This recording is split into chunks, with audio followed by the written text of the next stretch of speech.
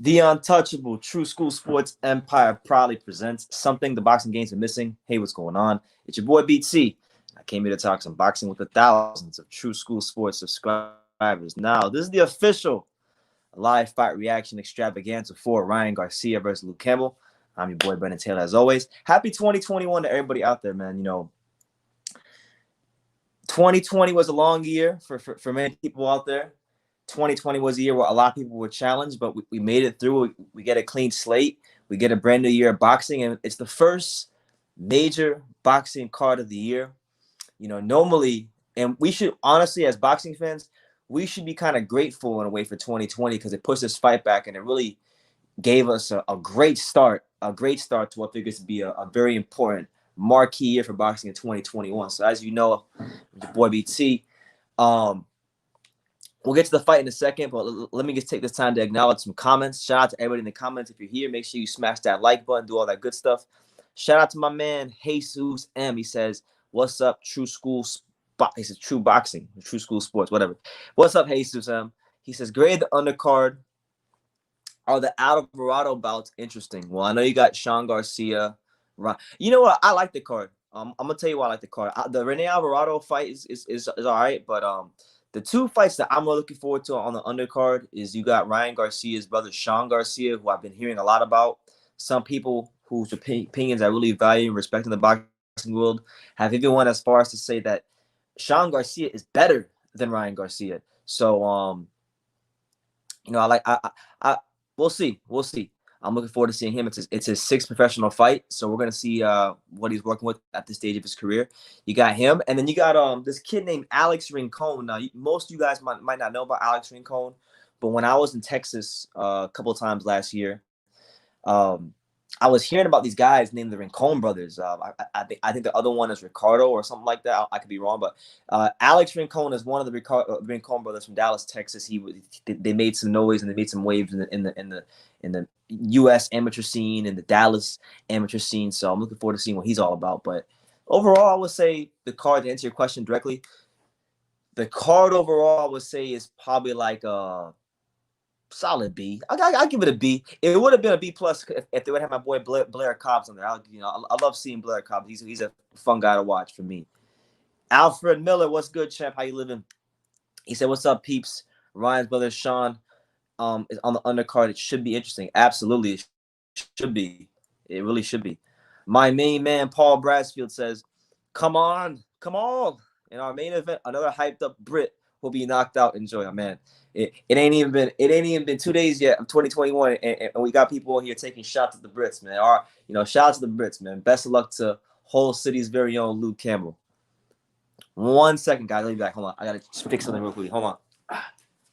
Yeah, man.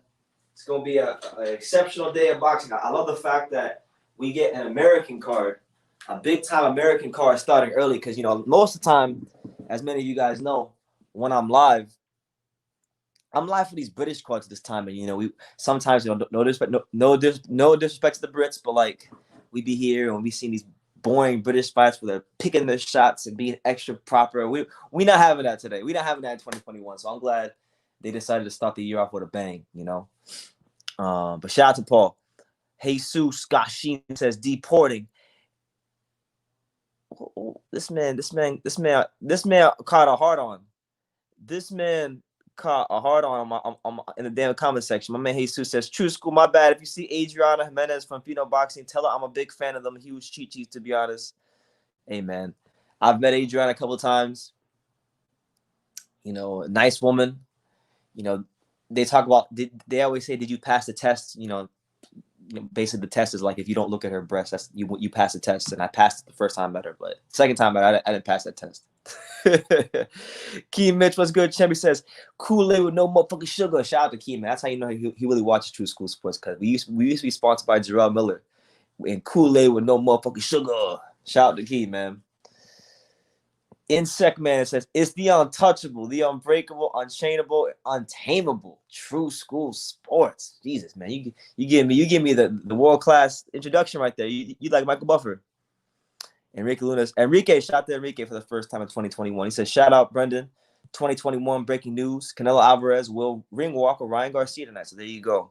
So now that you told me that, I'm gonna have to support Luke Campbell. I can't root for nothing that has to do with Canelo Alvarez. I ain't dealing with that. But yeah, man, just getting into the fight itself. It's a really interesting fight. We'll start with Luke Campbell.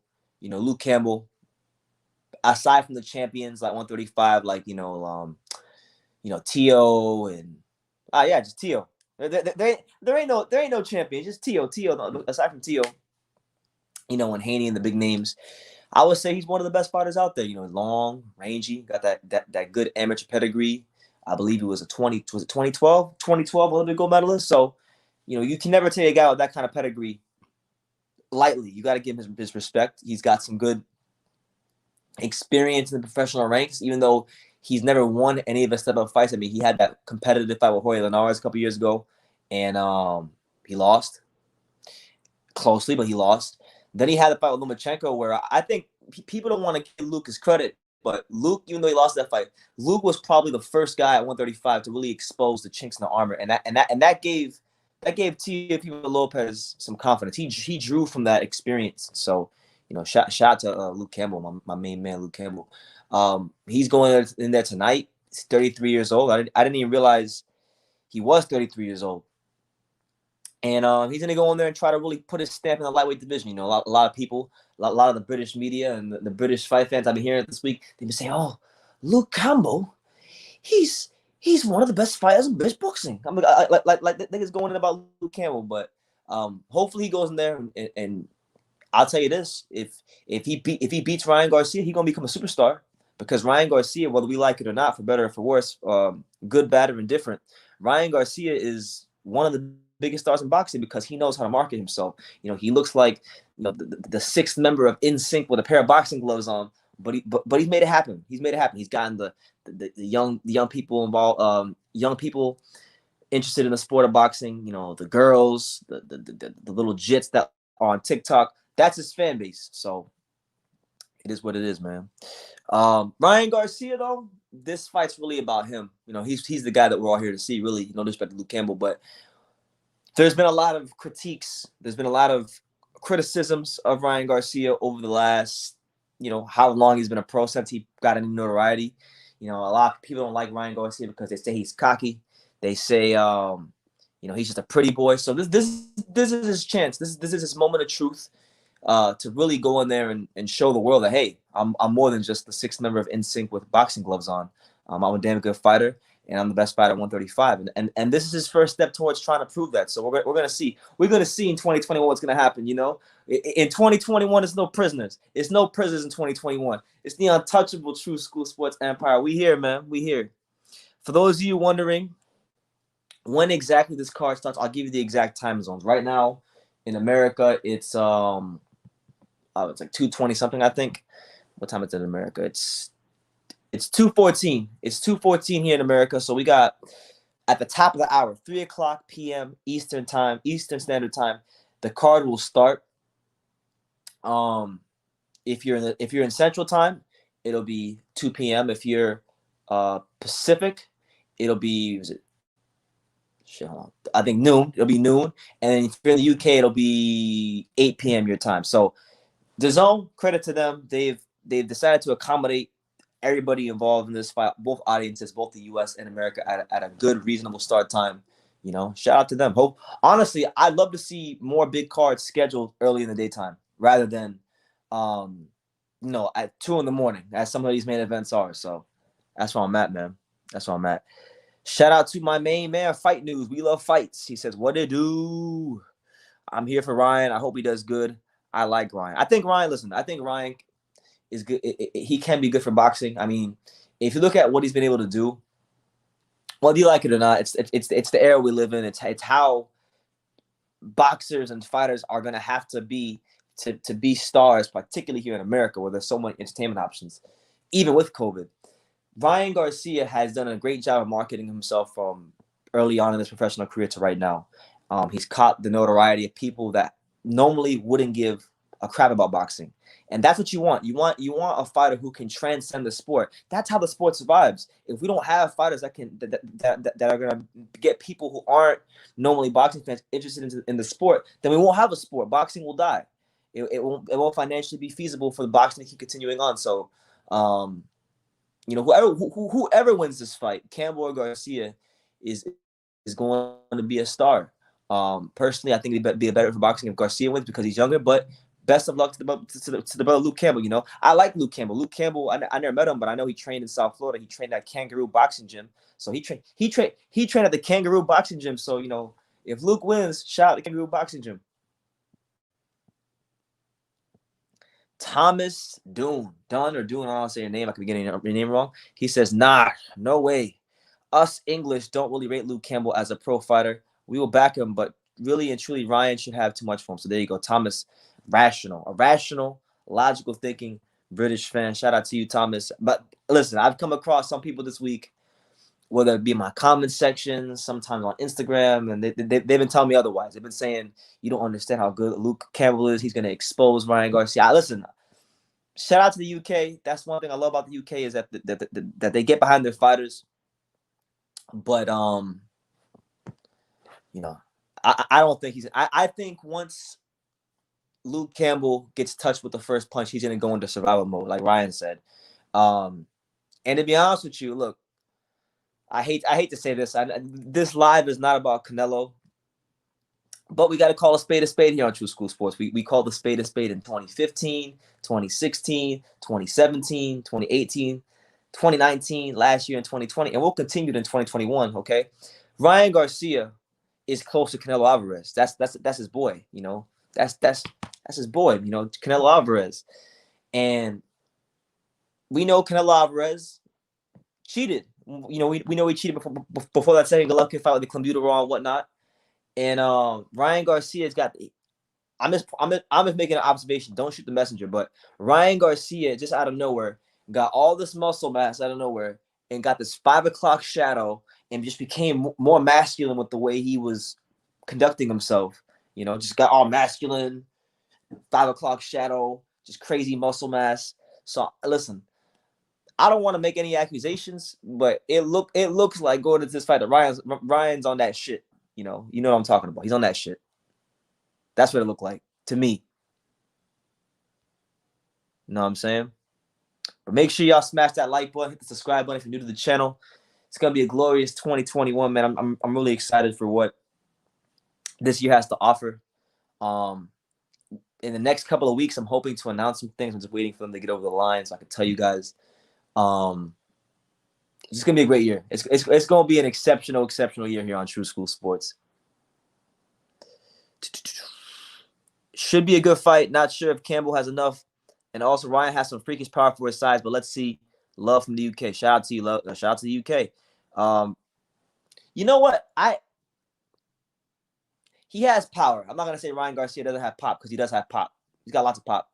But my thing with Ryan is like, when you look at the guys he was knocking out, like Fonseca and Romero Duno and these are guys that were coming up from 126, 130, blowing up lightweights, made to order for him to look good against. And credit to him, he did what he was supposed to do. He did his job.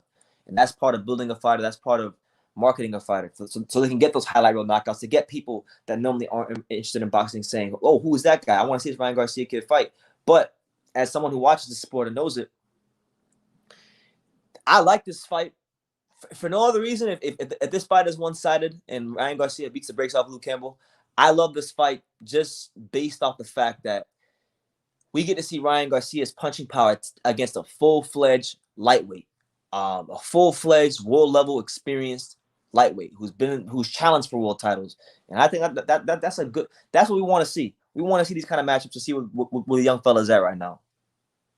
So we're going to see, man. We got my man. Oh, we got my man. We got my main man. 100 grand. Johnny's Fight House. Make sure y'all go sub to my man Johnny. He says, I'm so hyped. I can't wait. Happy New Year's, BT. Happy New Year's, Johnny. God bless you and your family. Happy New Year's to everybody out there. We here, man. Where we at? One SSS. Happy New Year to you, champ. He says, "Has the car started yet?" No, it hasn't, champ. Right now we're just talking. You know me. Sometimes I start early, so I just started early today. I wanted to get 2020 started with a nice little bang. Shout out to everybody here. Make sure y'all smash that like button, that subscribe button, all that good stuff. Stav22. Shout out to you, champ. He says, "What's your prediction for this one, bro?" My prediction. That's a good question. I'm gonna go with Fuck, man, that's a good question because I feel like the range of Campbell, the range and the experience of Campbell should buy him a couple of rounds. But I'm gonna go with a Ryan Garcia 7th round stoppage somewhere in the middle of that fight. I don't think it's gonna go 12 rounds. I just don't, in my opinion. I remember when, Lomachenko touched Luke with some stuff in that fight, and he had Luke a bit dazed and confused. So I feel like Ryan Garcia punches harder than Lomachenko. He's a bigger lightweight than Lomachenko. He's speedy as hell. He can hit you with that punch that you don't see. And if you've never been in the boxing ring, the punch that you don't see is the most dangerous. So I'm gonna go with Ryan Garcia 7th round stoppage. But it could be earlier. It really could. I could see it being even earlier. If Luke gets aggressive and gambles. But I just want to see a good fight. I want the best Luke Campbell. Yo, Canelo invited Teofimo to the gym. How will that work out with Ryan? That's a good question. I never even thought about that. Well, what I can say is if that does happen, they might spar each other, or maybe they'll coordinate it to where Ryan Garcia doesn't come to the gym at that time. So we'll see. Hopefully, Teofimo doesn't go out to eat with Canelo and eat any steaks. So otherwise, he's in trouble. Staff says, I said Canelo points last time I was on your live, but I'm not sure about this one. I think Luke's gonna get stopped. But then again, I can't really talk. I thought Callum Smith was gonna get stopped. And Callum Smith showed so much durability. That's what it is, man. Oh yeah, my bad. I didn't even acknowledge him. Shout out to my main man, Toby Bartlett. Toby Bartlett, how you doing, champ? Good to see you. But yeah, we got I want to see that kid Rincon. I think Rincon's gonna be good. Alex Rincon, that's his name. Dallas Golden Gloves champion, I believe he was. I think he's like 7-0. Good little fighter. You know, Ryan Garcia's brother Sean, he's on the card. It's gonna be and the card is long too. Like I won't be here for a minute. Like there's gonna be about 7-8 fights here. So look, I got my bottle of water here. Yo, asking where the bottle of water went. There it is. We ready. I got my DAZN queued up in the background, waiting for it to start. We ready.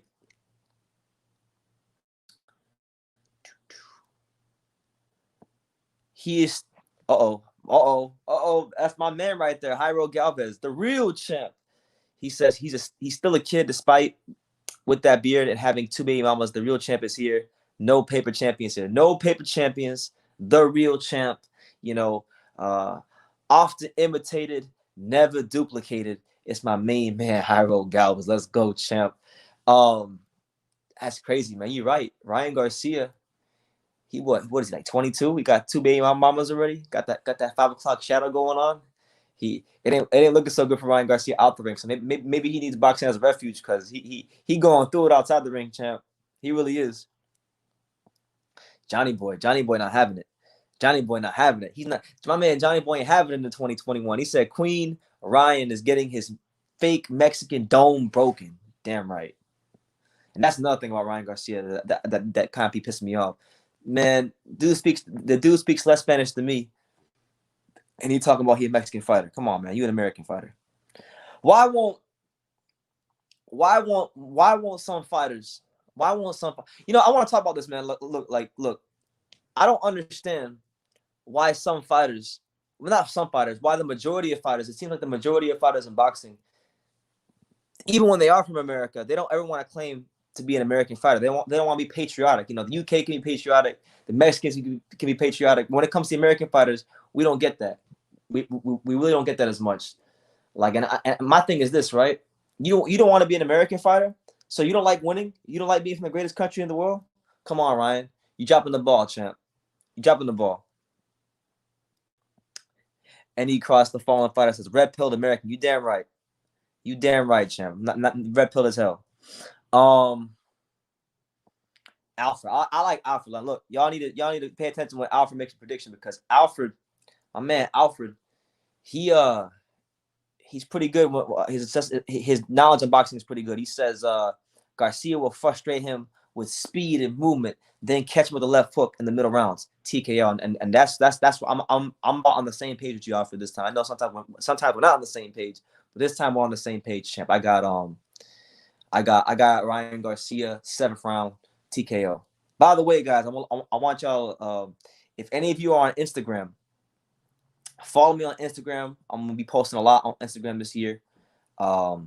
My Instagram and my Twitter is down in that ticker down below, so you can follow me on Twitter at True School Sports or on Instagram at Just a Kid from Dania. So there we have it.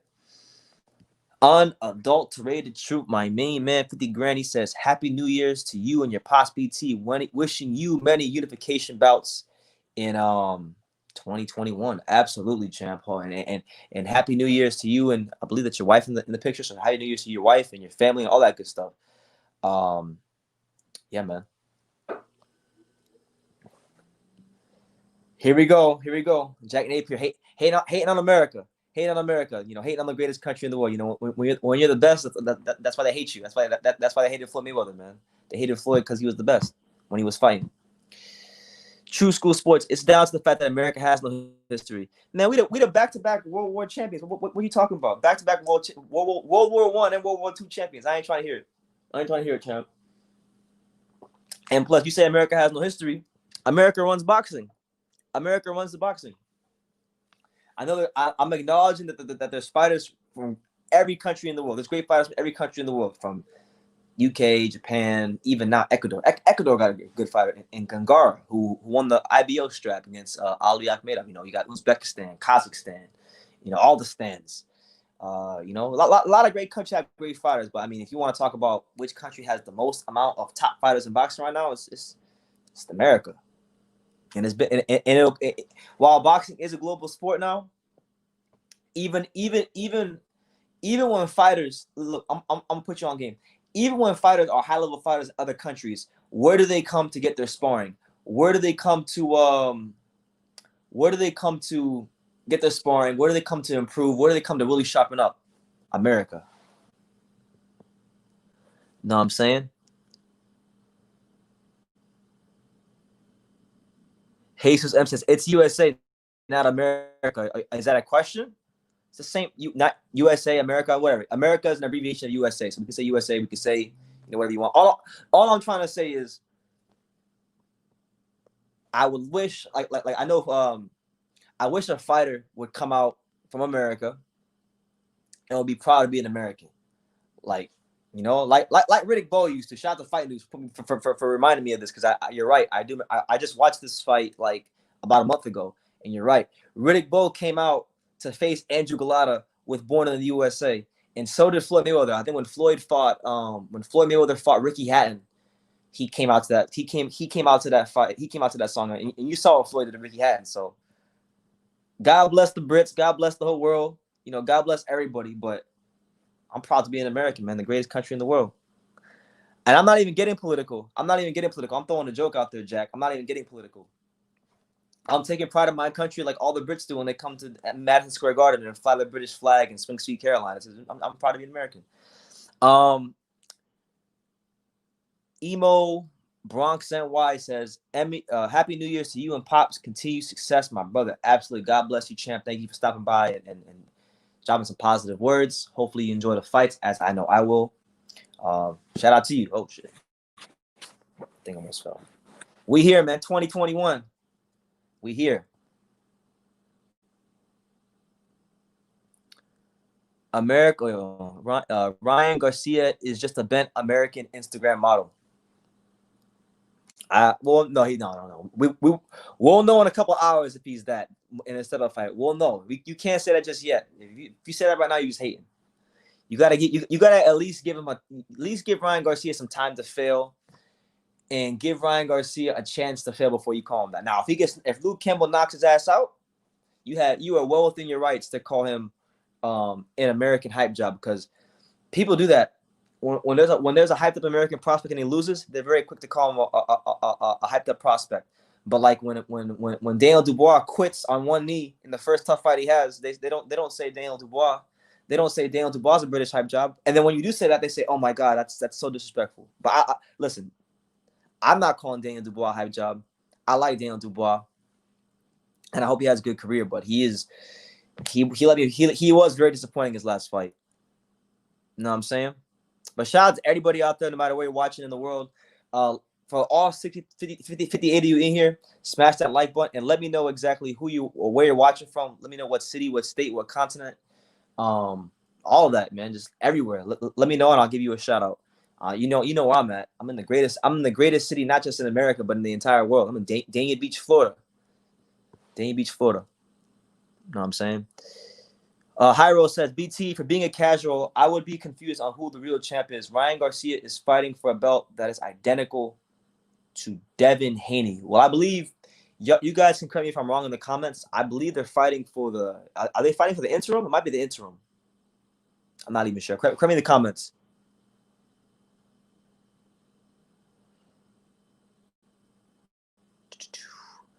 Watching my man John. Shout out to John. You know what I'm saying? He said, watching from Milan, Italy. Idol, shout out, please. Thank you. You call me your idol? I mean, I appreciate the adoration, champ, but don't make me your idol. Follow God. Follow the Lord. It'll be good. That's who you should idolize, the Lord. But shout out to you. I don't know if you're saying I'm your idol, but you said idol. Idol, shout out, please. So shout out to you, John. Either way, shout out to you and much blessings and positive energy your way.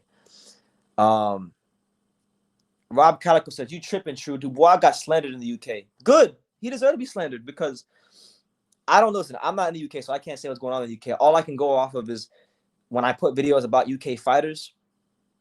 When I put videos out about UK fighters, I have to go off of what the Brits, how they react to me. And I get a lot of British people on my channel. You know, I've got a couple of million views from the UK alone. So, like, when I put that, I made a video and I took it down because I felt bad about it. But I made a video like a month ago, basically saying that Daniel Dubois quit, and I was going off. I was saying he quit.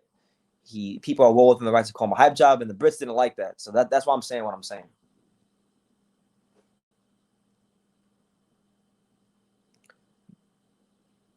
Seven Oceans, what's up, champ? He says, yo, champ, what's good? How you living? You all right? Alfie Roberts, 98 in the UK. He wants to know what time is Ryan Garcia versus Luke Campbell in UK time. Well,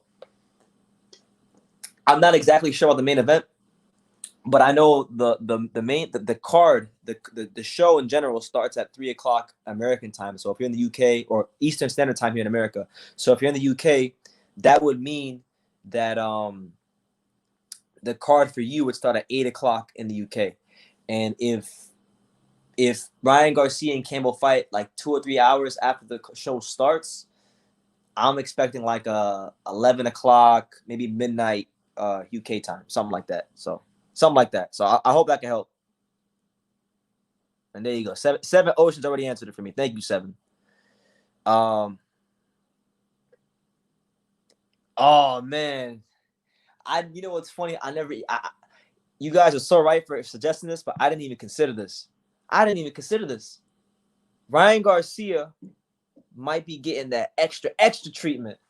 They say Campbell might take that diet. They say Campbell might take some nice British pounds or some nice American dollars and convert them into British pounds, which really, you know, the American dollar ain't as strong as the British pound. But that's another discussion for another day. Either way, he might take that dive for some cash. So hopefully not. You know, we know that Ryan Garcia, in many ways, he's like the next Canelo in the sense of not in terms of how good he is, because he hasn't proven that yet, but he's the next Canelo in the sense of he has the machine behind him. He has the media behind him. He has DAZN behind him. He's got the boxing establishment behind him like Canelo does. So anybody who fights him, you know, from this point on is going to have it stacked against him because number one, he's already a talented fighter in his own right. And number two, now he's fighting in Texas. So you know what that's all about. And we know in the past with Canelo, there was some funny business with the raps in the Liam Smith fight because that fight was in Texas. And listen, Ryan's never gotten caught or had any sort of incidents like that thus far in his career that we know of. So we can't really accuse him of anything. But he is friends with Canelo, so they say that bad company corrupts good character. The good book says that the bad company corrupts good character. So we'll see, man. We'll see if there's funny business. Ooh. Ooh, Alfie Roberts. Here we go. Here we go. He says Campbell's got too much experience for Ryan, but this is still a good fight for fight 60-40. So Alfie, to be clear, are you going with Luke Campbell? Because if you are, shout out to you. That's an original opinion. Because most people, I'm picking Ryan. I think Ryan's gonna beat him. We're gonna see, man. We're gonna see not just if, you know, as the Brits would say, we're gonna see if Ryan has the minerals to deal with the experienced Luke Campbell, and we're gonna see if Luke Campbell can finally get over that proverbial hump, that's been eluding him all these years. You know, he had that tough fight early on in his career. He lost to Yvonne Mendy, then he beat Yvonne Mendy, then he lost to Linares, and then he fought Lomachenko. So he's come up short a couple of times, but this could really be his defining moment of his boxing career and his life. If he wins, he beats Ryan Garcia, he becomes a household name here in America. He becomes a household name to a bunch of 13-year-old TikTok jits that follow Ryan Garcia. They're gonna know him as the guy that beat Ryan Garcia. So it's listen, to beat, even though he hasn't accomplished anything in the ring, to beat Ryan Garcia is very beneficial to any fighter in boxing. So he gets a crack at it today. You know what I'm saying? Seven Oceans. He says it all seems edgy like WWE. Man, boxing sometimes like the WWE, unfortunately. My man Hyro, he's got his freaking, he's smiling from cheek to cheek. He's got his nipples showing today. He's happy because and why is he happy? He says he's happy because he said, look, BT, this is a nice day. No Eddie Hearn promoting this card, and no UK card stinkers. Golden Boy puts on a show. Yeah, damn right. Shout out to Golden Boy Promotions. By the way, guys, I don't have my computer on right now because I'm on my iPhone. My computer's not on right now, so if my live, for whatever reason, if there's any sound problems or if I start slowing down, let me know in the comments. But I know right now I'm good.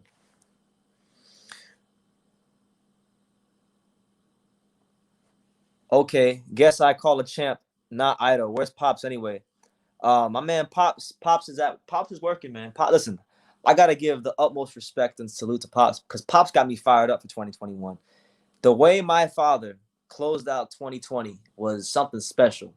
You know, like I'm gonna get a little personal just for like 2 minutes, and then we'll get back to the fight. So like in 2020, it was a very difficult year for myself and my father and our family. You know, the COVID affected everybody. You know, it affected him not being able to work. It affected me going to some of these gyms because they were shut down, and Florida was being a bit weird for a period of time. And we went through it last year, and we were locked in this damn. Well, we weren't locked down. I still went outside, but we went through it last year. And then my dad, you know, he lost his job because of the COVID, his original job that he had at the beginning of last year, but then he got an even better job. So now Pops has been just working like a madman, and like I'm talking about, I haven't seen. I can count on one hand how many times I've seen Pops in the last month. That's how much he's been working, you know. But seeing his work ethic and his discipline and just see how he sacrifices is really inspiring. So shout out to Pops. I know he's not here right now. Hopefully we have him on sooner rather than later because I do miss these lives with him. They're not quite the same without him, but shout out to Pops. You know, just inspiring me to be great. My main man, Mark Wheatley. Garcia is a talent. He's young and he's hungry. And he says from the UK. So again, shout out to the UK. They're calling it like it is. Campbell hasn't even lost yet, and they're already making excuses. Garcia is going to lay him out, no dive. That's where I'm at, Pancho. He's going to lay him out and beat him legitimately the same way. And that's a great segue. The same way my main man, the real TBE, Roman Chalatito Gonzalez, is going to beat up your boy Guy Estrada on March 13th. You know, March 13th, I don't know where the hell the fight's going to be at. To my knowledge, tickets haven't gone on sale yet. But when they do, my ass will be buying them. And I will be there, wherever it's at in America. I will be there March 13th to see Roman Gonzalez, Chalatito, beat up Guy Estrada again. On the Ropes Boxing says, I got Luke winning this fight. You know, hey, shout out to Luke Campbell. Be a good win for British boxing if he could do it. And hey, look, if Luke wins, I'm gonna go. If Ryan wins, I'm gonna go crazy. If Luke wins, I'm gonna go crazy. I'm just in a good mood today. I'm just happy about life.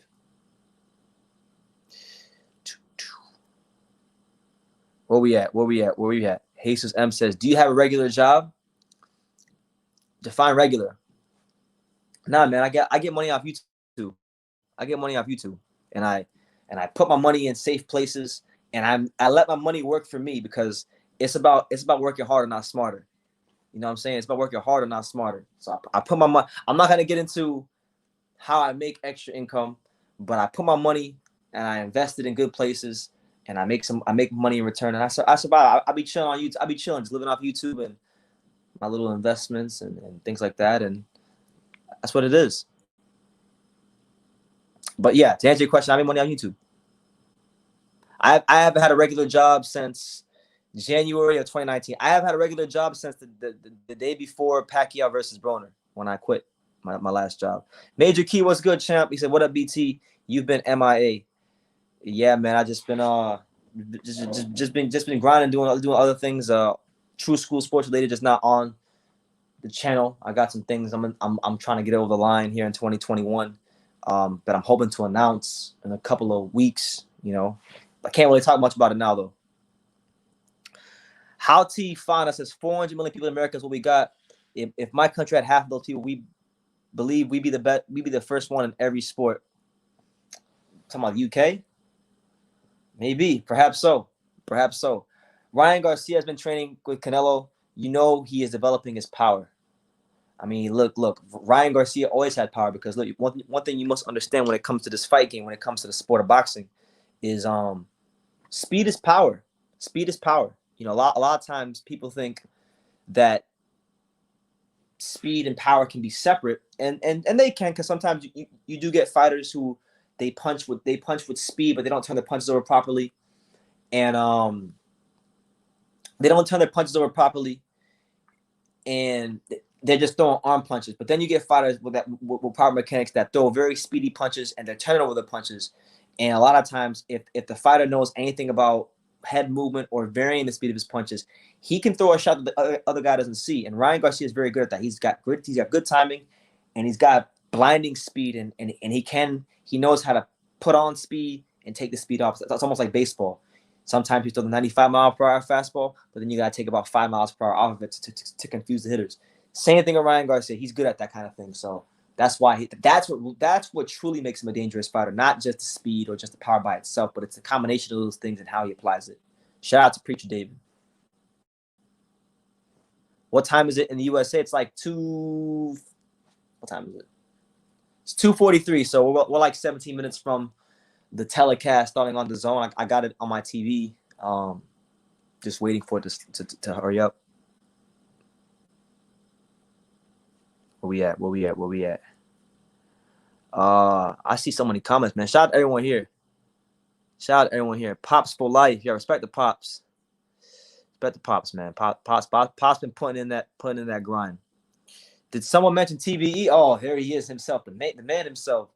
TBE Boxing. Hey, listen, for all 70 of you here, make sure y'all go subscribe to TBE Boxing. Good guy, solid channel.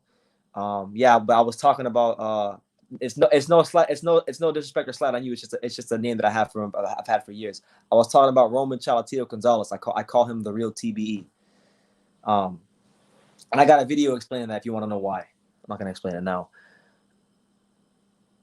Rob Calico says once Garcia soups Campbell with the hook, Campbell going back to the can he belongs. Oh my God, Rob Calico laying the smackdown and taking no prisoners here in 2021.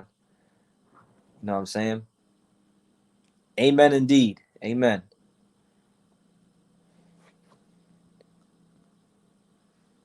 Hey, Hati Fauna says, hey, we in the Dominican Republic only got talented people, and we still got so much we can't thank God enough. Hey, shout out to the Dominican Republic. You know, I'm part of Dominican myself. You know, yo soy Dominicano.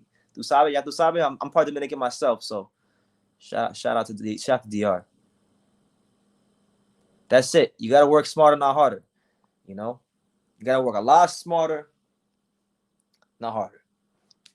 But I don't knock anybody who works hard because, you know, it's not easy to go out there and do manual labor. Like I got people I know that do construction and are in the automobile industry and detail cars, and some people I know do car washing. I know construction work. I know a lot of people that do blue collar work. So, you know, shout out to everybody who's just trying to get it how they live. Jesus Garcia says, bro, you never been in that ring. I mean, hey, you're entitled to your own opinion, Jesus. you know, I'm not gonna sit here and say because see, people like you, and in 2021, I'm not really gonna like go off on people too much. I'm trying not to. I'm trying to just be more kind of people.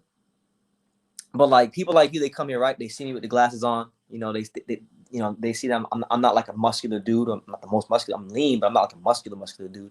And they make these snap judgments about me, saying, "Bro, you never been in that ring." But I know otherwise. I know otherwise. And you know, God bless you, champ. God bless you. I'm not even gonna go off on you. Let's see what else we got. But we here, man. Here for Campbell versus Garcia. He does know how to shift. Talking about Garcia, Marine. Oh, that's a good fight. Jackson Marinas versus Richard Comey. It's a good fight for both. You know, Marina is looking for a big win following that loss to that loss. We use the word loss very loosely, but you know, on paper it's a loss. Same thing with Comey. He's coming off that loss to TFE. So it's a good crossroads fight when it goes on to bigger and better things. I haven't really thought too much about the matchup. I gotta go back and watch some tape before I give you an honest assessment. Slotello, shout out to Slotello. He says, "Do you know what's going on with this Fury Wilder situation? Is Fury going to be able to fight AJ next, or will he have to get Wilder out the way again?" That's a hell of a question. You know, the Wilder team and Wilder himself, they've been very silent. You know, they've really gone to they've gone into witness protection. Like literally, I've been joking about it for years, but now they really gone into witness protection. So we don't really know what's going on their side. You know, we'll see though. My man, Hayes, in Jesus' name, he's the answer. I like that name. He says, "I've been in the ring, I've been in the streets, in the hood, up to no good, wishing you would." So my man's a rapper now. Oh my God, that was brutal. They PBC found the corpse of James Kirkland, and I had a chance to catch the highlights, and he fought some Mexican dude, some prospect, got the brakes beaten off of him, and it's brutal what's happened to him. You know, ever since Ann Wolf left him, he ain't been the same.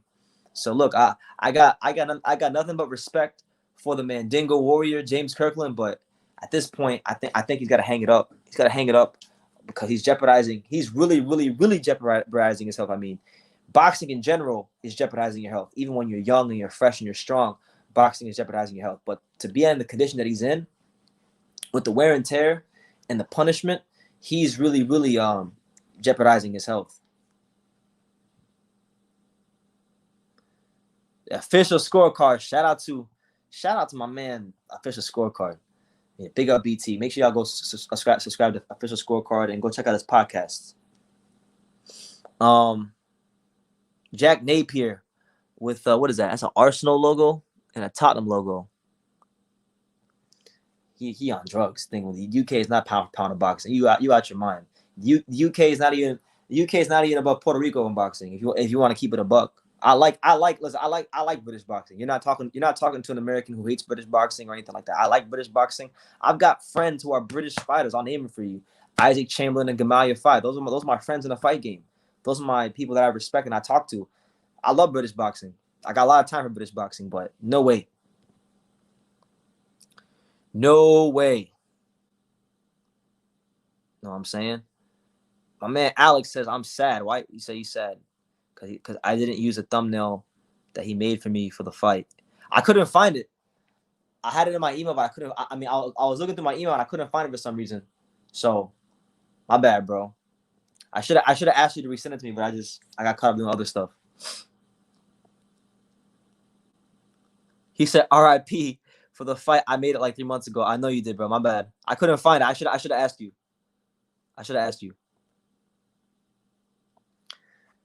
Seven Ocean says, "This is going to be a long 5 hours. Shake my head. I was gutted when it first got canceled. Big fight time." Yeah, man.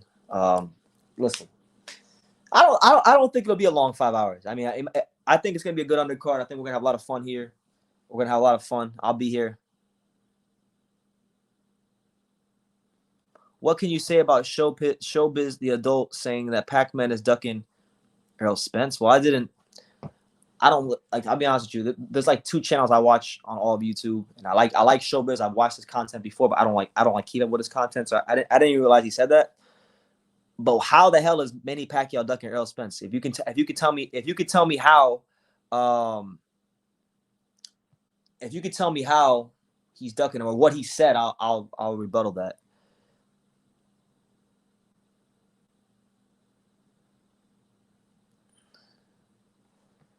You didn't use the thumbnail I made for you. The fight, I made it like 3 months ago. Why I'm sad you don't like me anymore. No, that's not true, man.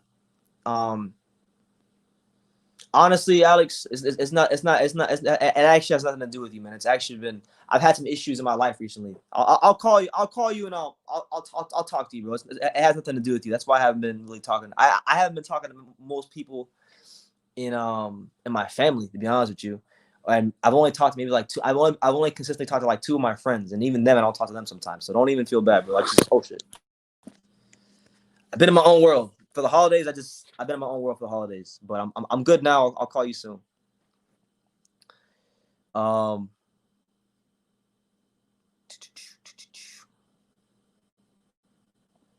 No, I'm fine. I'm good. I'm good. I'm good, Alex. I'm good. I'm good, champ. It's just the holidays is always a weird time for me. I'll call you soon. I'll explain. I'll call you today too. I'll call you today. I'll make sure I'll call you. I know I say it a lot, but I'll really call you today. Everybody's talking about, but back to Spence and Pacquiao, man. Like, Spence and Pacquiao is an interesting one because I don't know how can Manny Pacquiao be ducking anybody. Manny Pacquiao literally cannot even fight anybody until I think April. He can't fight anybody till April of April or May. I think he said April or May because the first 3 or 4 months he has to take care of his congressional duties in the Philippines because Manny Pacquiao's out here. He's serving his country. He's out there in the Philippines putting people to death. He's got way bigger battles than Errol Spence right now. So I don't know how he could be ducking Errol Spence when he can't even fight till after the first quarter of the year. He's even said it. And why would Pacquiao duck Errol Spence? No disrespect to Errol Spence. I like Errol Spence. Fantastic fighter, fantastic talent. One of the best champions out there. But like, who the hell is Errol Spence compared to anybody Pacquiao's fought on his resume? Like, no disrespect to him, but like, he ain't punching like a lot of the guys that Pacquiao's fought. He ain't as talented as a lot of the guys Pacquiao's fought. And that's not hating. That's just a fact. That is a fact. I think Errol Spence is gonna have a very long, successful, fruitful boxing career. But like, let's not make it sound like he's this monster, because he's not. He's a guy that goes in there with good fundamentals, and he goes to the body and he breaks you down thoroughly. He's not a guy that gets you out of there with one shot or has concussive power. He's just really good at placing his shots. And truth be told, they better hope they don't make that Pacquiao Spence fight, because if they make a Pacquiao Spence fight, ain't gonna be no damn Pacquiao Crawford Spence fight, because Pacquiao gonna ruin everything and beat Errol Spence. Errol Spence's style is tailor made for Manny Pacquiao. I've been saying that for over a year. But the reality is this about boxing, like my man Crackhead United said in the comments, Tyan Booth is the pound for pound king of boxing, the best fighter in boxing. Tyan Booth, he beat all the greats. He fought Chris Eubank Jr. On like 4 days' notice. Went the distance with him, made him look foolish, exposed him as a hype job. Tyan Booth, nobody fucking with Tyan Booth.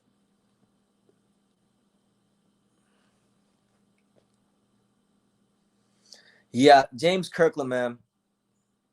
I like the Mandingo Warrior. He comes to fight, but he's not someone that should be boxing. Like, he's not someone that should be boxing. And like, I'll be honest with you, when he fought Canelo, like in 2015, when he fought Canelo, he was coming off of I believe he was coming off an 18-month layoff.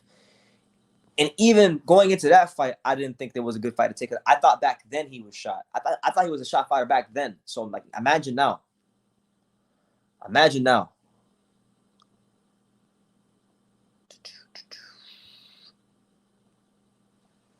There you go. For BC, speaking the truth, he says, as far as the UK goes, there's basically 2 champions that are the truth in their respective divisions, having fought A caliber guys. And that's Josh Taylor and Tyson Fury. And AJ's borderline there. I agree. That's how I feel. I feel like pound for pound, the best fighter in the UK is actually Josh Taylor, pound for pound. He's fought Fury has the bigger names, but the depth of Taylor's resume, to me, it supersedes Fury's, and he's got some good names on there, some really good names on there. So, hell of a fighter. What do I think about Spence versus Canelo? I think it's a waste of time. I think it's a money grab. I think about Spence and Canelo what I thought about Mikey Garcia versus Earl Spence. It's a waste of time. It's a way for a fighter who doesn't want to lose to his rival in his own weight class to go up to another weight class where he has no it's a no-lose situation, because if he loses, nobody will criticize him for it, and he'll get paid for it, and he can avoid the guy that he wants to fight, the same way Mikey Garcia did when he ducked Lomachenko. Same thing. Wavy. Romeo Price, what's good, champ? He says, what's up, True School Sports? How you living, champ? You good? We here, man. It's your boy BT, Brendan Taylor.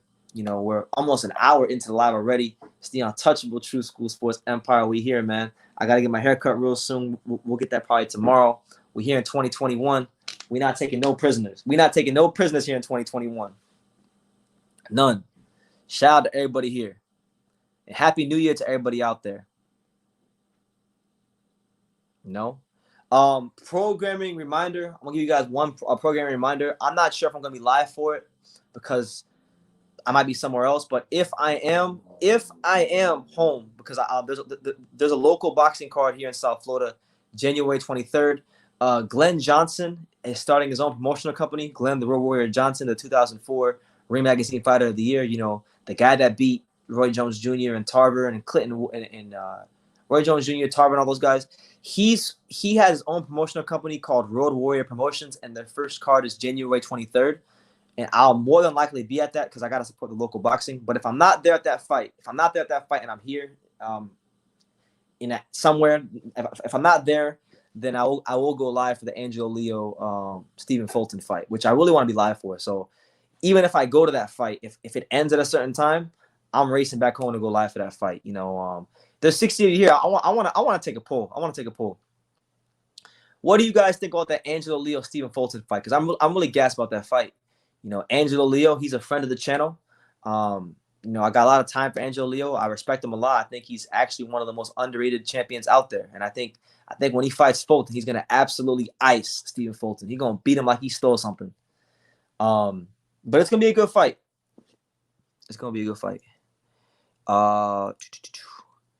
Jesus M asked a great question. He said, where is it? He said, where you at? Where is he at? I just saw it. What the hell's that comment at? Jesus M says, do you watch Bare Knuckle? Hold on. I think the telecast is coming on. One second. Where's that remote at?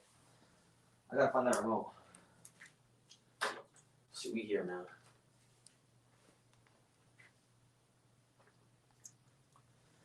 All right. I don't watch Bare Knuckle, but I know quite a few people that participate in it. Like I know Hector Lombard. I know I'm good friends with Ulysses Diaz, who recorded the fastest knockout in combat sports history. I think it was like one knockout, 1 second or 2 seconds or some shit like that, 2 or 3 seconds. And then I actually sparred like about a month ago. I actually sparred a bare knuckle fighter. He was like 6'3". He was like a Viking warrior. I think his name was Dylan Klecker or something like that. I sparred him for like 2 rounds. Big dude, punches pretty good. Guy was like a Viking warrior. He was country strong. So no, I don't watch it, but I'm familiar with some of the fighters that participate in it. Where the hell is this Ryan Garcia fight at? I'm on the zone. Oh, it says live soon. All right.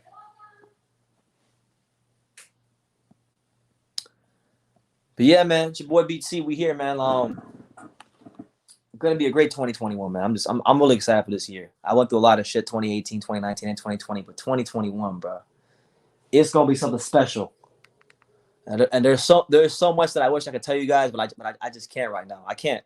But hopefully in the near future you will. Ooh, Bektia Melakuziev versus Kovalev is a weird fight. Give us some metaphors on the fight. Man, Hyro, there's all kinds of metaphors we could use for that fight. I mean, on one hand, we got Sergey Kovalev, and he's like a gallon of spoiled milk at the end of the grocery aisle, you know. And then we got Melkuziev, a guy that he just came in. They just got a new shipment of MacArthur gallon milks, and it don't expire for about a month. So it's expired milk versus new milk. That's what it is, champ.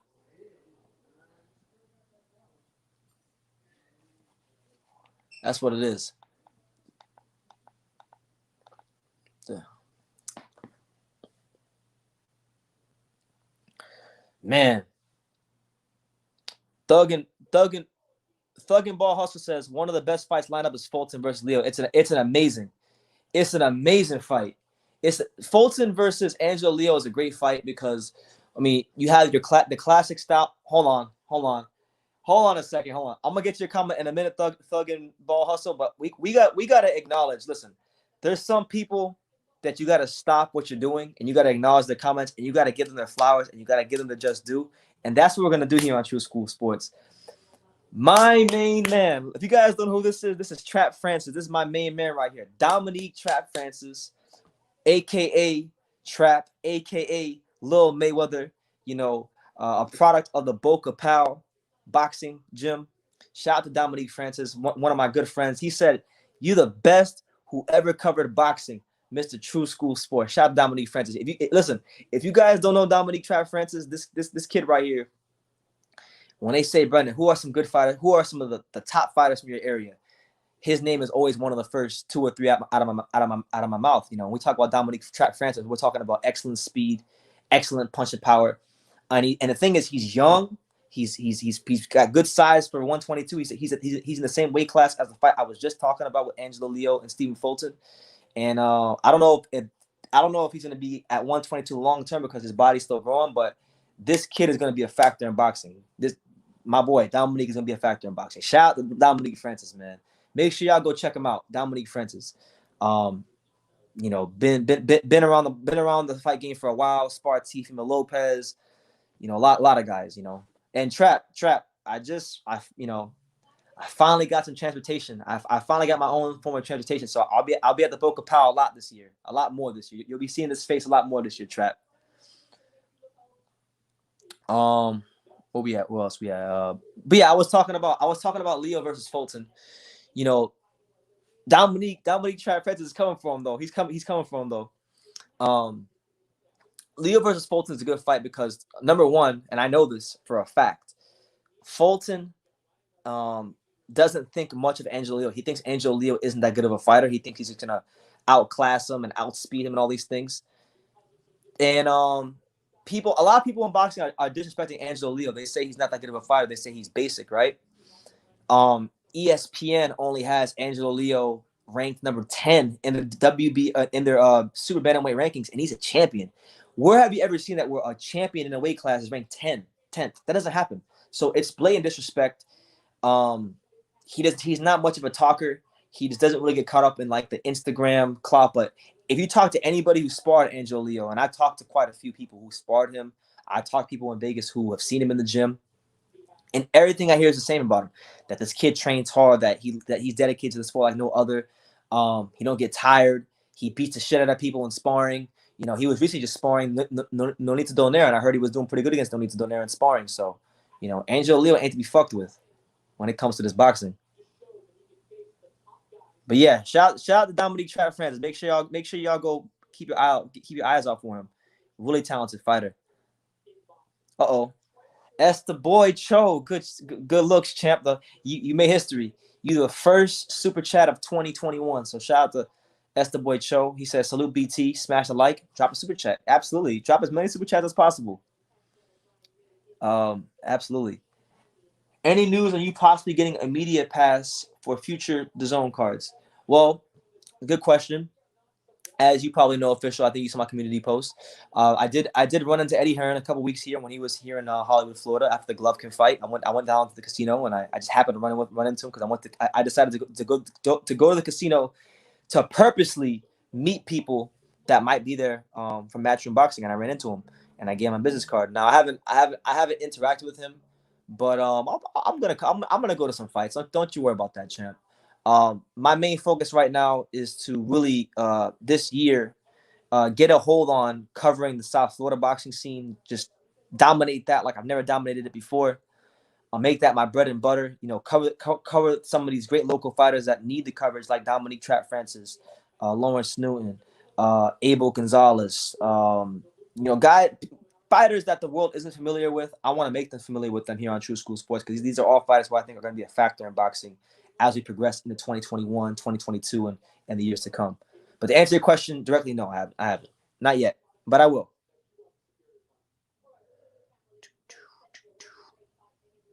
Let me see. Did he comment again? I want to make sure I didn't skip over any comments. Shout out to everybody here, man. Make sure y'all smash that like button. Make sure y'all smash that like button. Hyro, the best metaphor I can come up with is Holmes versus Burbick street fight. That's how weird it is. You talking about Campbell versus Garcia? By the way, guys, they got the zone telecast on. The telecast just came on. Ricky Hatton and Gareth Davies are on the commentary right now, doing the pre-fight show. So as soon as the first fight happens, I will let y'all know. I'll keep y'all in tune. Y'all know how it is if you come to these lives.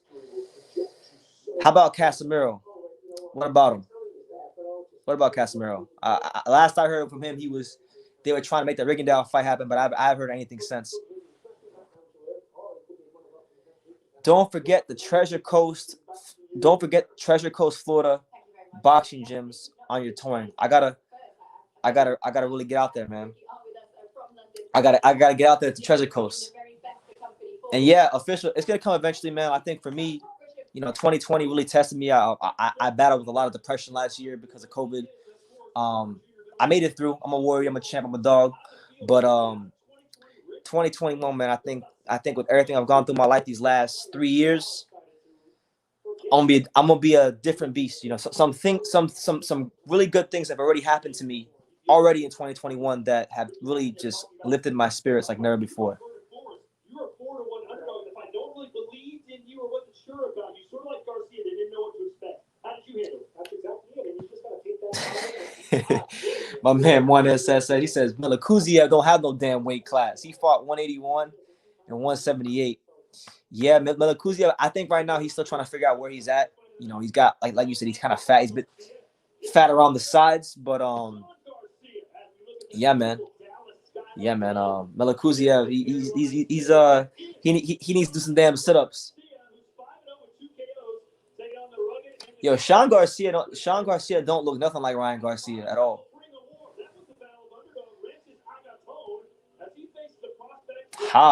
Alfred Miller, BT, what's your opinion of the Camden, New Jersey fighter, Raymond Ford? I like Raymond Ford. He's got good amateur pedigree, national Golden Gloves champion, southpaw, good speed, got very respectable punching power, and his punching power is beginning to show itself a lot more as he's getting more professional, more comfortable in that boxing ring. Raymond Ford is going to be around for some time. I like Raymond Ford. I think he's going to be good. I think he's growing nicely, and I think there's no reason for him to rush. I think he's going to be someone that will be a champion, just as long as he continues to develop and listen to his coaches and do what's asked of him in the gym. And then he'll have no problems. I could see him being honestly, I could see Raymond Ford being a multiple division champion. I think he's a guy that could be a 2-3 division champion because he's got a good frame, he's got good speed, he's got the power, he's got good defense, and most importantly, he has the fundamentals as well. So when you mix all those things together, if a fighter with those ingredients is working hard in the gym and taking care of what he needs to take care of, then he's going to be very a hard guy to beat. All right, so hold on. Let's turn that volume up. So the first fight is about to start. Ryan Garcia's brother, Sean, is about to fight right now. Sean Garcia, 5-0, 2 KOs. He's fighting Rene Marquez, 5-5 with 2 KOs. Our first fight of 2021. Ryan Garcia's brother is fighting right now. So, and there's like 5 people in the whole crowd. Uh-oh, is that who I think it is? Hold on. Put that junk on mute. We have to give a man respect. Respect is an order when we have my man Marcus from Ohio. Ohio runs boxing. Ohio runs boxing. Ohio runs boxing.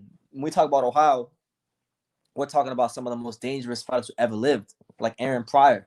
You know, we're talking about some of the best prospects in the sport right now, like Jared Big Baby Anderson and all kinds of fighters.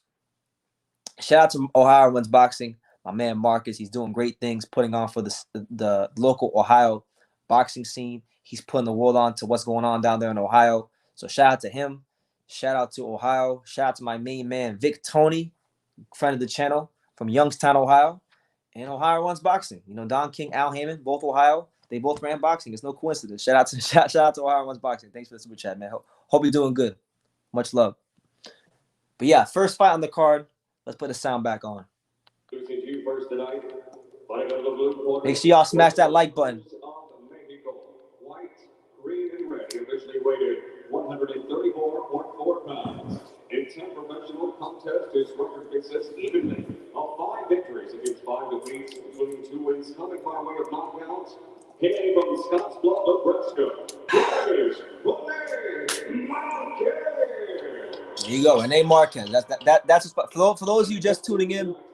It's Ryan Garcia, not Ryan, Sean Garcia, Ryan's brother, against Rene Marquez. First fight on the card. It's like 7-fight card. It's long and lengthy.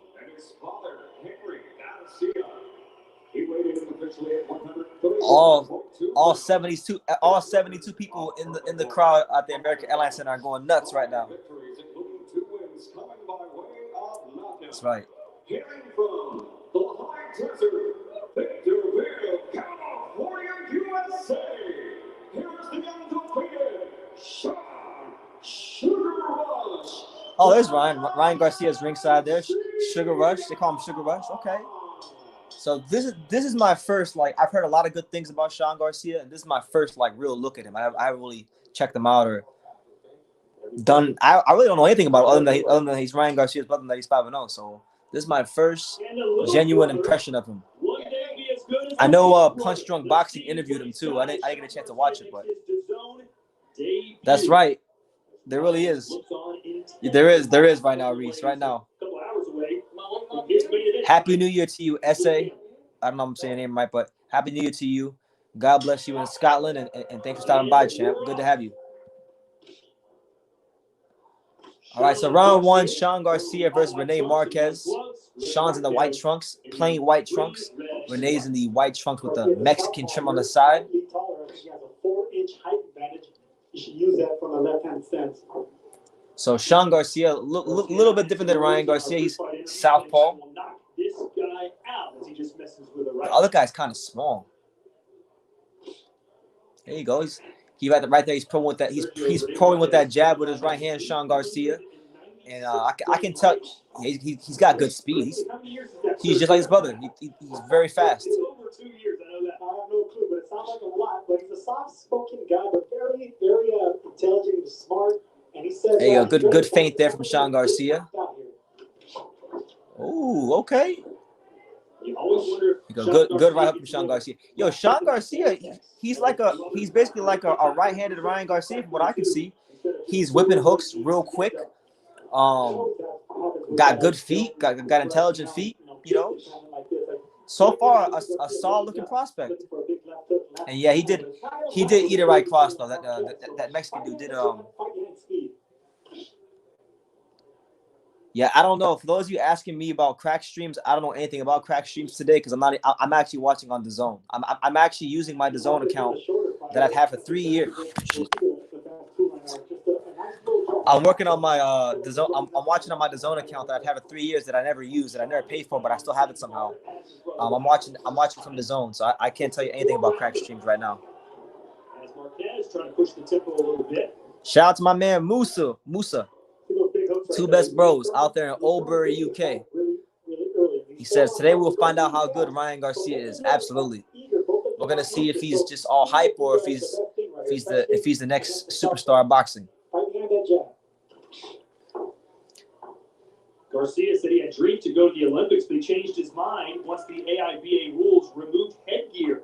Oh, beautiful. One thing I like about Sean that I've seen so far, just in this first round, when this Marquez guy tries to commit to any sort of offense, he does what most fighters who are good fighting out the back foot do. He takes these half steps back, and if the guy runs into him, if he runs into the shots, he whips the hook immediately right across the guard. And he's done that a couple of times, and he connected it with it about 20 seconds ago. So, good stuff there from Sean. Yeah, I like that. I like feints like that. I like jabs. Jab to the body. And one thing I like about Sean, good left hand by Sean. Good straight left hand to end the round. And then a right hook. Okay, Sean. Sugar Rush. I fuck with Sugar Rush. I like Sugar Rush. Yeah, so Sean Garcia, solid fighter, good speed. Yeah, the number one thing I like about Sean Garcia just in that first round is that he doesn't just come through the front door. He doesn't just come through the front door. And what I mean by that is, sometimes if you watch enough boxing, you see these young fighters and they're so anxious to prove themselves, and they just go in there and they just they're just coming straight forward, or they'll throw in punches, but they're not really setting the punches up. They're not really giving the opponent anything to think about aside from the punches that are coming. But you see Sean, he's coming in there, he's loose, shoulders are nice and loose. He's not really like too tense. He's just loose, and that's very important, to be loose and to be relaxed. And he's feinting. He's feinting downstairs, feinting upstairs, and he's throwing jabs out the feints. And that's what I mean. Doing things to break your opponent's rhythm, to create openings, so that you can continue to do whatever it is you have game plan in that boxing ring. All right, so Sean Garcia in his DAZN debut, round 2 of 4 against Rene Marquez, and there you go. Wow, Sean Garcia just shot an uppercut from hell that just missed. There were a little bit too eager in that first round, and I'm glad they told him that. There you go. Okay, beautiful straight left hand to the body by Sean Garcia, followed with a right hook.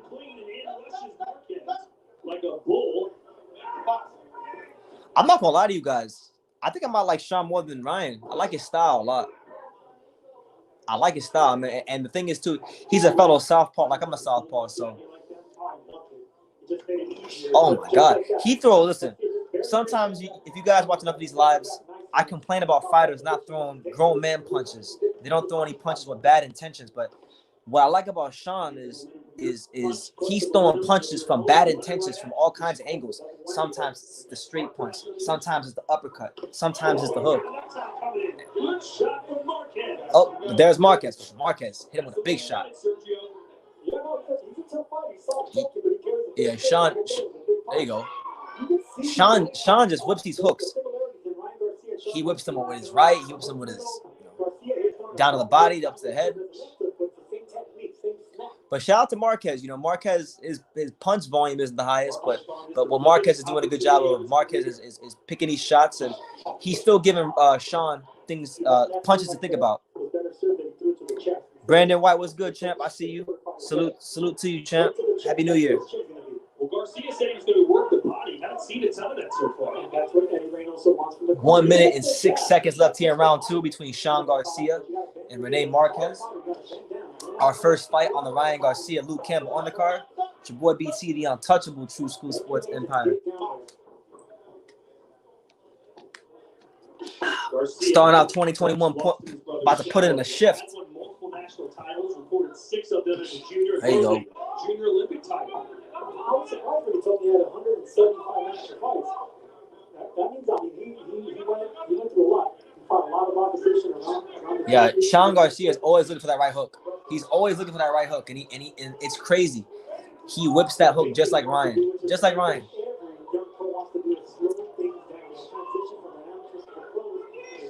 There you go. Good left hand from Sean, and then a right hook from Sean. And a lot of these shots are landing flush. Like some of these shots are landing flush, but Rene Marquez really hasn't been affected by it too much. Rene Marquez is still coming forward. He's still making his presence felt in this fight, and he's still a factor. But that's another clear cut for me, clear cut Sean Garcia round. But shout out to Rene Marquez, man. He's in there and he's tough, and he's giving Sean some good rounds and some good experience. Okay, you're doing good, bro. You're hitting him clean on the face when you do it. But listen, they're gonna give him those rounds just because of who he is. Yo, we just had we just had Dominique Trap Francis in the comments earlier. Now we got my man Christian Nonis, another South Florida fighter, younger than Dominique. This is another kid that I want you guys to watch out for. My main man Christian Nonis coming to you live and direct from the Davy Powell. You know, he's a smaller fighter. He's probably gonna be campaigning at Inoue. You know, we saw what happened when we had a fighter from the Davy Powell fight Lomachenko. You know, Teofimo Lopez sent Lomachenko to school. Christian will do the same in the pros. Shout out to Christian Nonis. Davy Powell in the building, absolutely. And I gotta go to Davy Powell really soon, Christian. I just got my motor scooter yesterday, so I'm pretty gassed about that. I got my motor scooter yesterday, so I'll be out there soon, champ. Hopefully I get to train with you guys again, because I had a great time training at the Davy Powell. You guys really put in hard, grueling work at the Davy Powell.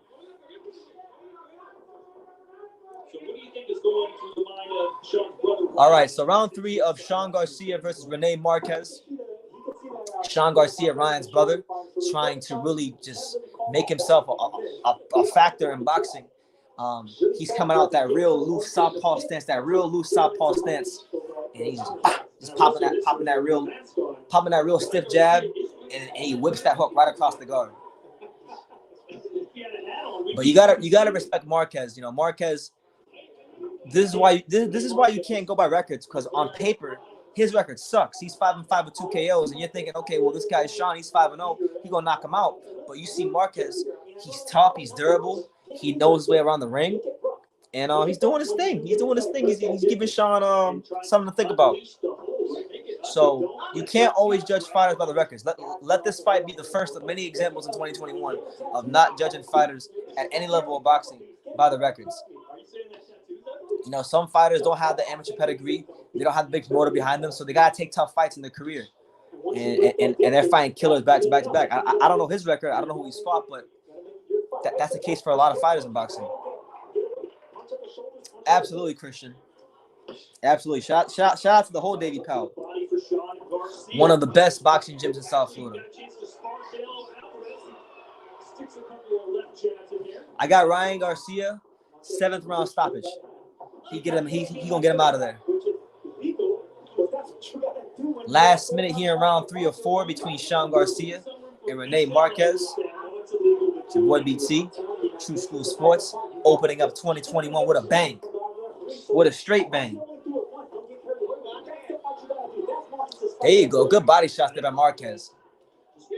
Oh, my man Marquez is out here. He's handing out rib dinners. And Sean Garcia don't like them body shots. He's getting touch of body shots, and he's moving. He's moving like he's trying to catch the last bus. He's moving. He's trying to get away from Marquez. As soon as he's feeling those body shots, he's trying to get out of there.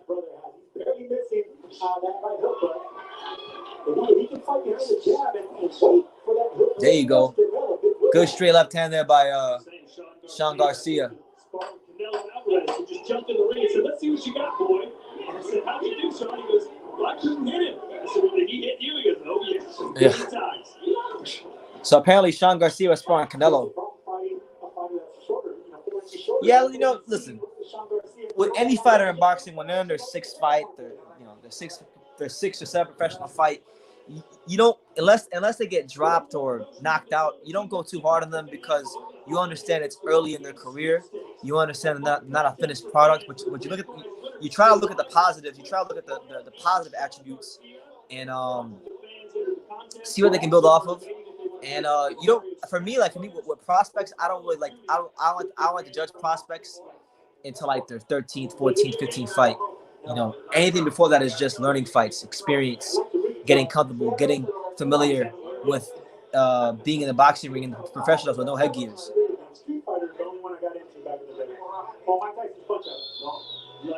I mean, in the grand scheme of things, this win wouldn't mean a whole lot, but it's gonna serve him well, because this is a guy in Marquez who, yes, he's 5-5, but Marquez he's got a style where he's in his chest, he's landing body shots, he's giving him something to think about. So it's making Sean have to think, and it's making Sean figure out which punches to use when you got a guy with a style just barreling down on top of you. So, you know, it's good work for him.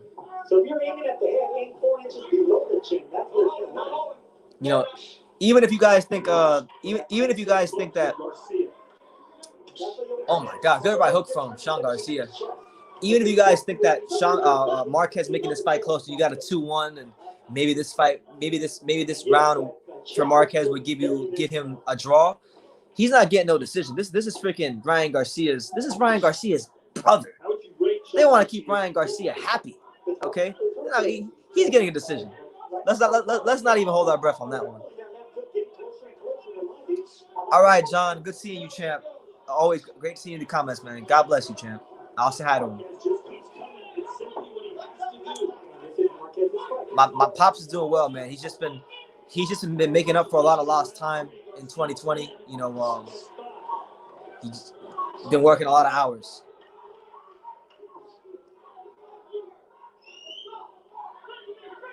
Exactly. That's why I'm not too upset about what's going on with Sean. He'll get a decision, and he'll learn from it. But you know, there you go again. Marquez with a good right hand. He's just barreling down, trudging forward, and being a real pain in the ass. Like if I was Sean Garcia, I'd probably be asking myself, when the hell is this fight gonna be over? Because Marquez is really doing a good job of closing that gap and making him uncomfortable. My man Bose, wake up here in Canada, and I listen to your play-by-play. I love the channel, my friend. I appreciate you, Bo. Thank you.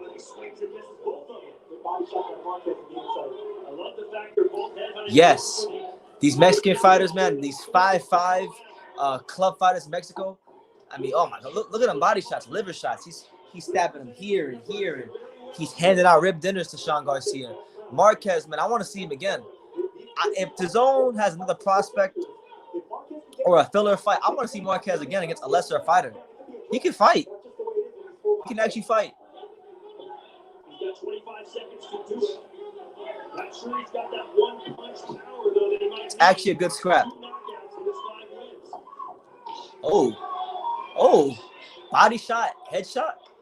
Oh my God, Marquez is beating the shit out of him.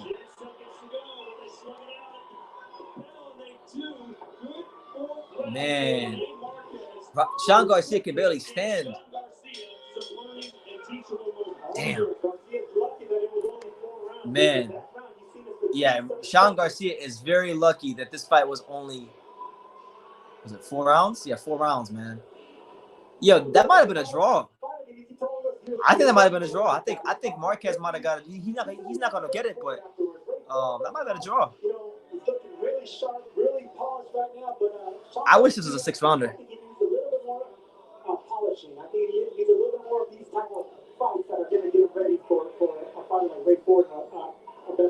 I have no idea, champ.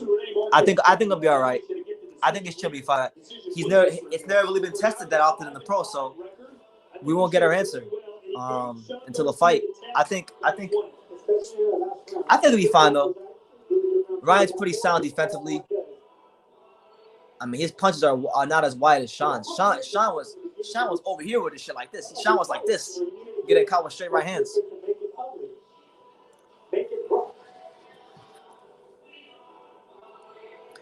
My man Craig, shout out to him. He says, "Good evening, True School. Has the card started already?" Yes, the card just started.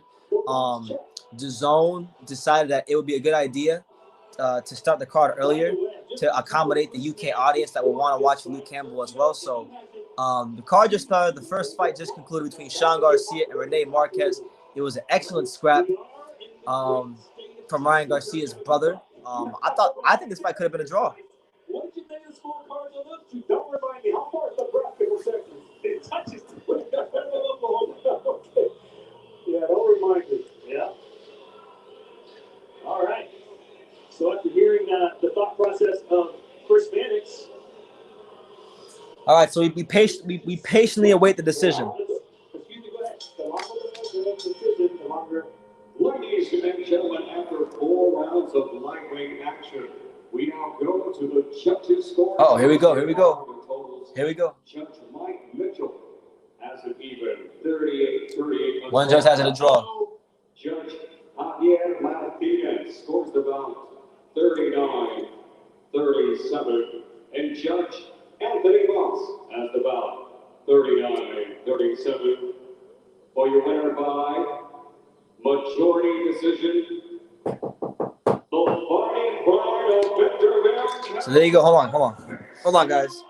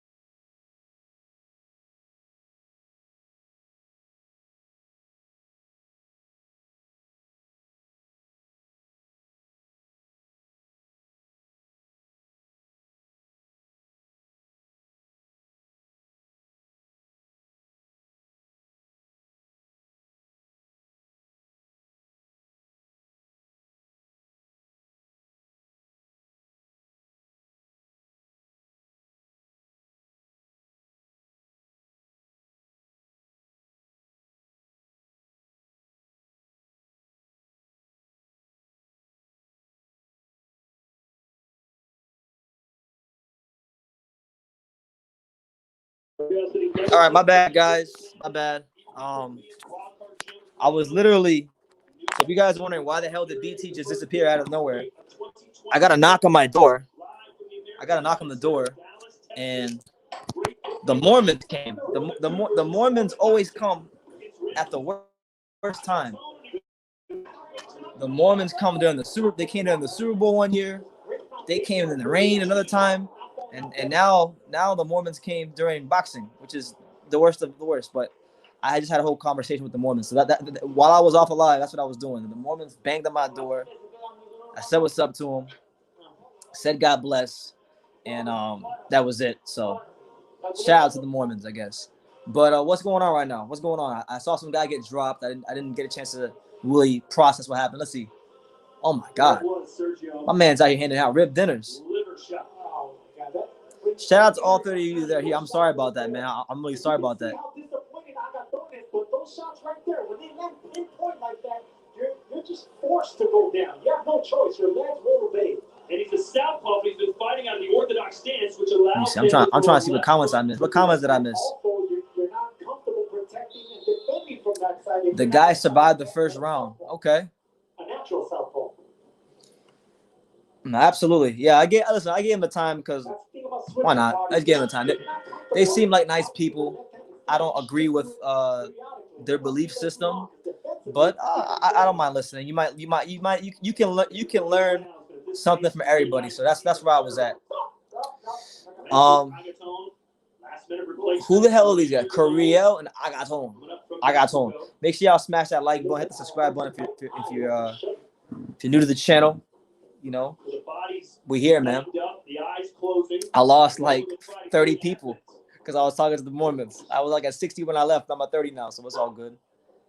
Shout out to everyone here, man. I'm appreciative of it all. This is what happens when you're a labor. There you go. Good body shot there by Curiel. There's like 6 fights on the undercard left. It's a long undercard. So, you know, you better if you need snacks, if you needed to go talk to your girl, if you need to tuck your kids in the bed or nah, it's not nighttime. Just make sure you take care of what you need to take care of because you got time. Oh my God, this Curiel guy's beating the crap out this dude.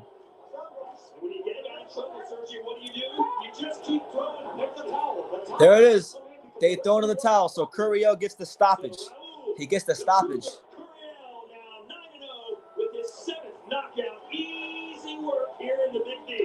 He got smacked up. He got smacked the hell up. It was bad for him. He got the brakes beaten off of him. Have to go to the videotape to see if it was a jab that poked him in the eye. Remember that debacle? No. Which one? What fight away from it? I mean, they are wearing thumbless gloves, I believe. Those thumb guys usually don't occur that much. Yeah, man. It's already an interesting start of 2021. We see Sean Garcia in a tough fight. We seen this dude Agaton get his ass whooped really badly. The Mormons came and knocked on the door. You never know what's gonna happen here on True School Sports. You just never know what's gonna happen here on True School Sports. You know, we might have somebody fly from the damn window. So Raul Curiel gets the stoppage over Rancis Agaton in the second round, and we just zooming by right now. We zooming by. So I'll ask you the question again. Yeah, man. Completely ignored me. Did we learn anything? I love this early start time because now, you know, I can go live for 4 or 5 hours and I still have my day left. You know, normally I can't do that. So shout out to the zone. They're the real MVP.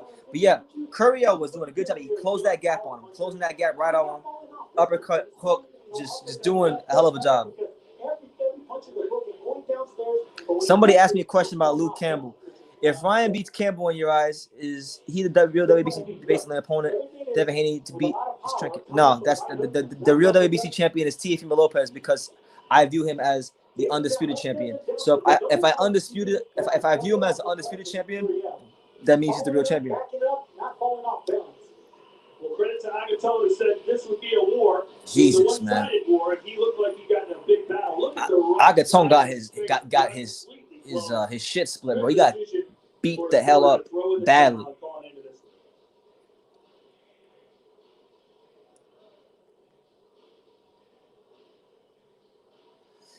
Rap Star, my main man, Rap Star, abolishing knowledge. There he is. Shout out to him. I got mad love for Rap Star. Rap Star, who you got? Are you gonna back your own? Because you always say when I have you on live, you always say the UK, yeah, we support our own, we back our own.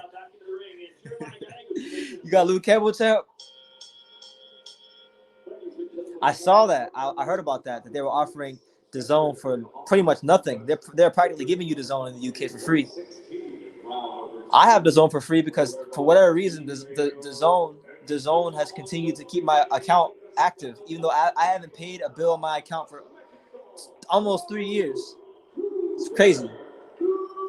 So shout out to Raul Curriel. He improves to 9-0 with 7 KOs. We just zooming. We just zooming right through this card right now.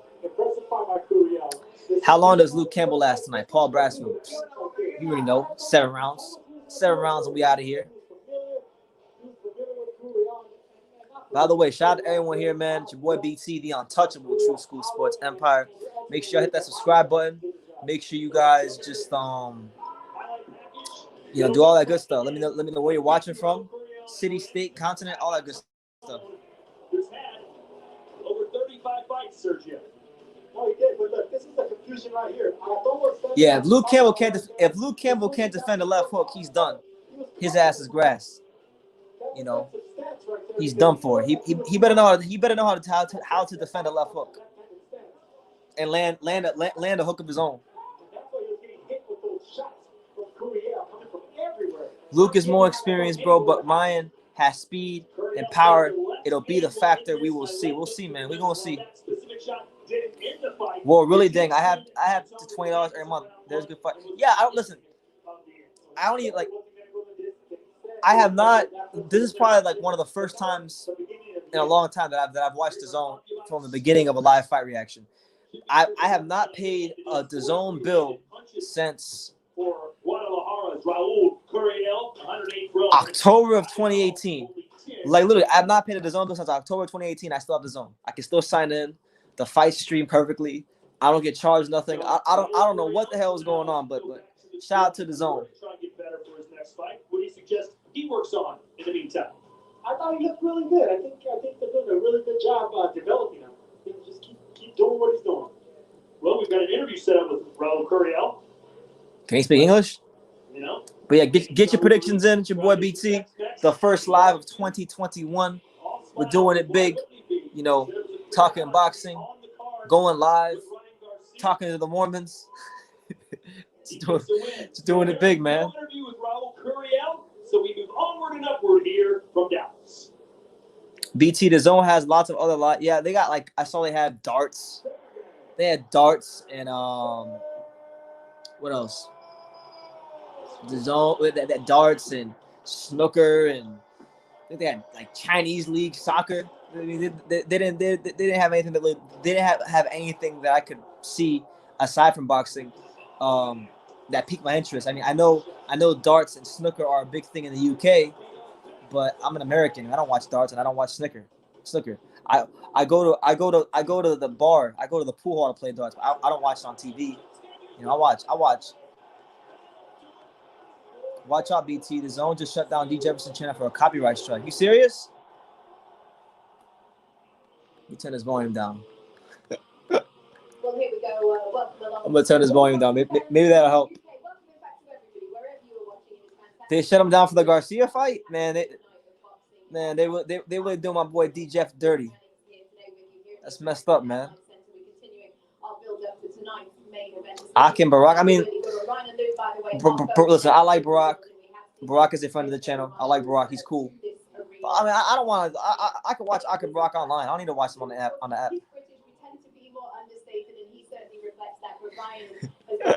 Perhaps just I'm British and I don't watch darts or snooker either. Yeah, I don't watch darts, snooker, cricket, or Formula One. I don't watch that.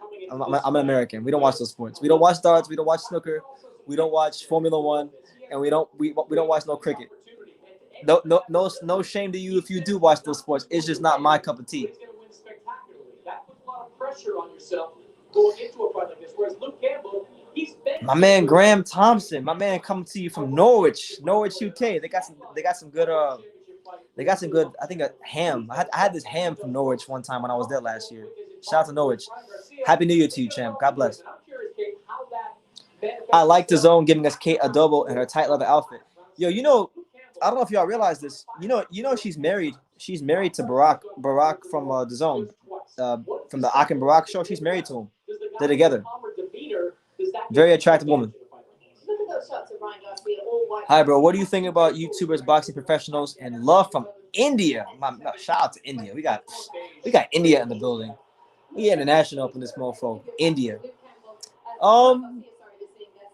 As a boxing purist, I don't like it. I think it's corny. But I can't knock it for the simple fact that they wouldn't be allowed to do what they're doing if the structure of boxing, the business and the infrastructure wasn't set up the way it's already set up. You know what I'm saying? If it wasn't set up the way it's already set up, then they wouldn't be able to do that. So I blame the system that's in place rather than the guys that just took advantage of the system that was already in place. You see what I'm saying? Already exploiting it. So that's my take on it. Yeah, I don't watch no golf either. I don't watch that. But I did meet Tiger Woods. I met Tiger Woods last year. That was pretty cool. LeBron James coming to his games, like to watch. I mean, Canelo Alvarez is the best. No, I'm saying Paul. Yeah, those are all UK sports. But there's Luke Campbell. Luke Campbell making his way into the arena. There he is. Cool hands, Luke Campbell, a gold medalist, 2012. The UK's very own. Whole city's very own, specifically. Supporter of Ryan Garcia. It took him, like I said, a very short amount of time. Yeah. Well, I don't know if they're married, but I think she's engaged to him or something because she posted something about it recently, like I think last year.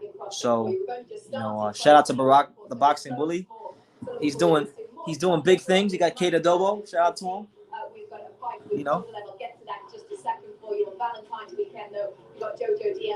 Cricket in the UK is kind of similar position to baseball in the US in that people working in it harbor the delusion that it's a national game when football exists. Well, honestly, look, I when I was in the UK, my boy, he doesn't come to these lives no more because I don't think we're friends anymore because he don't message me no more. But Jasper Ram, shout out to Jasper. Jasper was, when I was staying with him last year in the UK, he sat me down and I tried to watch a game of cricket and he was explaining it to me. And I got pissed off watching it because I'm like, man, I was like, man, this is like a bootleg baseball. I didn't like it. They got the freaking big thing with it's like a paddle thing. I don't like it, man. I like baseball, the nice parks and the beautiful green grass and the architecture. It's just baseball, man. That's the sport. Do I think Ryan Garcia has technical ability? I don't have to think that Ryan Garcia has technical ability. His amateur pedigree lends to the fact that he has technical ability. But yes, he does. He does.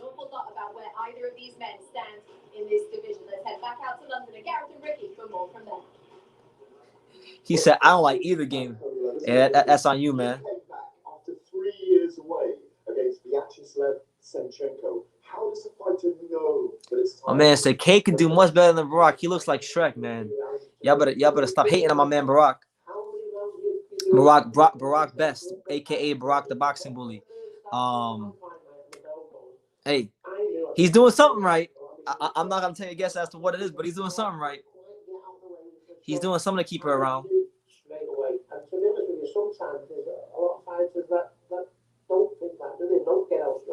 Most Olympic gold medalists don't become professional world champions. That's true. A lot of them don't.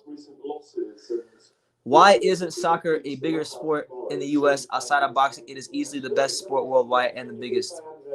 Yeah, it is the biggest. It's because there's so many entertainment options here in America, and I try to tell you guys this when it comes to Anthony Joshua. Y'all be telling me Anthony Joshua is the biggest star in boxing, but he ain't that big in America. He ain't as big as he should be in America, so he can't be the biggest star in boxing. And it's the same thing with soccer. There's so many entertainment options, and it's growing a lot. I mean, it's grown a lot since like the last 20 years. I mean, more and more people wear it. You know, you're more prone to see people walking around with soccer kits in America now than you were 20 years ago, but it's still growing. You know, it's a great game. I love soccer, or footy, as you guys call it in the UK. Big Everton fan. But yeah, it's just that there's so many entertainment options. In America, you have baseball, American football, hockey, baseball, football, hockey, college basketball, college football, UFC. You know, so many things, and I'm forgetting a couple right now. And that's part of the reason too. It's because the USA men's national team is pretty trash. They didn't even qualify for the last World Cup, so that has partially that has to do with it a little bit. 12 rounds for the IBF World Junior Flyweight Championship. Introducing to you first, the challenger representing South Africa. All right, so our next fight's gonna be which Alvarado is this? Is this Felix or Rene? One of the Alvarados are fighting right now. That's not true, Pancho. That's not true. We got Christian Pulisic. We got Christian Pulisic doing the playing for Chelsea. It's not true. It's not true, man. But yeah, shout out to everybody here. It's your boy BT. We're 2 hours already into this live stream. I need some damn deodorant. It's getting. Jesus Christ.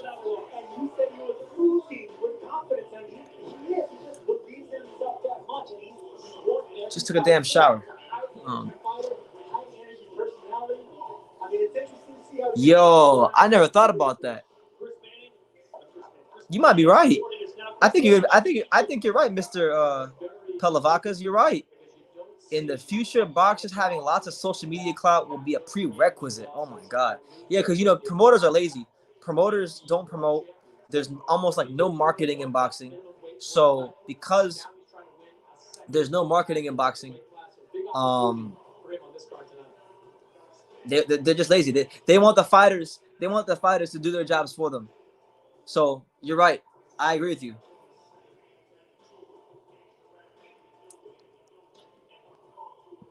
All right, so I can see the American Airlines Center starting to fill up a little bit, just a little bit. Pulisic ain't got nothing on Herman Lozano.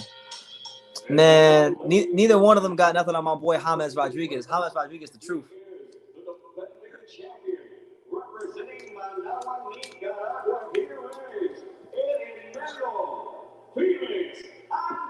All right, so here comes Felix Alvarado.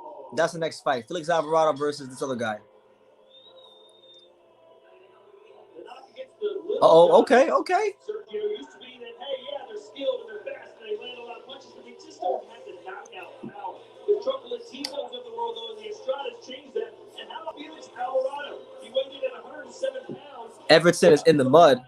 I mean, yeah, they finally lost the game for the first time in like 3 weeks. Streak. I can't believe we lost to bum-ass West Ham yesterday the way we lost, but it is what it is. Hopefully we get some players in the door. We're still in 4th place, so we'll be all right. Carlo will steady the ship. The fuck? Which deodorant? I use Arm & Hammer. I got that Arm & Hammer deodorant. Arm & Hammer. Yeah, Bob Arum was like, Terrence Crawford has to promote himself. He's got to promote himself. He's got to promote. Like TFMO. It's ridiculous, bro. Listen, I've interviewed Terrence Crawford. He ain't going to be promoting himself. He's want to fight.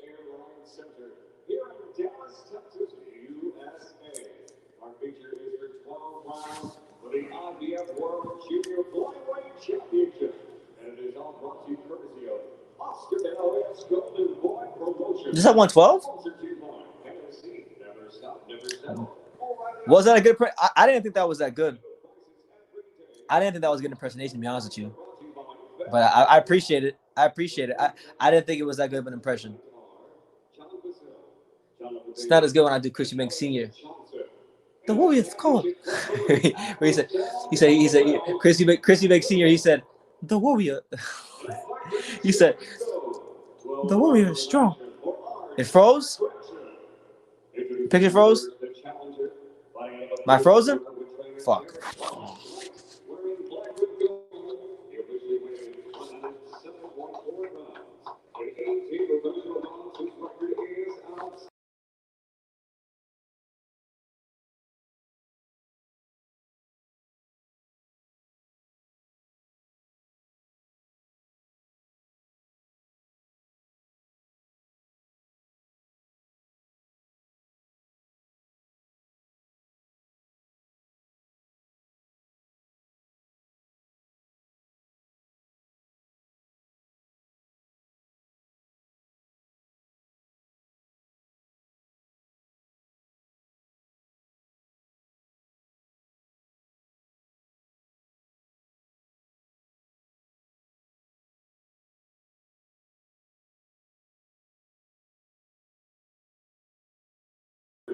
All right, how we looking now?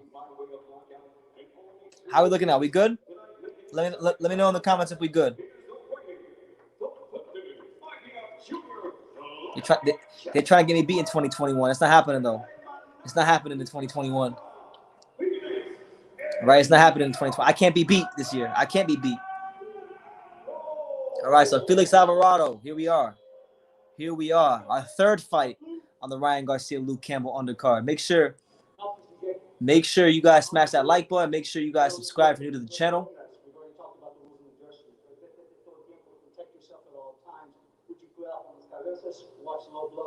Watch them low blows. That Florida internet, man. That Florida internet. Chris, what kind of fight do you expect to see here? I expect to see something physical. You mentioned the top. All right, so Felix Alvarado. In this fight, but a guy like My man, Felix Alvarado looks hungry. He looks like he want to eat right now. He about to kill this dude. He got really good instruction in his corner, Bones Adams, at the time in that final round. So you got to pick up a knockout. All right, so round one, Felix Alvarado. Nope. Round 1 of 12. DJ Creel, the real, wearing the black trunks. Felix Alvarado in the blue and silver with tassels. All right. Oh, my man, Felix Alvarado, he's got the blue trunks with the silver tassels. So, you know, when a fighter got them silver tassels on, you know it's going to be something special. Oh, he's throwing heavy shots. He's trying to get Creel hurt early. Good uppercut by Felix Alvarado. Good turn there by Creel. There you go. And Creel goes and lands a good shot to the stomach. Yeah, probably. So this is actually a title at flyweight. It's for IBF 108-pound title.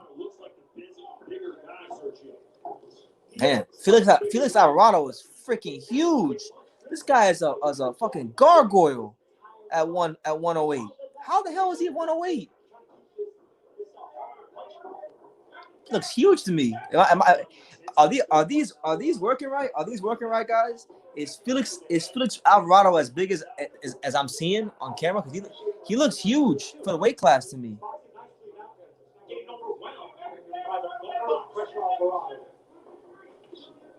Believe it or not, Alvarado has never fought in the United States. This is his debut. 954. Let's run it. They only 5'3". Yeah, but I'm not talking about height. I'm talking about, you know, the muscle, the size on him. Like as far as, you know, width. Felix is huge.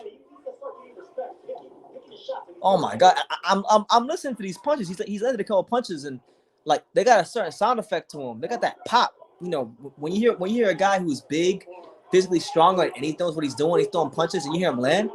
You can hear that pop.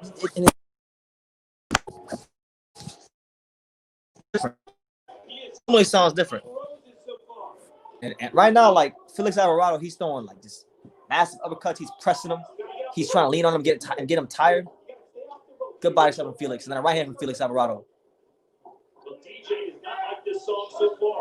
And he's fighting him at angles too. He's rolling here, uppercut, rolling here, uppercut. Seems like the uppercut is going to be the go-to punch for Alvarado.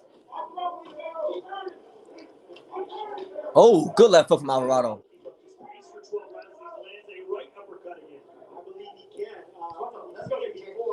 Probably. You're probably right. I'm not even gonna argue with you. That's exactly what's gonna happen. Especially in Texas.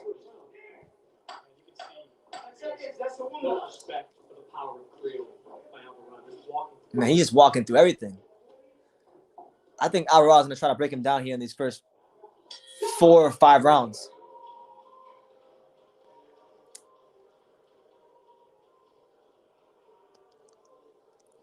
Come to think of it, he's assuming he's gonna go up rather than down. But hypothetical, I'd love to be seeing Inoue versus Gonzalez Estrada. That's not gonna happen. And the Monster versus Cholatito, that ship has long sailed. That is long past this due date. I wish it happened. There's no fight in boxing I wanted to see more than that fight, but Cholatito's at the end of his career. Inoue's gonna be at freaking 122 before we know it. It's not gonna happen. Yeah, I am scoring it right now. I gave Felix that first round. He's out here throwing. He's trying to knock this guy's head off of his damn neck. Packing a big punch for 150 pounds. Packing a big punch. Come on. Buy me a tripod tomorrow. I can't do this shit no more with this iPhone. I'm buying me a tripod. Either tomorrow. So the next live we'll have to do this. One thing you have to remember, Todd, there you go. it wasn't like you grew out of that minimum weight. Make sure y'all smash that like button. Let me know where you're watching from. Give me your predictions for the main event. It's gonna be a momentous occasion. There goes Felix Alvarado. He's dipping and slipping and just thrusting his hips into these hooks down on the body. You know, if Alvarado can maintain, if he can maintain this pace for another 2 to 3 rounds, he's gonna break this guy down. He's gonna break this dude down because this guy's Creel is having to move around a lot. He's having to expend a lot of energy that he doesn't really want to expend. It's not looking good for Creel. 122 is Angelo Leo. Oh shit! He dropped him. I missed it. I missed him. Well, what the? See, I knew it was coming. I knew it was coming. Let's see if Felix can finish him off. Oh, beautiful uppercuts from Alvarado. Then a right hand from Alvarado. Get off the ropes. Get off the ropes and move. You gotta fight behind the jab. Stay in the middle of the ring. Easier step than Creel's trying to keep him off one, but Alvarado's throwing punches. There's an overhand right from Alvarado. And a left hook, body shots. How the hell is Creel still standing right now? He sacrificed everything for this opportunity. Moved to Las Vegas during a pandemic, left his family behind. There you go. Creel's throwing punches just to stay safe, but Alvarado's staying right on him. He's staying right on him. He's on his ass. He's on him like white on rice. Come on, Alvarado. I like Alvarado. He can fight. Ooh. Beautiful uppercut from Alvarado. And then a right hand from Alvarado. He's just beating the brakes off this dude. Jesus. Man. Oh, big left hook. Right hand. Oh. Oh, my Lord. Overhand right. Oh, this is going to be it right here. This is going to be it. Oh. He just missed the overhand right again. Oh, he's from Nicaragua. Apparently, I don't know. I wonder if he sparred with Cholatito because he's from Managua. He's from Managua, Nicaragua. Constant pressure. Yo, if he sparred with Cholatito Gonzalez, then I'm automatically a fan of him. Every fighter that I've ever met that sparred Cholatito Gonzalez, I'm a fan of. So if he sparred Cholatito, then I'm a fan of his. Anybody who sparred the real TBE is a fan of mine. Is a friend of mine. Pivot. You're not on the rope. We work on this. We know exactly what he was going to do. Keep your hands out. See, if you're just tuning in, Felix Alvarado is beating the brakes off of this dude Creel right now. It's not a competitive fight. Felix is trained by Alexis Arguello's trainer. Who? Eddie Futch? Eddie Futch is dead. He kept his chin in the air and you pay for it. Creel needed a dip down after digging down. Man, these left hooks and the right hand, the overhand right is just killing him. It's killing him right now. It's too much. You should also be moving that head a lot more. All right, so we head to round 3 of Alvarado versus Creel. You know, Creel's still here, so he can turn this fight around and he can make it a real fight. But he's got to weather the storm because I think Alvarado's got about 2 more really strong rounds in him before he really starts to fade it all. Oscar De La Hoya, his promoter, sitting ringside. No, he's enjoying this. There you go. There you go. There's that overhand right again from Alvarado. That punch money from the whole fight. Get off the ropes, hit it. Let's go. Or clinch, which he just did right there. There you go. Good sidestep by Creel. There you go. Beautiful body shots from Alvarado. And Alvarado continues to trudge forward and barrel on top of Creel. Bend those knees, pivot low away from the ropes. If you're Creel. 63% of this fight. I'm just gonna leave that comment there for like the rest of the round, because that's a comment right there. Alvarado looking like a straight MS-13 member. He does. He got the MS-13 ponytail gang shit going on. Decent shots, but none of them have been impactful. There you go. Good left hook from Alvarado. Alvarado still going forward, still barreling down on top of him. But right now, like, look, Alvarado's landing punches, but the punches don't have as much steam on them as they did earlier. He's still explosive, but it's not as explosive as it was in the last round. So I think if you're Creel, just the name of the game right now is to jab, move, and survive. Jab, move, and survive. You'll be all right. Those 58 punches hurt a lot more than those 34.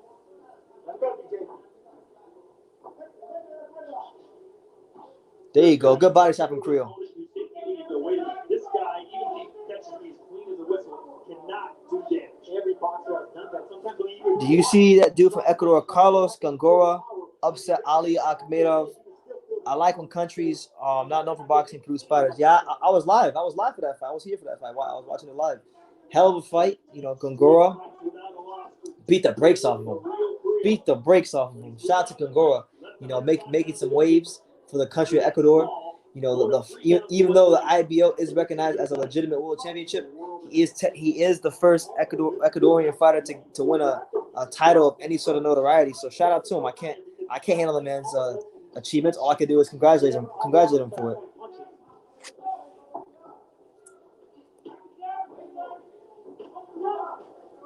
There you go, Alvarado with the body shots. But see, one thing Creel's doing a much better job of in this round is he's actually getting out the way of these shots. He's getting out the way. He's moving. He's not standing on the ropes. He's not allowing Alvarado to set his feet as much. So better round from Creel. I still think Alvarado won that round though. But better round from Creel. Alvarado, there's his brother, Rene Alvarado, who's fighting next. And you know, deep down, he's like, hey, I got to look just as good, if not better, than my brother. We got twin brothers and we got young brothers. All right, so if you guys wondering what the next fight is going to be Rene Alvarado. So we got Felix fighting right now, and his brother Rene will be on next.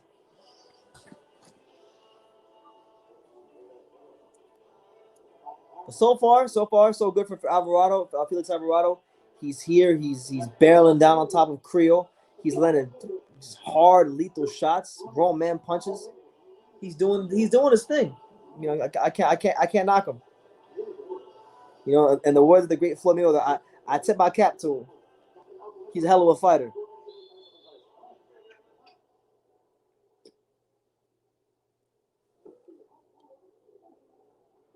All right. Well, Chris, we got to give DJ a little bit of credit after he ate that left hook and went down. All right, so there you go. Good jab to stomach there by Felix Alvarado. Y'all got any questions? Drop them down below. Y'all got predictions? Drop them down below. Smash that like button. Drop a super chat if you like what's going on here on True School Sports. My man Alfred says it's 420. Smoke them if you got them. I'm good, champ. I don't smoke. Clean living. Oh, yo, Felix Alvarado just landed that freaking bazooka. That was a bazooka left hook. Creel gets dropped again here around 4, and he's back on his feet. 2 minutes and 14 seconds left. Can Alvarado get the stoppage? Here comes Alvarado, barreling forward. Oh, there it is again, that left hook.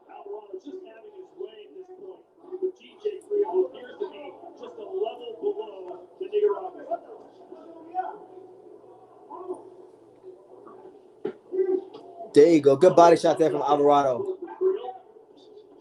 I left hook from Alvarado. Creel's just throwing safety punches. He's throwing punches to hopefully keep him safe and buying some time, but Alvarado's throwing grown man punches.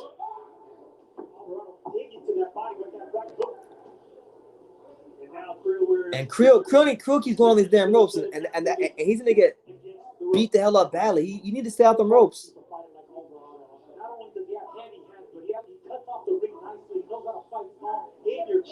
Man, Felix is not playing games with this dude. Oh, Oh, the defense. There's a difference in boxing between following guys. Oh my God, bro! The left hook. Alvarado. I love what I'm seeing from him. He just putting a beating on this dude. A straight beating. He's beating him like he stole something. He's beating him like he stole a stimulus check right now. He's beating him like he's upset that he didn't get a stimulus check yet. Shout out to my man. Shout out to my man, Felix Alvarado. There you go.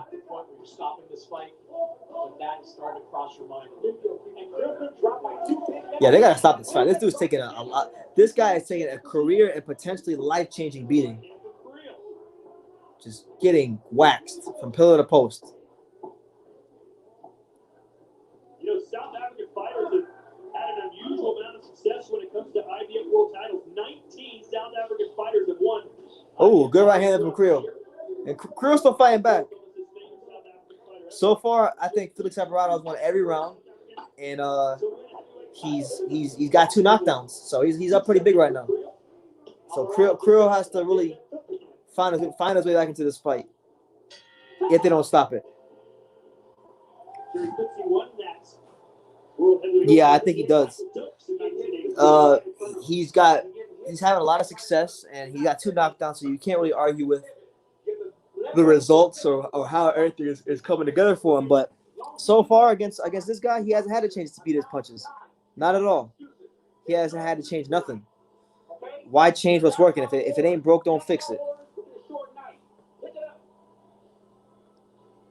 There's that hook. Grill took that well right there, but he went down, and he was going to get hit with that punch again because he's standing in. Yeah, man, Felix has great head movement. One thing I love about Felix is his head movement and how he uses his hips to use for his head movement. So he'll come here and roll here, and he's good at rolling to the opposite side of wherever the opponent is, and then throwing a punch off that angle. He bends his knees well. He throws a good straight right hand. He throws a devastating left hook. And my favorite punch of Felix is the overhand right. That overhand right has been money for him. So if Creel gets his ass beat again in this round, you gotta start to as his corner. And oh my God, big right hand from Alvarado. That knocked the taste out of his mouth. You gotta think about stopping this fight soon if you're the corner of Creel. You have to. That can't hurt you. It makes fighting like this a lot easier. And earlier I was going to say a little bit of Hector Macho. Camacho's got the tassels, the long hair. There you go. Good left hook from Creel, or from Alvarado. No. I don't think I see it either. That's a lofty comparison there. What's the last movie I watched? They say, man, Creel needs to be back in the. They need to throw the towel in. It ain't it, man, for him. Because even when Creel's landing punches, there's nothing on him. There's nothing on his punches. He's just trying to survive. This is all about, right now for him, and I respect him, this is all about pride and professionalism and trying to go the full 12. You know, trying to go out on your shield. There you go. Good sidestep there from Creel. Creel did a good job of sidestepping him. There you go. Another sidestep from Creel. Creel has sidestepped Alvarado like 3 times and threw a left hook to the body. But I don't think it's had much of an effect on Alvarado. Because there you go, look, Alvarado hit him with a shot, and he's pushing him right back. Pushing him right back like it's nothing. You know, beating this man like he's upset that he didn't get a stimulus check. Look at Creel pressing forward. Or Alvarado pressing forward.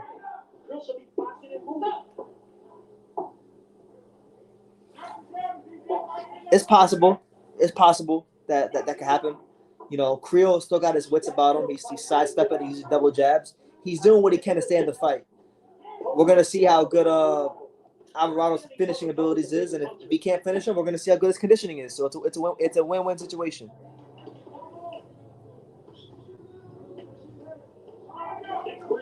There you go, big left hook. That Alvarado starts to get a little bit fatigued, considering his output and how much he puts behind those power shots. I don't think he's praying at all. I think he's fighting off Alvarado, and he's so flexible. Yeah, to me, I think Creel's actually winning this round. I think he's winning this round right now. Oh my God, maybe not. Maybe not, man. Alvarado is landing some thunderous shots. Like when he lands on Creel, Creel moves backwards. Creel reconsiders why he's in that ring. Alex DeBono, what's good, champ? Says, I'm looking forward to this one. Let's go. Let's go, champ.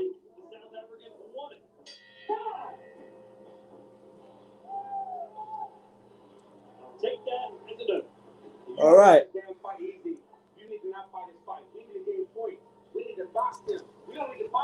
It's your boy BT, the untouchable True School Sports Empire. We here, man. If y'all want to know what Creel's got to do to beat Alvarado, it's very simple. In the words of the great Floyd Mayweather Sr., when he would talk to Floyd in the corner, he said, "Box that motherfucker! Box that motherfucker!" y'all remember when Floyd Sr. used to tell Floyd Jr. He used to say, "Man, box that motherfucker." The best instructions anybody's ever gotten.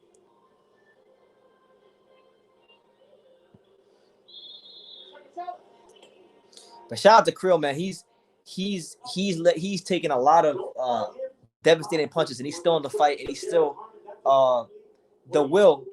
his will hasn't been beaten out of him at all. He's still very much in the fight. Now, if Alvarado slips at all and gets tired, Creel, if he keeps boxing how he's boxing, I think he'll be right there to make this an interesting fight. There you go, good counter right hand from Creel, and then a counter to the stunt by Creel. Okay, Creel using some good ring craft right now. Side steps, angles. Don't fight his fight, champ. South Africa, stand up.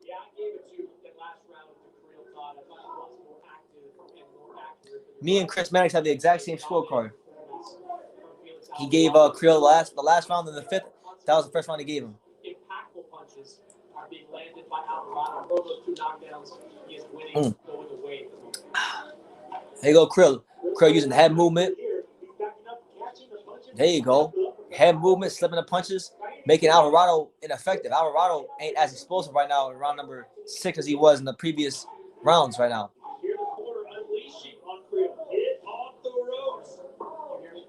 Yeah, shout out to Bones Adams. Bones Adams, who trains Creel, has made it a point to yell at Creel as much as possible to not get on the ropes. There you go, shoe shine from Creel. There you go, right hand to the body from Creel. Okay, Creel. My man Creel not playing. He's got the whole South Africa on his back. He can't be. Ooh, look at that defense from Creel. He got Rene Alvarado shadow boxing right now. There you go, good left hook from Creel. Creel turning in his best round of the fight right now. Alvarado has been forced to fight in angles and semicircles, and now he don't know what to do. He don't know what to do right now.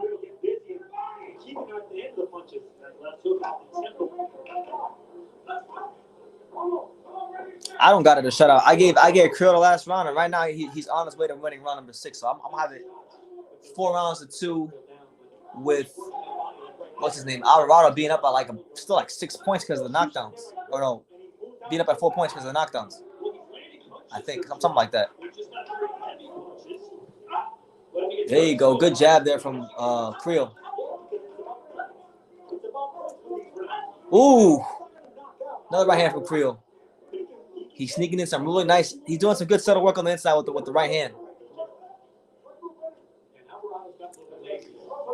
16 seconds up to round 6. Yep, 100%. Creel has got his second wind. He's got his wits about him, and he's boxing his fight. And like Alvarado ain't really having that much success coming forward.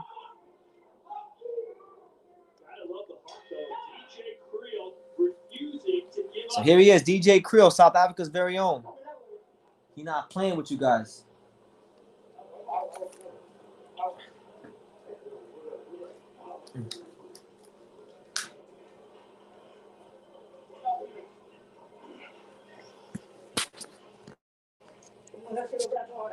Oh, I gotta stand up, man. I gotta stand up. Fuck my feet. And one thing you guys don't see is like when I do these lives, my freaking back starts hurting. I can't sit down for too long. So we're here halfway through the fight between Alvarado and Creel. You know, Alvarado got to a blazing quick start. You know, pressing forward, using angles, fighting semicircles, and just scored a couple knockdowns. Made a real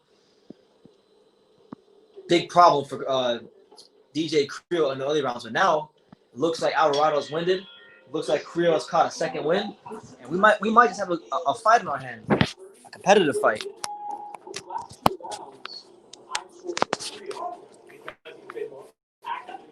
So I gave that last round to Creel. Oh, okay, here you go. Does DAZN make money off YouTube channels? I mean, maybe on their YouTube channel. They're not making the money on my YouTube channel, but they make money on their YouTube channel if they got the AdSense turned on.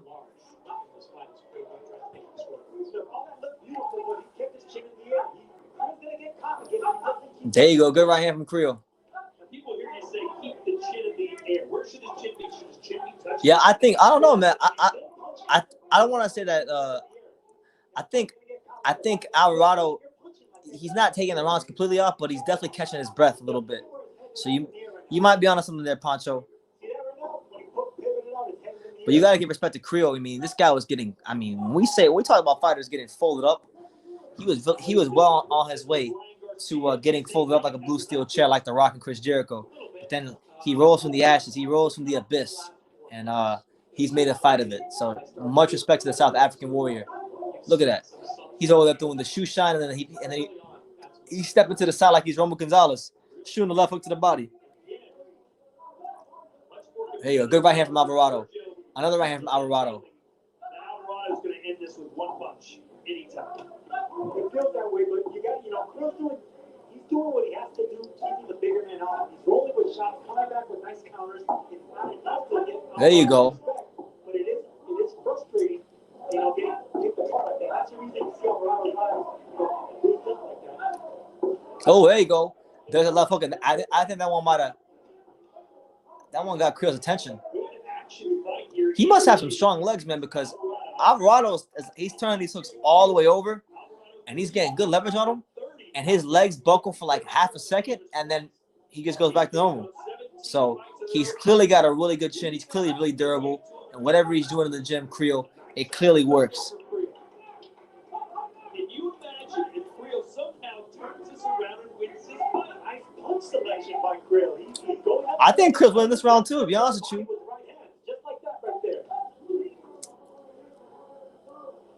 Slow and steady with this race.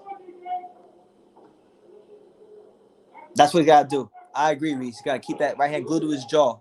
I said, could Alvarado keep this pace up for 12 rounds? You said, I think he can. You still believe that? Yeah, absolutely. I think he can. But in the corner, I do see deep breath. I don't know. He normally does. There you go. Good uppercut from Alvarado. Another body shot there by Creel. All right, so there you have it. I think DJ Creel won that round too. But that one could go to Alvarado. That's a swing. Because Alvarado did land some hard, effective, grown man punches in spots of that round, but Creel was consistent the whole round.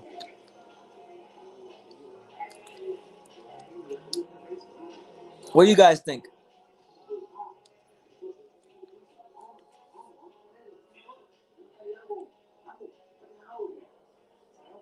How many? Hold on. I gotta check, man. I gotta check to see how many fights we have left in this card. I gotta see this shit. Hold on. Let's see. Check this card right quick. Oh, there's Luke Campbell. I want to check to see how many more fights on this undercard so I can let you guys know.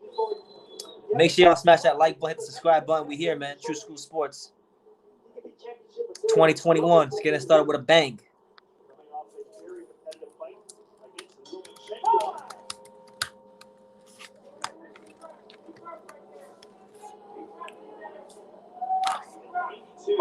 All right, so we head into round 8. Yeah, you can. Yeah, Creel is definitely putting his road work in. That's for damn sure. He ain't lacking no strength in his legs. He's doing this thing with his legs. So we got 1, 2, 3, 4. So not including this fight, we have 4 fights left. Not including this one. There's a whole lot of fights left.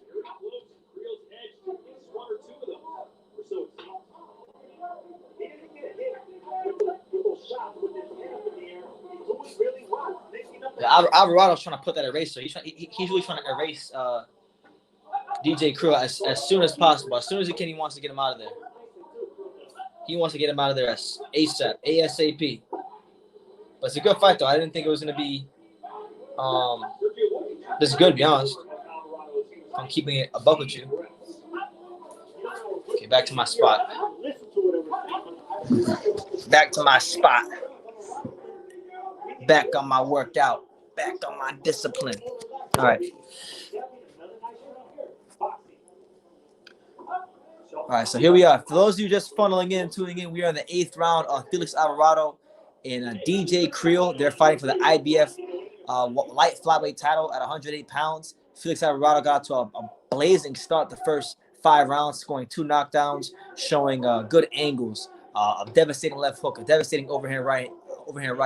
But from the 5th round on, 6th round on, DJ Creel has really done a great job of withstanding the onslaught, using his smarts, going to the body, stepping around him, and he's here. He's very much in the fight.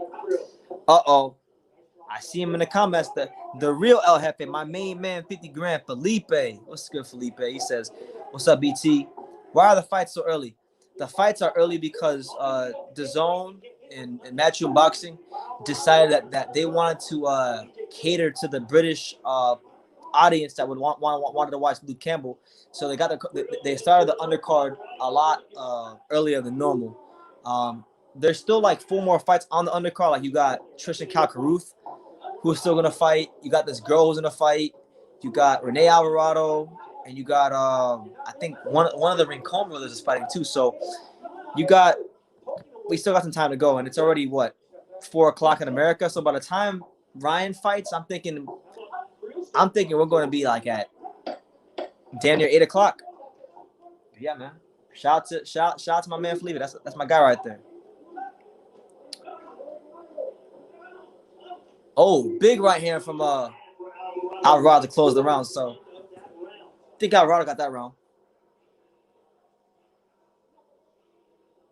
Who do I got for the main event? I'm going with your boy. I'm going with your boy Ryan Garcia. I got Ryan Garcia with a star-making performance, beating the brakes off Luke Campbell. I'm gonna go with a 7-round stoppage, possibly earlier if he gets to him earlier. I think the speed and the power of Ryan Garcia it's gonna be too much for Luke Campbell. Luke Campbell can only keep him at bay for so long.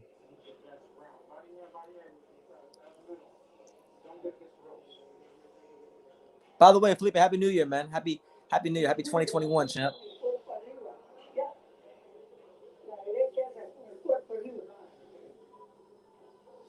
All right. So I think this is round 10. We're going to round 9 or round 10. So listen, Alvarado's just as tired as you are. And DJ said, I'm not tired. All right, so round 9 of what's been a really good fight between Alvarado and DJ. Oh my God. Yo, Alvarado with some straight hot sauce. My man looking like Roman Gonzalez. He looking like Chocolatito. Oh my God, body shot. Right hand to the body. Right hook to the body. Left hook. He's got DJ Creel on the ropes right now. My man's beating him like he stole something. Looking like Chocolatito. He's going uppercut, hook, bang. He's beautiful stuff, man. Nah, you don't want to be count. Well, listen, when a guy like that is throwing bad intentions, and he's got to kind of pop that Alvarado has, you don't want to be sitting there counter punching out the ropes. Not as often as Creel is. Jesus. Oh, there's the overhand right. Overhand right there. There it is.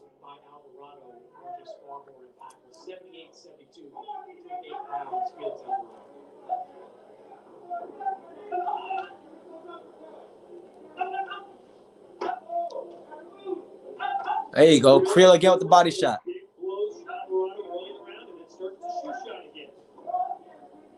Man, that shoe shine not gonna work, man. Freaking Rene or Felix Alvarado has channeled his inner Cholatito.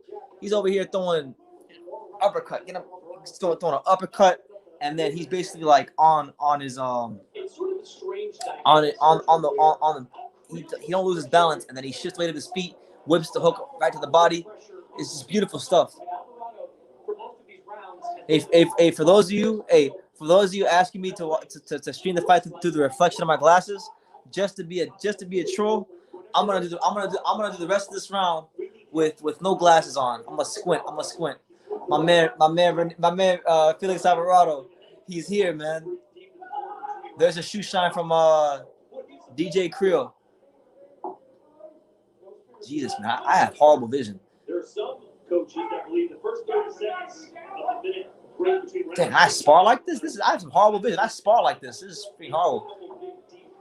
Okay, I'm done playing. I'm done playing.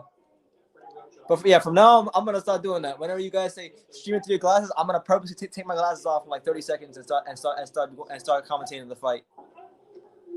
Glasses. He didn't learn his lesson. Look, I'm here. There's a good right hand from Alvarado. Oh, here he is, right hand, and he steps around him.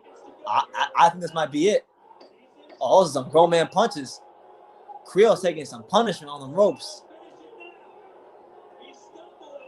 He's stumbling. Damn right he's stumbling. He's got him hurt. All right. Put my glasses back on. I'll stop being a fool. I'll stop being a fool, man. I'm gonna do that. You know, hey, I asked myself the same question. I took my glasses off and I tried looking at the TV, and I'm like, should I spar like this? Because I can't wear my glasses in a boxing ring. If I get hit with one jab, my glasses are gonna be broke. So I don't do that. I always spar with no glasses on, and it's pretty simple. The glasses are about the boxing gloves are always a certain color. So when I'm in the ring and I have no glasses on, my vision's all fucked up. I always try to like whatever the color of that person's boxing gloves is, I just look for that. If I see a color flying at my face, block, slip, block the ear, block the face, slip to the left, slip to the right, dip and slip, parry, all that stuff, high guard, just whatever we can to not get hit and then to get our own shots off. We got to stay pretty. We can't get punched in the mouth too much because this is $1 million mouthpiece. We can't do that no more. So right now they're checking DJ Creel, the doctor. They said he's good. We head into the championship rounds, round 10. Can Felix Alvarado put that exclamation point? Ooh, big right hand from Alvarado. I caught him flush. Another right hand from Alvarado. Oh, I think this is it. He got him on the ropes. This is the end of you, my friend. Here comes right hand to stomach there by Alvarado. Alvarado's starting to make this look. It's looking like the first 5 rounds. If you're Alvarado here, you've got a sense that the referee is right there. Good right hand again. Left hook from Alvarado. Downstairs, upstairs, downstairs, upstairs. Like. Oh, he's punishing him right now.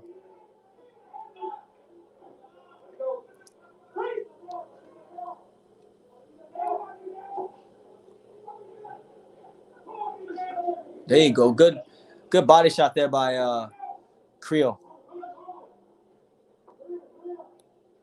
Show when Ryan Garcia comes up. No, I'm not going to show it. 1 minute and 35 seconds left between Felix Alvarado and DJ Creel. Alvarado is right in his chest as he continues to place these shots. Oh my God! Another big right hand. He's done. And there it is. Felix Alvarado has finally stopped DJ Creel. A game DJ Creel. Shout out to DJ Creel. He did himself and his family in South Africa proud, showing so much heart. But Felix Alvarado, he showed that he's one of the most dangerous fighters in the light flyweight division.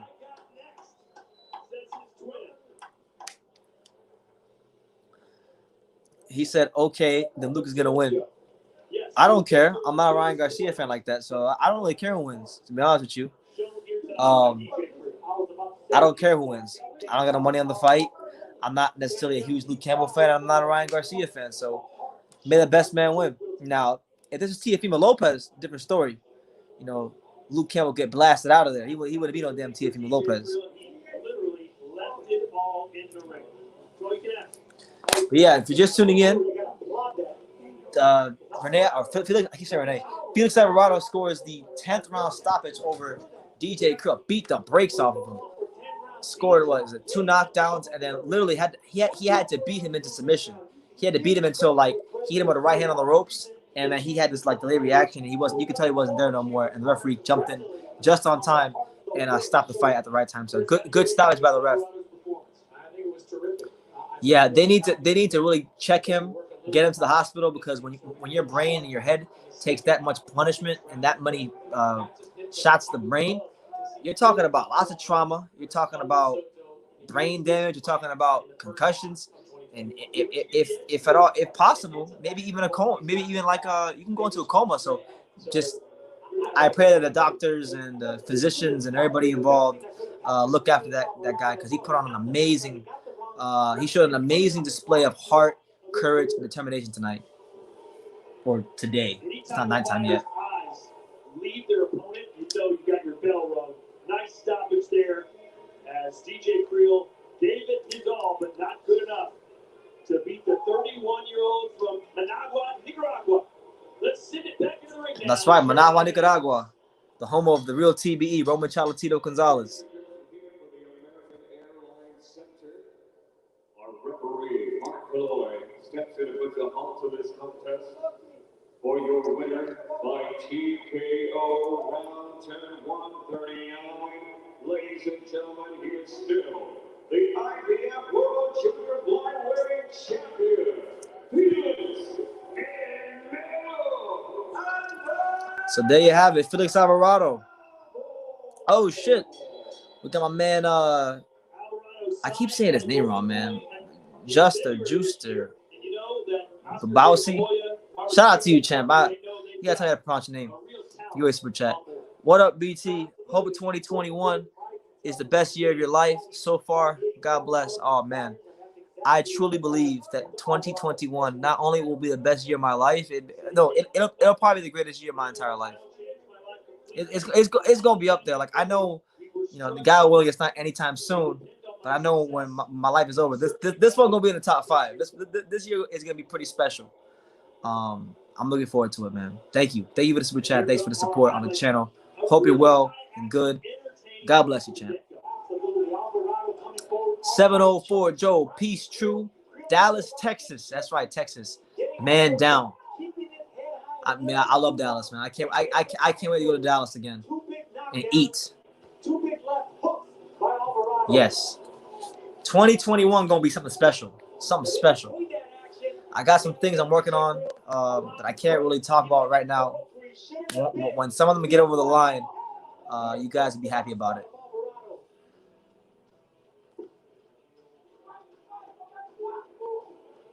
But yeah, man, I'm not sure who's fighting next. I have no clue. We here, man. It's the untouchable True School Sports Empire. Your boy BT. I can't believe it. We're here, man. In a whole new year. A year wiser, a year older, and a year more handsome. You know what I'm saying? Gotta get the haircut soon though. Good fight so far. Just to give you guys a little rundown. We had Ryan Garcia against Rene Marquez, the tough journeyman, 5-5. He won a 4-round majority decision. One judge actually had it a draw, which I thought was fair. He fought very well. You had that one guy whose name I can't remember, Mexican dude, he won. And then Rene Alvarado just stopped DJ Creel. So we just zooming by on this card. We can zoom right by. Just not quite talented enough to hang with the Felix Alvarados of the world. You gotta give him credit. Almost 1,000 punches, but it's all about those hands. This is the end of you, my friend. Felix Alvarado threw 700. No. DJ Creel threw a lot of punches. DJ Creel, according to Combi Box, threw 940 punches to Felix's 792. And Oscar De La Hoya goes up to DJ Creel and is giving him a pat on the back and a lot of respect. So I think we're gonna see DJ Creel again. You know, I want to see him again. He's a fighter that's proven himself to be a person of value to the boxing world. But most importantly, he's proven to be a person of value to himself, because as a fighter, you always have those doubts. You always have the anxiety when you go into the ring.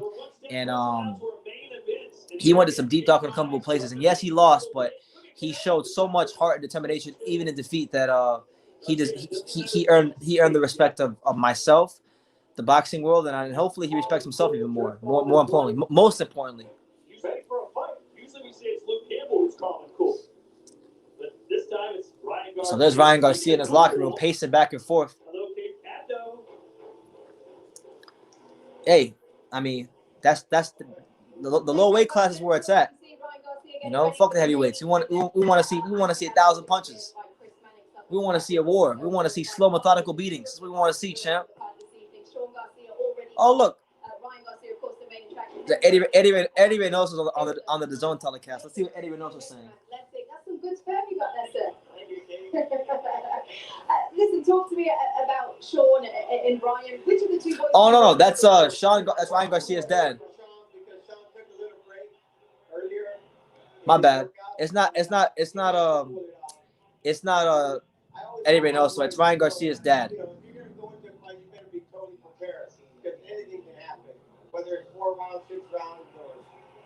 So is it just? Is it just? Has to take that step up. This is Ryan's step up against a fighter like Luke Campbell. Freaking Kate Adobo. What was your reaction? Kate Adobo is saying she told Ryan Garcia's dad something really suspect. She said she mentioned that Ryan Garcia and Sean Garcia fought on the card, and then she told Ryan Garcia's dad, you must have some really good sperm. She actually said that. Let me make sure I heard that right. I gotta make sure I heard that right. Hold on. Ryan, in this week and this month, in the build-up for this fight, in the ones you see. I gotta make sure I heard that correctly. This training camp, I've noticed that Ryan has been totally focused on this. I gotta make sure I heard that correctly, and I'm not bullshitting myself. I swear to God, she said that. I can't send nobody a link. I'm watching on DAZN. I ain't watching it on crack streams. I'm watching it on DAZN. I'm watching it on the real DAZN. So if you ask me for the link, I don't got it for you, champ. Not today. Nice shot from our guys in the truck. Jonathan McCormick, our producer today. No, I gotta see if I heard that correctly from Kate Double. She just told Ryan Garcia's father that. Oh, let's see. Sorry, I didn't know if you were shaking. Good to see you. Final punch. She told Ryan Garcia's dad he has some good sperm. I gotta hear if she said that on air, because that was pretty cringe. 92 thrown. But look at Creel. He almost threw 1,000 punches, ladies and gentlemen. Again, he left it all in there. Just not quite talented enough to hang with the Felix Alvarados of the world. You got to give him credit. Almost 1,000 punches. But it's all about those heavy-handed punches. And when you land at a 36% like that, I had to rewind it. I had to rewind it to see if she said what she said. Hold on. But shout out to everybody here. Make sure y'all smash that like button, hit the subscribe button. It's your boy BT, the untouchable True School Sports Empire. We here for Ryan Garcia versus Luke Campbell.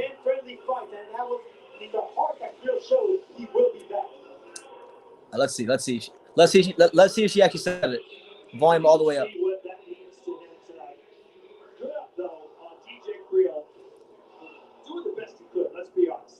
So we're one step closer now to our main event, and there is King Rye starting to pace a little bit. Look at Canelo in the background, just chilling.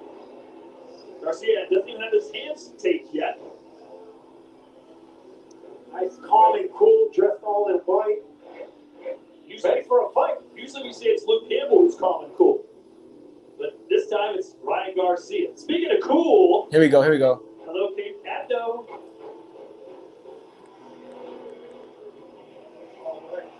Thank you very much, gents. Well, as we see Ryan Garcia getting ready for the main event there, I'm Kate Abdo, joined here by Chris Mannix up at the top. We're also joined by father to two of the fighters that are on the card this evening. Sean Garcia already fought. Ryan Garcia, of course, the main attraction. Henry Garcia, it's great to have you here with us tonight. You make them pretty, you make them athletic. That's some good sperm you got there, sir. She really said that. Talk to me about She Sean really- and Ryan. Which of the she two really are you more nervous for tonight? She really said that shit. He managed to pull it off. Hold on, bro. I always told my boys that, if you're going to go into a fight, you better be totally prepared because anything can happen, whether it's 4 rounds, 6 rounds, or 12 rounds. At some point, Henry, She really said that. She said, you make them tall, you make them pretty, you make them athletic. That's what good sperm you got there. She really said that shit. Listen, we're going to rewind this again. Which of the two boys are you more nervous for tonight? Well, I'm nervous for Sean because Sean took a little break earlier in his workout, but he managed to pull it off. I always told my boys that, if you're going to go into a fight, you better be totally prepared. Hold on. I got to rewind it. My controller is acting up. Hold on. Rewind it. Go back. at some point, Henry, every young fighter has to take that step up. This is Ryan's step-up fight against a fighter like She Luke really Campbell. said that. When I Luke can't was believe she said that suggested on live television. reaction? Well, my reaction was positive because you're right about saying that he had to meet somebody. All right, let's hear it one more time. Just for laughs. Let's hear this shit one more time. She said, you make them good, you make them athletic. That's some good. Look. Hello, Kate Abdo. Look. That's the quote. Look. Thank you very much, gents. Well, as we She see said this on Ryan air. Listen. Garcia for the main Listen. event there, Listen. I'm That's the Kate quote Abdo, what Reese joined by typed. Chris Listen to what she said. We're also joined by father to two of the fighters that are on the card this evening. Sean Garcia already fought. Ryan Garcia, of course, the main attraction. Henry Garcia, it's great to have you here with us tonight. You make them pretty, you make them athletic. That's some good sperm you got there, sir. Listen, talk to me Oh, about my Sean God. and Ryan. Which of the two boys were you more nervous for tonight? Well, I'm nervous for Sean because Sean took a little break earlier in his workout. But, Unbelievable. He managed to pull it off. I always told my boys that, if you're Unbelievable. going to fight, you better be Yo. prepared. Could you imagine if a guy said that to someone? At some point, Henry, Like every young fighter has to take. imagine that if a guy step. said something along those lines to a woman. They'll go crazy. I remember one time I was talking to somebody on a live. Someone told me that these British girls are freaks. They are. She really said that on live television. She said you make them tall.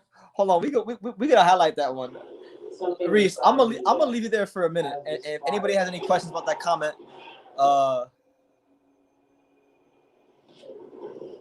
Pancha says there's nothing wrong with that. What she said, BT, grow up. She's on live television. What do you mean there's nothing wrong with that? I mean, Kate's a freak. I'm not gonna grow up, man. Listen. You guys don't hear that kind of thing on a boxing event. Kate's a freak, man. No doubt about it.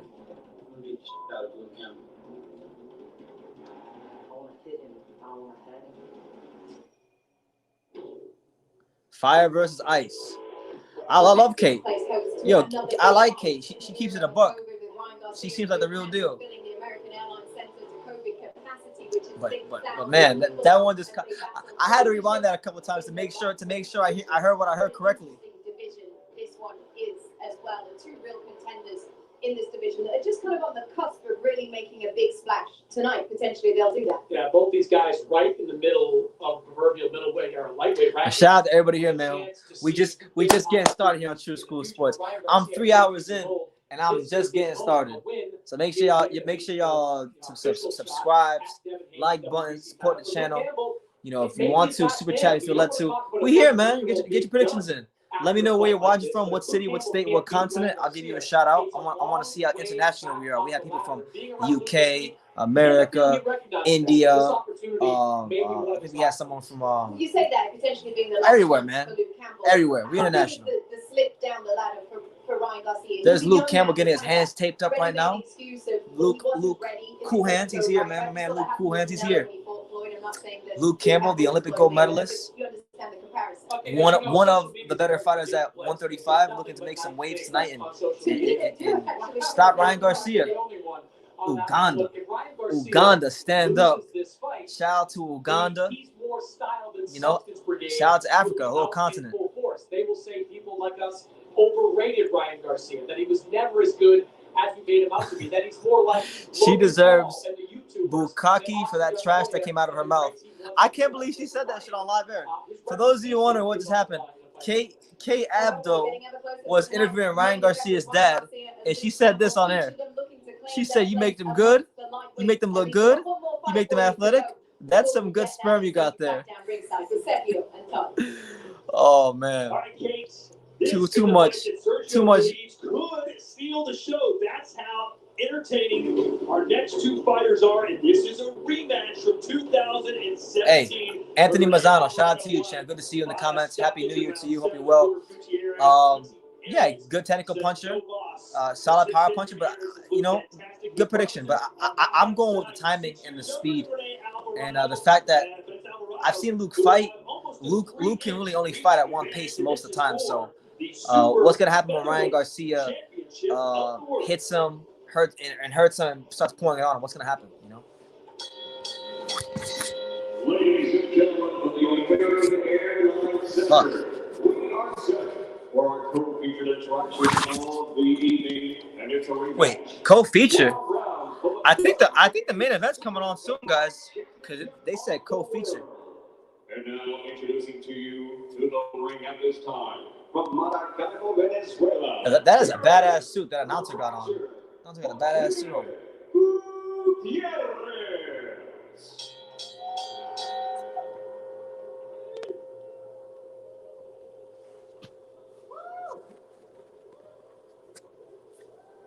I'm not moving this comment until somebody super chats me. That shit was too funny. They say silence is golden.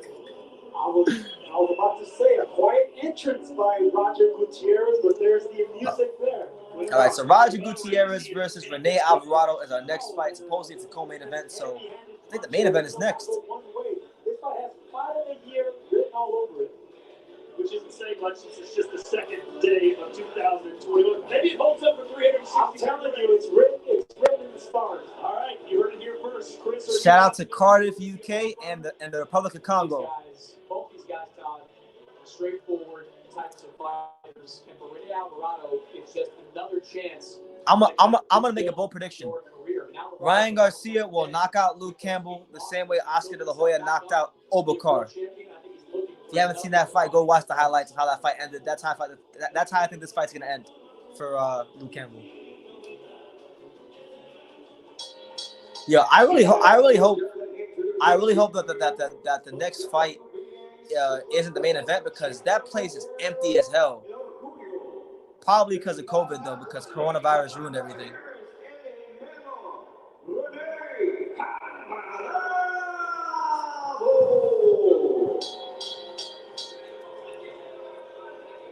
All right, so here comes Rene Alvarado. As Chris Mannix mentioned, Alvarado does have 8 losses, but he is a world champion.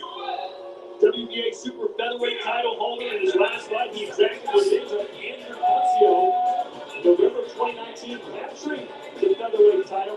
Yeah, make sure, yo, we here, man. 2021 started off with a bang. Let me just clarify this title situation. Oh, I wanted to let y'all know I didn't interview him live, but I interviewed Rick Glazer about a week ago. And I just got done editing the whole interview today, so you're going to be seeing some Rick Glazer clips pop up in the coming days. So be on the lookout for that. And then starting on Monday, I'm going to get on my grind going to the gyms in South Florida to get you guys some exclusive content and interviews. So be on the lookout for a lot of interviews, footage, and exclusive content starting on Monday.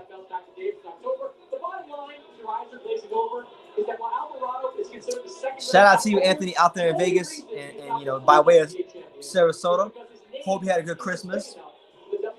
And Happy New Year, champ. Happy New Year. Hubcap titles. You stole some hubcaps back in your day. You can't just dismiss Luke. He is in the ring for a reason. He's more than a decent fighter. I say it's going to. It's possible. I mean, Luke is definitely a quality of enough operator, but he's gonna get caught with something. I'm telling you. It's not for me to comment. I'm not gonna disrespect Barack's woman or anything like that, but this comment was ridiculous. I'm gonna leave it up there. Some of y'all might say, "Oh, BT's being really immature right now," but come on, man. That was pretty necessary. Sponsored to you by NAC. Never stop, never settle. O'Reilly Auto Parts, better prices every day. And odds for tonight's fights are brought to you by Bet Online. Sanctioned to you by the World Boxing Association, the WBA President, Iberto Mendoza Jr. The three judges scoring this contest at ringside are Javier Alvarez, Robert Boyle, and Ignacio Robles. And our championship referee at the sound of the bell, Mark Nelson. There you have it. Okay. Now, ladies and gentlemen, here we go. 12 rounds of action for our title attraction. And it is time to get into zone. That's right, guys. Get in the zone. That's cool. That's corny. What the hell is David Diamante at? He officially weighed in at 129.6 pounds, standing with his trainer, Enrique Centeno. Tonight, he enters this contest with an outstanding record, 28 pounds, 24 victories, 20 wins, coming by way of knockout. There's the updated comment. Kate Adobo was interviewing Ryan Garcia's dad, and she said to him, "You make them pretty, you make them athletic." That's some good sperm you got. That's still funny to me. Redmond says, "I'm hoping this fight has not been fixed for Garcia. It'd be a real shame." We'll see, man. Exactly, Anthony. Ryan Garcia is tall. Normally, the advantage Luke Campbell enjoys over a lot of lightweights is that he's tall and he's rangy, and it buys him some time to do what he wants.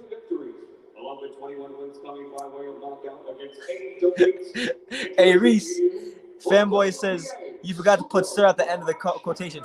Fix your comment. Put sir at the end. It's got to be all the way accurate, or don't put it up at all."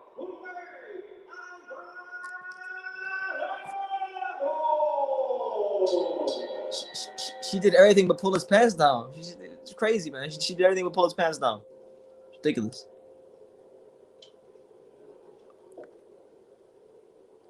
Gentlemen, you had your instructions earlier. You know what I expect. A good, clean fight.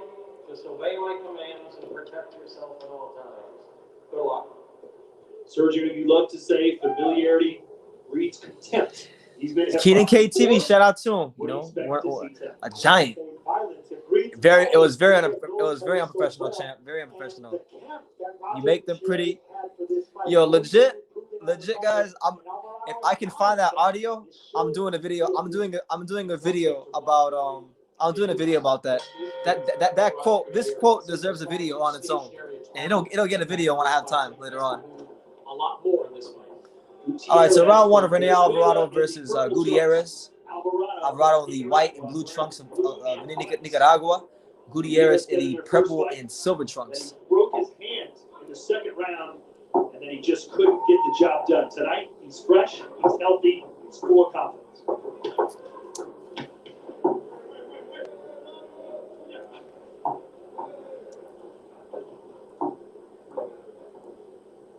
Sergio, you went out on a very big limb by calling this the fight of the year.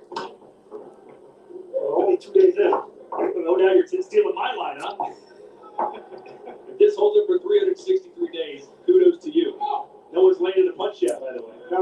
Look, it's because it's a rematch. There you go. So far, these two have already fought each other, and so far, like, they're just feeling each other out. But there you go. The Texas fans are booing the fight. There's no action. Here in Dallas, I'm telling you. Well, they saw what Renee's twin brother did a few minutes ago. They expected the same out of Rene. It'll come. Plenty of time to get there. 12 rounds for the WBA. No, that's you're probably thinking of Sebastian Fundura at 154. Sebastian Fundura is like 6'7", and he fights at 154. and he just barrels down on top of everybody. That's probably who you're thinking about, Anthony. There's a fallacy that usually the shorter fighter can't out-jab the taller fighter. It's all about timing and getting that front foot in the door. There you go. Good jab there by Alvarado. Body shot for Alvarado, who spent 2.5 months training in Las Vegas for this fight. There you go. Good body shot by Gutierrez. One fight can make. I mean, important fight with Andrew Garcia.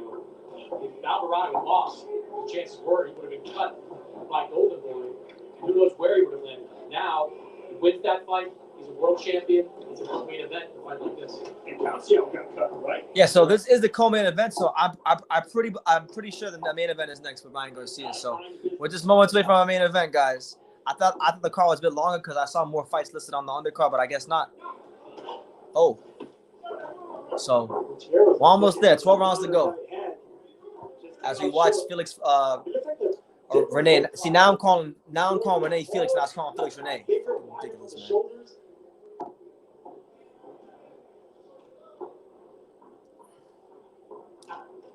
There you go, Renee pressing forward.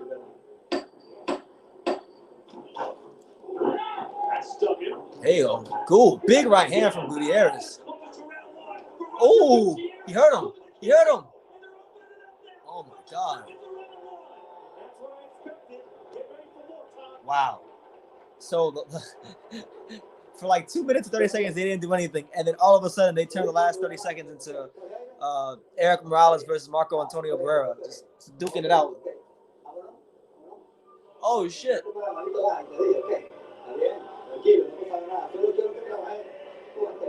Rene Alvarado is actually trained by a friend of mine. Rene Alvarado is trained by my boy, Marcos Caballero, one of the best trainers in the sport. He's the guy that's responsible for helping guy Romo Gonzalez back to prominence. You know, didn't get enough talk, didn't get enough honor, didn't get enough mention when we talked about people that should have been considered for trainer of the year, but a good trainer. You know, he's the father of former fighter Randy Caballero. If you guys remember Randy Caballero, that's his dad. So he trains Cholatito, he trains Rene Alvarado. He's got a good little stable going on there. Shout out to Marcos Caballero. He's definitely a friend of the channel. Very nice, very humble man that I met in Texas back in February of last year. Gutierrez fighting for a bigger purpose tonight. There you go. Good jab there by Alvarado. That was in November, and here he is in the ring now, and he said, "It's my debt to my mother. I owe it to her to bring the world title back to Venezuela and her family." That's a lot of pressure to put on yourself. So Gutierrez, he's got to find a way to make it that slugfest that it was at the end of the first round. Because when he touched Alvarado, he was hitting him with some serious grown man shots. There you go. Good right hand from Alvarado. Gutierrez keeping that chin up a little bit too high. Chris, what was the difference in the Alvarado fight against Garcia? Well, I think Alvarado was the more aggressive fighter in that fight, and his shots were just so clean. Some of that was on Garcia. He didn't look like the same fighter. Oh my God. Oh my God. Floyd Mayweather is. It goes to show you that no matter how much money you have, I'm going to give you only one more, or we're going to stop this. So his aggression. It doesn't matter how much money you have. It doesn't matter what you can afford or what you accomplish in life. If you are not secure in yourself, you will go through a midlife crisis. And if you have money, money makes you more of what you already are. And I think Floyd Mayweather is getting a bit insecure about his looks, and he wanted to look more masculine. So he got that surgery done to where he got he got a goatee going on. He looked like a freaking. He don't even look like Floyd. As for Gutierrez, he changed his career fortunes. No, he's not quite there yet, but he's got a good resume. But he's working his way up there.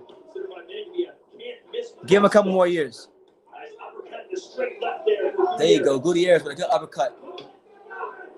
Gutierrez is heavy-handed. His resume isn't rich with a lot of top names.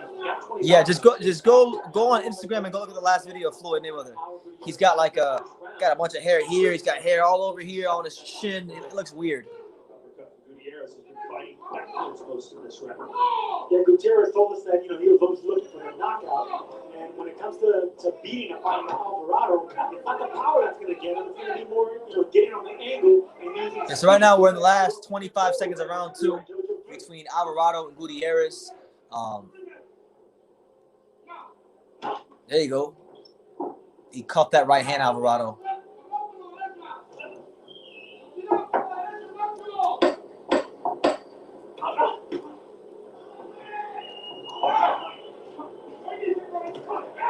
There you go. Good right hand from Alvarado.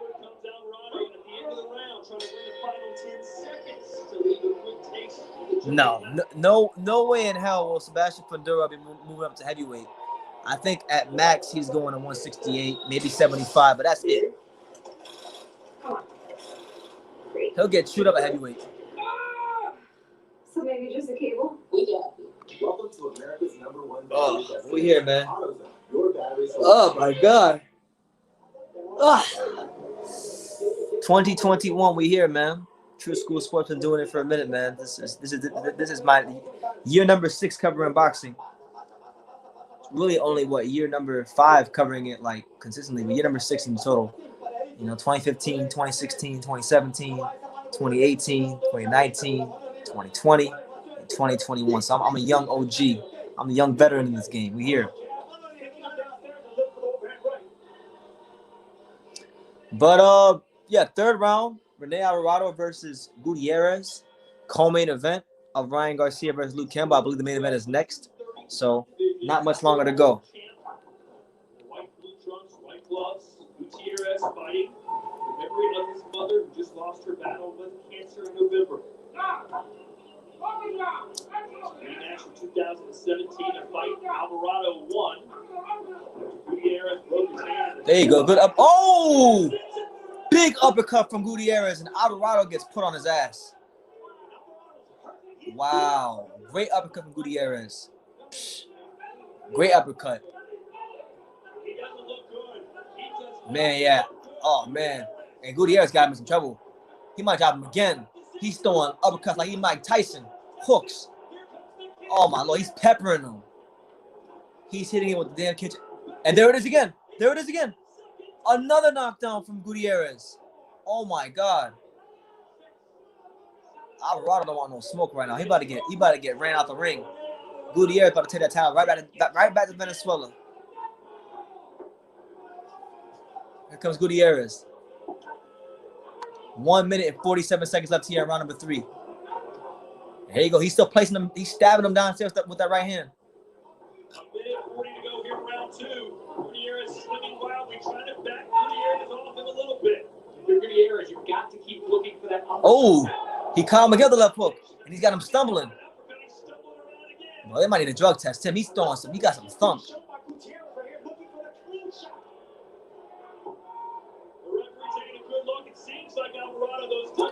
Man, Alvarado, he sent Alvarado so hard, he got him doing the freaking Macarena.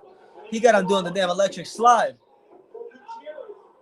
He's got him doing bachata out there with these hooks. He's touching it with some solid, destructive, grown man punches that we talk here on True School Sports. He's taking it to some deep, dark, and uncomfortable places. 56 seconds left. Oh my God. Another left hook from Gutierrez. Jesus. Gutierrez not playing games. He's not playing. He better be careful he don't punch himself out. Oh, 2 counter left hooks by Alvarado, and Alvarado's coming back. Gutierrez is looking for that same right uppercut. Not gonna run anymore. Shout out to my man Esteban Cho. Good overhand right by Alvarado. Oh my God. Shout out to Esteban Cho with the $1.99 super chat. The untouchable True School Sports Empire. We here. And Gutierrez just spit out his mouthpiece. So maybe he's tired. That could be an indication that he's punched himself out. And there's a clash of heads, and now Gutierrez is leaking from his entire left eye. So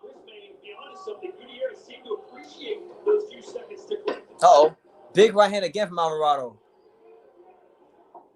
This fight's heating up. This fight is really heating up. Good job from Alvarado. So we will head to round 4. Jesus. So Roger Gutierrez, he took Alvarado to some deep, dark, and uncomfortable places, and Alvarado somehow has managed to escape. And it looks like he may even hurt Gutierrez a little bit. 1 second, guys. I'll be back. Oh, my God.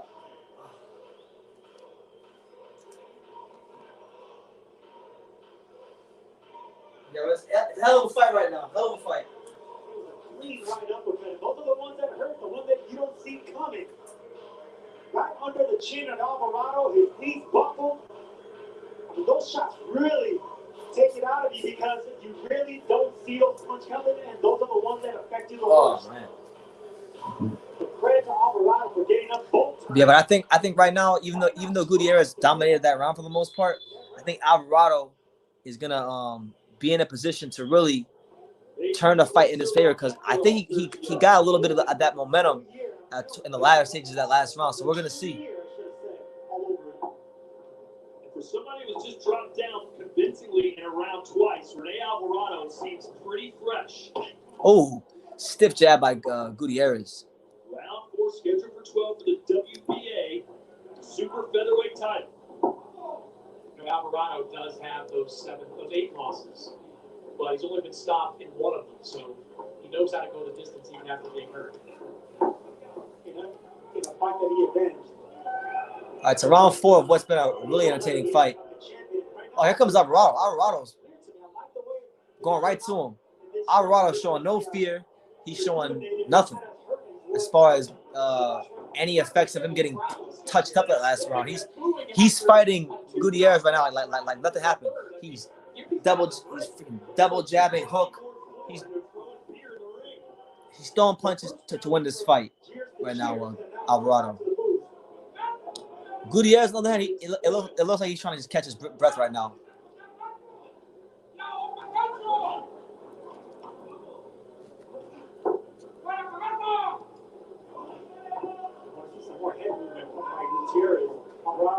There you go. Good right hand from Alvarado. Alvarado still pressing forward.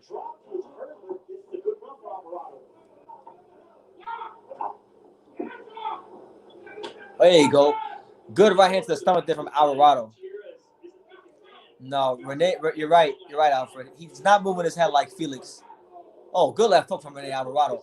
And that one got Gutierrez's attention. He got hit by the left hook, and he immediately went backwards. I think, Sergio, I wondered coming into this fight was for Roger Gutierrez, does a beating like he took against Alvarado stick with him? I mean, it wasn't a one-punch knockout. It was a corner stoppage. But that was 7. What do I think of Adrian Broner coming back? I love it. Broner, you know, as a fighter, I respect him because whether you think he's good or bad or overrated or whatnot or great, he's fought everybody. That's the one thing. He don't duck nobody. He's never ducked anybody, and I respect him as a fighter. I just wish he would have taken boxing more seriously early in his career. But it looks like he's taking it more serious now. He's actually in my area. He's in Sweatbox Gym in Davie, Florida, so he's not that far from me. Hopefully, I might get a chance to meet up with Adrian Broner and maybe do an interview soon. But yeah, shout out to him, man. I mean, he was going through a lot of mental health issues and depression and stuff like that, and I'm very familiar with those kind of things. Very familiar. I deal with them. I deal with that kind of stuff a lot. So, I got all the respect in the world for Adrian Broner for losing that weight and just trying to make his life better. I can't knock anybody who's trying to better themselves. This, of course, is our co-main event, which means guess what's coming next, Sergio? The main event is next. On the left, Ryan Garcia getting a back adjustment. I used to think that Floyd would knock out or maybe knock out Floyd in his prime, but after much film study and just a difference in perspective, I don't think so. I think Floyd would have beat Manny.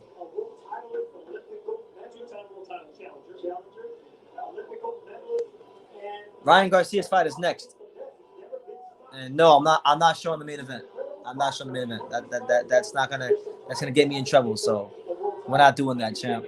But I'll be here. I'll be here to talk about it. So if you want to stick around, you're more than welcome to. We're heading into Rene Alvarado, 5th round of Rene Alvarado versus Gutierrez. Been a good fight. Gutierrez started out blazing out the first 2 rounds, and You know, now Alvarado trying to fight in his favor. Still to come.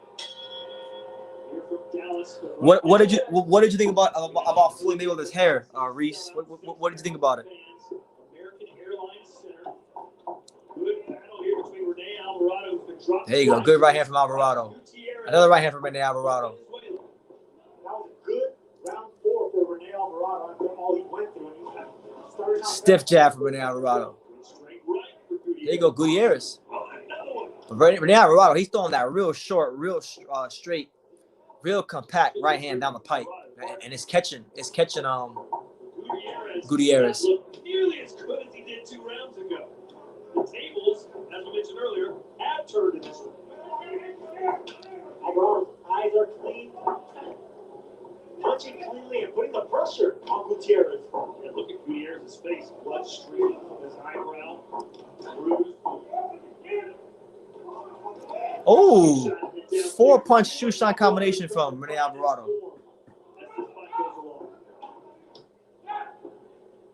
Easily blocking those punches, carrying them away.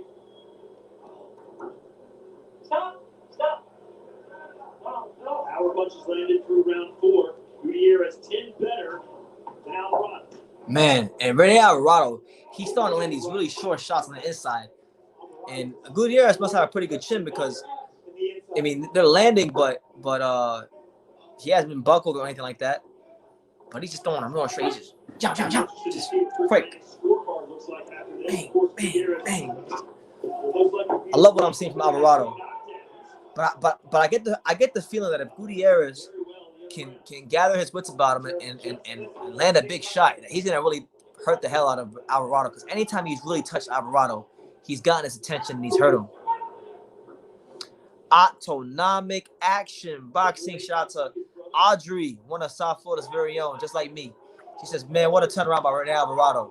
He's a warrior. Shout out to him. He's from Nicaragua and he's showing the same heart as my boy, Cholatito Gonzalez. You know, he got hurt early on. Beautiful stuff from him. Double uppercut, left hook. He got this man bleeding. Got him leaking." That's what Rene Alvarado has done. He probably looked very perilous for him earlier on when he was dropped twice in the same round. There you go. Good right hand on the pipe from Gutierrez. Left hook from Gutierrez.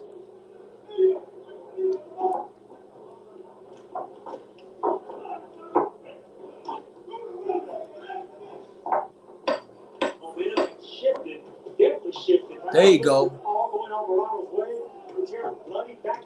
Gutierrez is trying to step in, but he don't want to step in because every time he steps in, he's getting pieced up by something. This fight reminds me of, for some reason, a little bit of when Rumvasai fought Cholatito Gonzalez, the first fight. You know, Cholatito got dropped early on, had a head clash early on, but then he rallied, he got out the canvas, and he started fighting as if nothing happened. It's the same thing, and Alvarado is from the same country as Cholatito, so there you have it. What do you guys think?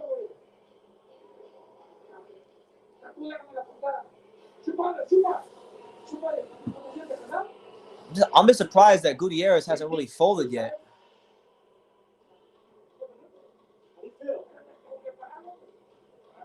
The WRAM and M&R team must be excited for the Twins. Yeah, for the Alvarado. Yeah, absolutely. They used to fight on some of those cards. Shout out to that. You're right. Shout out to Alvarado. South Florida stand up. Audrey put me on game. Audrey be put me on game sometimes when it comes to boxing. So I gotta respect Audrey. She knows her stuff. You're winning, Roger. You're winning. It's certainly been an interesting contest. They'll take a look now at Gutierrez, which gives us an opportunity. All right, so the doctors and ringside physicians are taking a look at Gutierrez right now. Time in. Here we go. What a brilliant recovery by Alvarado. What a champion he is. He is not giving up that belt. He was so badly hurted down by Gutierrez in those early rounds, but he's really fought his way back into the back. But Ricky Hatton sitting with me is just saying, what championship material. What a fight this is. That's a great fight. It's been a great card. Audrey says Broner's at Sweatbox. Yeah, I'm very aware. Broner's there.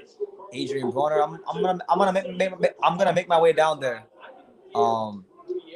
Soon. Early rounds, Soon. like Garrett Davis did, like Round 6 of Rene Alvarado versus Gutierrez. 2 knockdowns in the third. But every other round on my scorecard, I gave to Rene Alvarado. I thought the first round, Gutierrez had a great moment. Will I be live from Neil's exhibition? I'm debating that one right now. I really don't want to do it, to be honest with you. But it's a Floyd fight, so why not? I can see what he needs, Well, but I still got to give credit exhibition. to keeping him at the distance, fighting this fight going backwards. Well, no matter whose scorecard you tend to agree with, this fight very much hanging in the balance. Round 6, scheduled for 12. There you go. Good right hand from Alvarado. Refusing his corner to put the Q-tips in his nose and clear him out. Kind of pushing the arm away when they tried to help him with his cut. Have you ever had a Q-tip in your nose? Well, actually, yeah, the COVID. No, it is. When you're trying to breathe heavy. There you go. Rene Alvarado, another right hand. And one thing I'm noticing about Gutierrez is that Gutierrez is not, he's jabbing, but he's not stepping in with his jab, because I think he's, whatever Alvarado's hitting him with, if it's that straight right or that jab or whatever he's hitting him with, he's weary of it because he's throwing his jab, but he's not stepping in with it. And that's very important. Alvarado trying to push forward again. Box out. Upcoming Mayweather, wait, that could fill the void of Mayweather for Mayweather promotions are going boy. There were some solid ones. I mean, nah, I don't know. As far as the up-and-coming ones, Sean Garcia, I mean, he had a tough fight. He might be one for the future, but he's got a lot of work to do. He's too leaky. His offense is a bit too predictable. He falls in love with the hook too much. So maybe him, but he's got a lot of work to do. There you go again. Left hook by Alvarado. Alvarado's beating the shit out of him. Gutierrez had that one round. But other than that, it's been Rene Alvarado. Rene Alvarado just doing what he want to do, when he want to do it, how he want to do it. It's your boy BT, Brendan Taylor. We're here. Kicking off 2021 with a bang. True School Sports in full effect. Right now, we're watching a great fight. One of the best fights I've seen in a long time, actually, between Rene Alvarado and Gutierrez. Just an amazing fight. I appreciate you, Marty. Thank you for listening, man. Thank you for being here. TSS, this is hypothetical. Who would win in a fight in their prime? Oscar or Manny? Manny Pacquiao will win. So now we're heading into, I believe the seventh round. The seventh round of Rene Alvarado and Gutierrez. Alvarado has been piecing him up with every round except the round that he got dropped twice in. What happens if Ryan Garcia loses? Does he become a full-time Instagram model? He could, and he'll have a lucrative career because he's already built up such a following. But I don't know, man. I'm sure he's not thinking about that. Which fighter would you rather be right now? On that last round, I'd rather be Alvarado. Autonomic Action Boxing says, I call Ryan 5th round KO. Campbell looks excellent. It's do or die for Campbell. That's right. It's do or die. Whole city stand up. The UK. Hey, Luke Campbell got to rep the UK because Ryan Garcia repping America. Broner, Mayweather wouldn't sell. No one in their right mind thinks that Broner can beat Floyd. I would love to see Broner versus Floyd. That's probably the number one exhibition I want to see. Do it for the hood. All right, so round 7. Alvarado's turned into a freaking back foot boxer. Now he don't want to come forward and throw them big punches he was throwing. He want to become a back foot classy boxer. Hold on if you have to.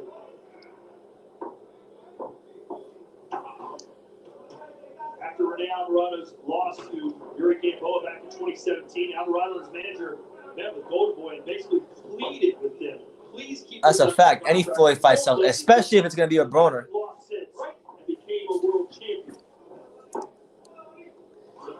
You might be a little bit too hopeful, Redman. You might be a little bit too hopeful on that one, champ. I'm sorry.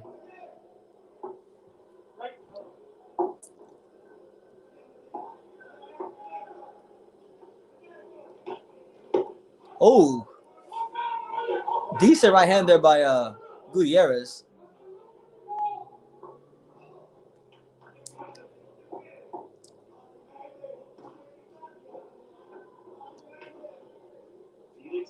Alvarado, the twin brother of Renee, on the last bout.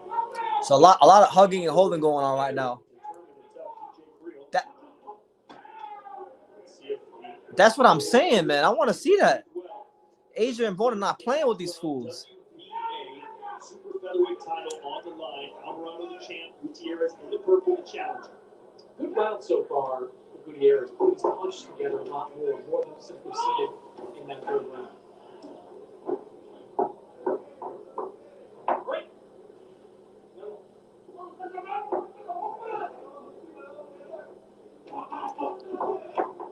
There you go. Good hook there by Alvarado. Alvarado snapped his head back with an uppercut. Come on, man.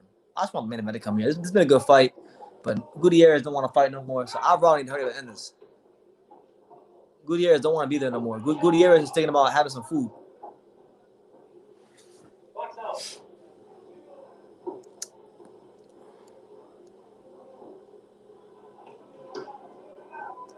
Good note here. Gutierrez has never scored a knockout after round 6. His power is fleeting as we prepare to go. That's funny. I used to have back in my old apartment. I used to have the Floyd Mayweather versus Castillo 1. The poster from that fight. I used to have it on my background for my set. Fun fact. 7 rounds completed so far between Rene Alvarado and Gutierrez.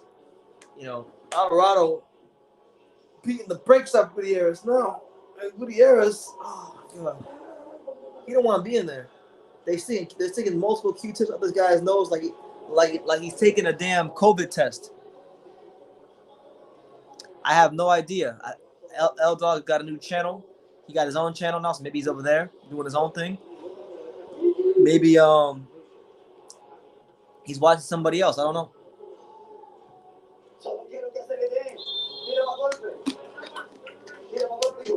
Gutierrez hasn't wanted to be in the ring for the last 2 rounds. He don't want to be there not much longer. I've never watched that fight in my life, and I never will. So did Floyd get a gift, or it was debatable? It was debatable, but I thought Castillo won.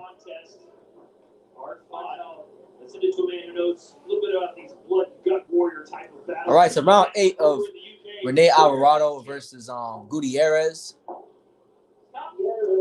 The fight, very intriguing fight. He was totally embarrassed. I mean, Alvarado was going to probably kill himself tomorrow. That he never finished the fight when he had the chance, and now Alvarado was go straight back into the fight. Gutierrez is doing some stuff. Yeah, Gutierrez, if you look at the punches he's throwing, it's just a straight jab 1-2. Ever since that round where he almost stopped Alvarado, he's just been throwing a straight 1-2. There's no hooks, there's no uppercuts. The punches that were making him a dangerous fighter those early rounds have not been thrown, because he's getting hit with something that he doesn't want to feel. But the thing is, he's still getting punched anyway, so why not commit? Oh.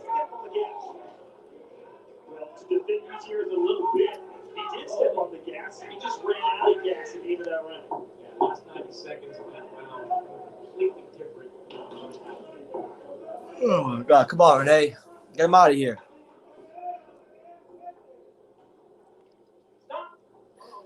Since those 2 knockdowns, Gutierrez hasn't really had that oh wow moment. That's true, man. Floyd Mayweather had that man crying in there, literally crying.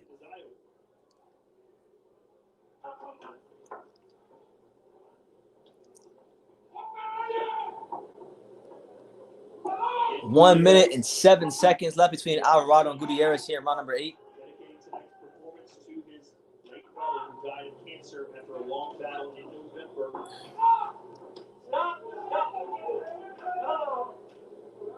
Death like that can motivate a fighter. We all fight for something. Anytime I hear tragedy like that, I always think of James Buster Douglas from Mike Tyson. Good point. Where his mother passed. I missed the first half. Did Asa win? Asa Stevens? They didn't show. I mean, if she fought, they didn't show her fight. I didn't see Asa Stevens' fight. I'm not even sure she's fought yet. But I did see her on the card, Audrey. I did see her on the card. Gutierrez tried that right uppercut again. This time, Alvarado blocked it. I think Alvarado hit to that uppercut now. He does have a channel. I forgot what it was called. I think it's L Dog Boxing or something like that. I don't remember what it's called, but he had a channel. I don't know if it's still up, but he had one. Left here in round 8. Back-to-back quieter rounds for both fighters. Oh my God, bro. Stop. Oh shit, they're playing MF Doom in the background. Hey, R.I.P. MF Doom, one of my favorite rappers. R.I.P. to MF Doom. That was a horrible way to end 2020. They had to give us one last middle finger to tell us that MF Doom died on New Year's Eve. R.I.P. to MF Doom.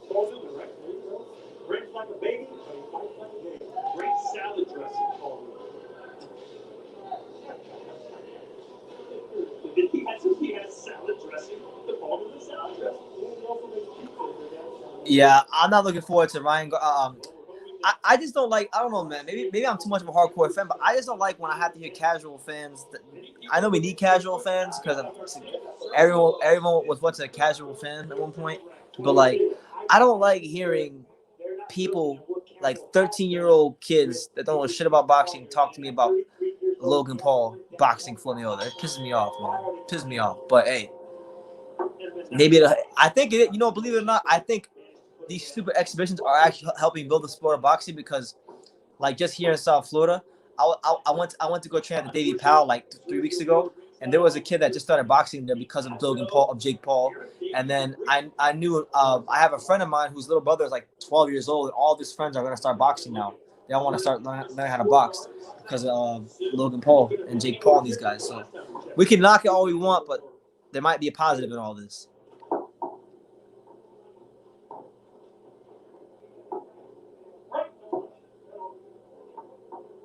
Chris, how do you have it scored through 8 full rounds? I think Roger Gutierrez started to do. I hate that Floyd keeps. I hate that Floyd keeps putting boxing in these positions. 75 in this fight. Big opportunity still for Gutierrez, but he's got to get more active to try to take the title away from Alvarado. Here's from Garrett in just a minute. I mean, I haven't watched it in a while, but I remember the last time I watched it, I thought Castillo won. I'll be honest with you.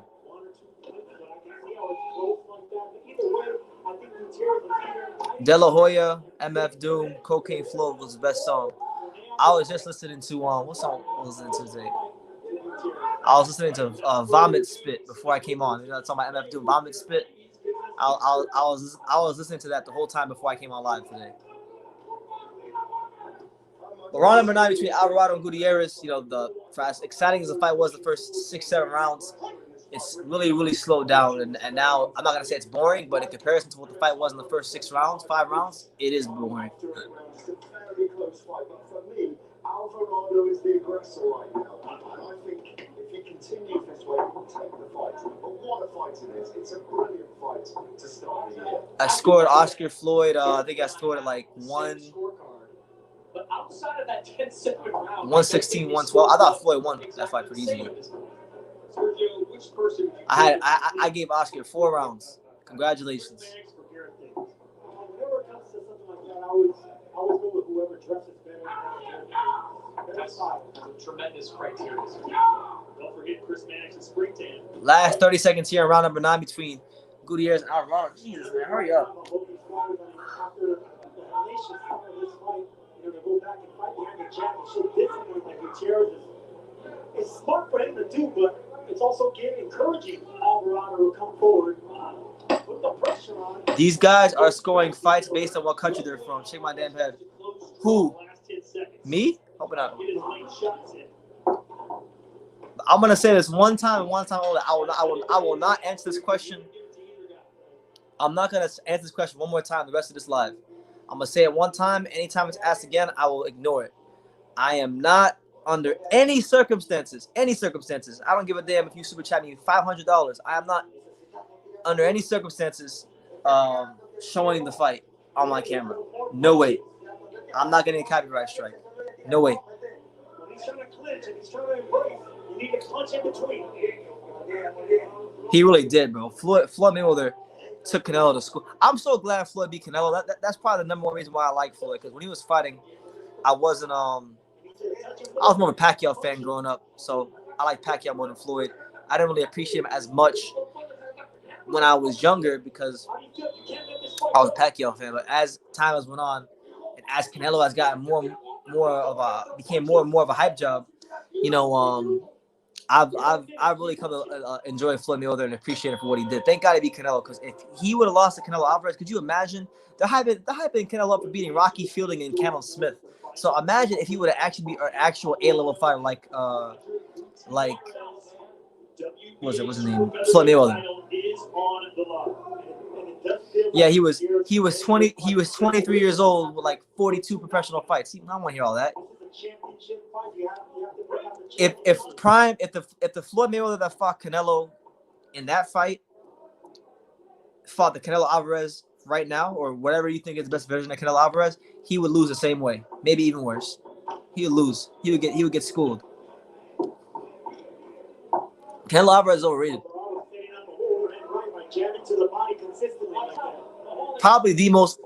Canelo Alvarez is easily the most overrated fighter in boxing. Not even close.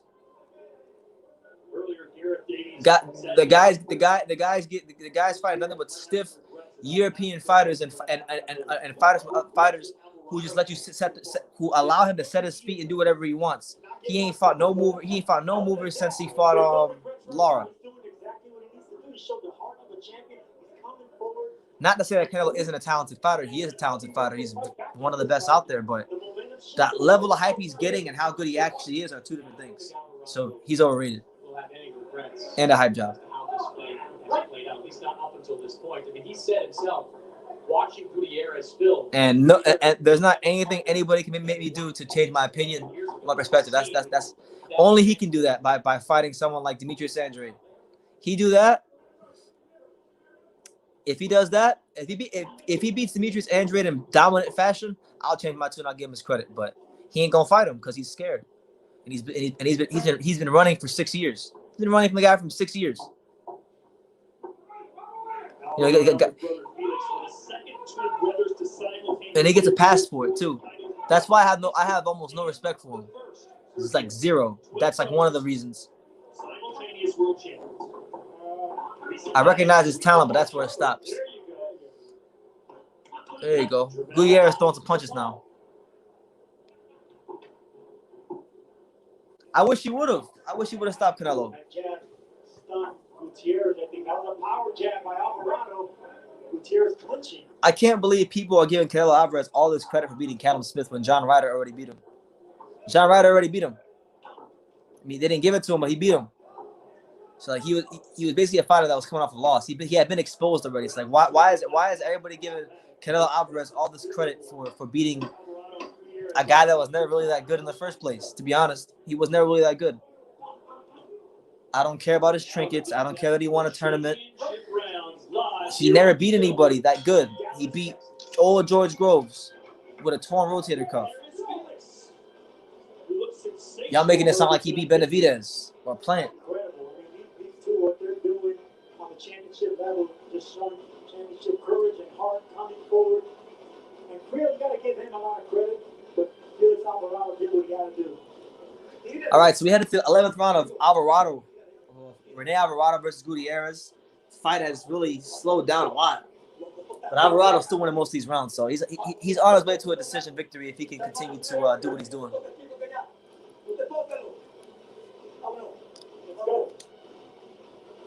Shout out to everybody here. Make sure y'all smash that like button. Hit the subscribe button if you're not subscribed to the channel. Super chat if you led to. We here, man. Ryan Garcia's fight is next, for those of you wondering. Are those ring card girls?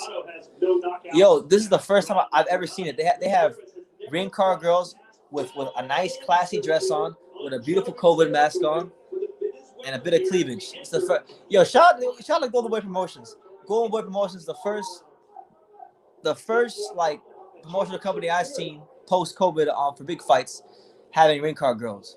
Shout out to them.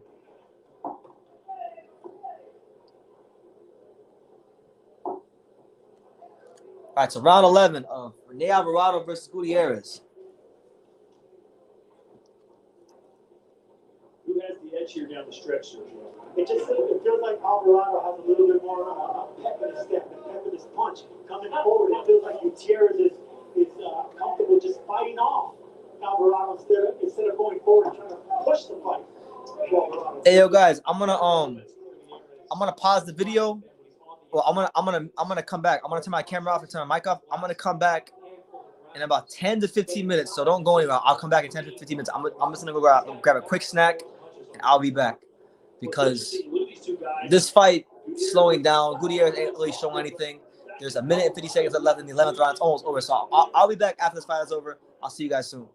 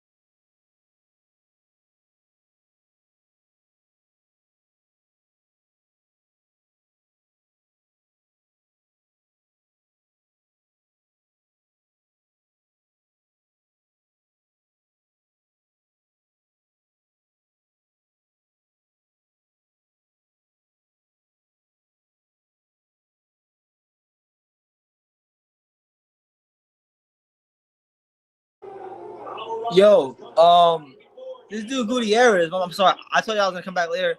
Because the fight was getting more. Gutierrez just dropped. He just dropped Alvarado with a left hook. So I don't know. That's a third knockdown. So he might get a win off of that because that's 3 knockdowns for him. So I came back on live just to just react to the result because now the result's gonna be interesting with that 3rd knockdown. Might be enough. How aggressive would you be if you're Roger Gutierrez? Well, you're Gutierrez, yeah. Roger Gutierrez might have just won himself a fight with that left hook. I don't even know who's winning. Because that's 3 10-8 rounds. So that's like what? It's 3 10-8 rounds. It's a draw at least. 45 seconds for glory. Don't forget Gutierrez fighting in memory of his mother who died of cancer just in November. R.I.P. to his mother. Emotion being carried into the ring tonight for the kid. And he has delivered with some wicked heavy-handed shots. Gutierrez told us, Chris, that's where he went wrong in the first fight. He was over-aggressive. I don't have a link. I'm not watching it on Crack Streams. I'm watching it on the Zone. Yo, y'all got. I love you guys, but y'all gotta start asking for the link. I watch the link on the same website every single week, and y'all ask me every single week. I'm not trying to be mean, but like every single week y'all ask me what's the link. The link is crackstreams.com. If it's not there, I don't know what to tell you. But I'm actually just watching it on the Zone. I watch it every single week on the same link, crackstreams.com. Click on boxing streams, find the fight, click the fight, click play, and you're good to go. But shout out to you, Wavy. TS says, when Vladimir Klitschko finally retires from boxing, who takes over as the overall heavyweight waiting in that division, holding all the titles at the same time? Like, was brilliant. 2 knockdowns for Gutierrez. He gets a knockdown. The 12th. Well, We'll see. Right now, Joshua and Fury are trying to fight to see who can take over. So nobody's really taken over yet. Although I do think Tyson Fury is clearly the best heavyweight in the world, and he's going to prove it when he fights Anthony Joshua. But we'll see, man. I'm looking forward to this decision.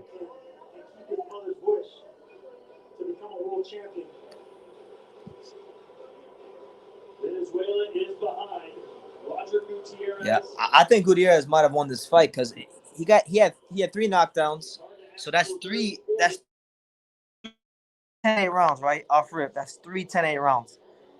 Then all one judge got to do for him to win the fight is just show is just give him a round that he give him one of the rounds that he didn't get a knockdown in, and he wins the fight. So it's very possible. Yeah, like I'm not like I'm yeah. Right now my zone is working, so that's why I'm watching it. Just enough. And those are the punches that hurt the most when you clip the chin. You barely clip the chin, and look at how the knee buckled of Alvarado. That's crazy. This dude Gutierrez can punch, man. He got that thump in both hands. But shout out to everybody here, man. We here for Ryan Garcia versus Luke Campbell.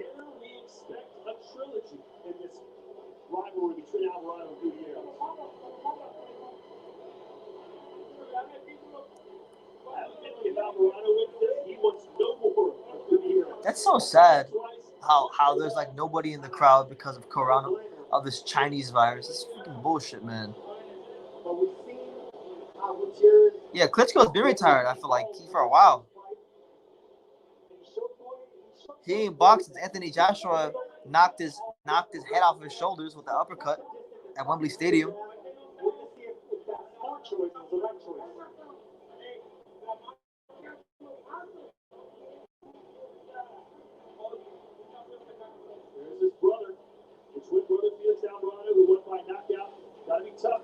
So we're patiently waiting the decision of Rene Alvarado and Gutierrez. You know, really good fight. You know, a fight where Gutierrez nearly got Alvarado out of there early, dropped him twice. Then Alvarado took over him, had like about 4 straight rounds of just dominance, and then last round, Gutierrez dropped him again. So he might have just won that fight because with 3 10-8 rounds, even if Alvarado won every round, it's gonna be a draw because that's already like 6 points. My math is off. I'm not a mathematician, but I think that's what it is. So let's see. Let's see the decision. After 12 championship rounds of boxing, we now go to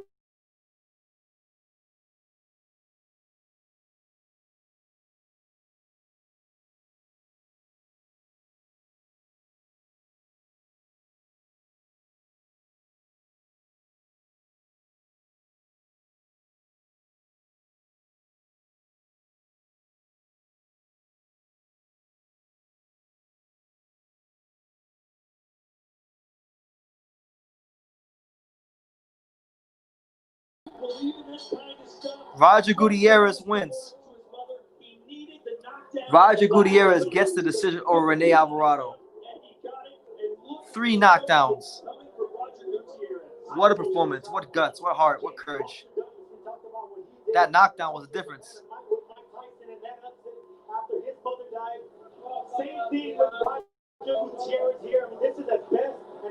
Beautiful performance. Congrats to him, man. He deserved it. Any fighter who can get 2-3 knockdowns in a fight, one in the 12th, they deserve it, man. We'll see a trilogy somewhere down the line. It's just too good not to have. We're forced to have a trilogy here. Yeah, I'd watch the third fight. This fight was really good. Yo, look, so that wraps up the undercard. Overall, the undercard was amazing. Amazing. Why can't I become a world champion in her memory? And that's what he did tonight. Chris Banks, your thoughts? I mean, just a gutsy performance by Roger Gutierrez, back and forth throughout this fight. I look at a young fighter. If you're just tuning in, Roger Gutierrez just won one of the best fights I've seen in a minute. 2 knockdowns in the second round. He got 3 knockdowns, but aside from the rounds he got the knockdowns, and he lost almost every round. So it was mad close.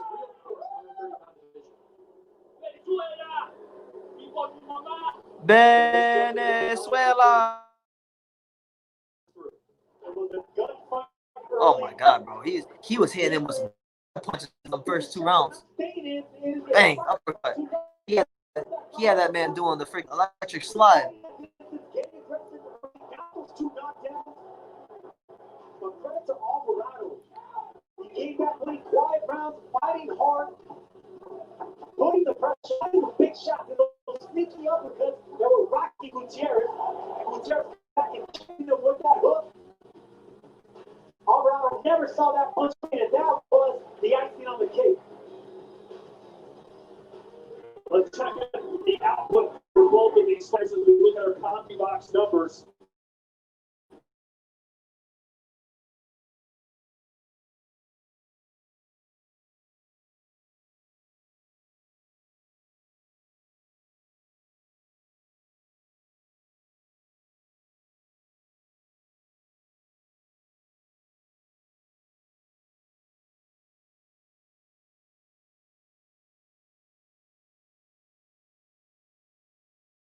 A little bit of a surprise. You know, when it comes to these numbers, so now we set our sights on the main event. Main event, the moment of truth. We're gonna find out about Ryan Garcia. Is he hope or is he hype? We're gonna figure it out. What do you guys think? Hope or hype? What is he? You got Campbell. Is Cool Hands gonna cool off Ryan Garcia? It's fire versus ice. You know, it's fire versus ice. Moment of truth. We exposing all frauds, all hype jobs in 2021. It's the untouchable True School Sports Empire. We here, man. This one, our co-main event, but they'll do their best. Up next, fire and ice, Garcia and Campbell. That's right. I don't got no link. Stop asking me for a link. I ain't got no link. I'm watching it on the zone. I'm watching it on the actual app. I don't know, man. Fuck this nigga, bro. Ryan Garcia against Come on. Luke Come Campbell. on, man. Who wins? Well, I gotta go with Ryan Garcia. I don't got no link. I don't got no link for nothing. All I got is good conversation and boxing talk. I'm not watching it. I'm not watching it on crack streams. I'm not watching it on a streaming site. I'm actually watching it on the zone.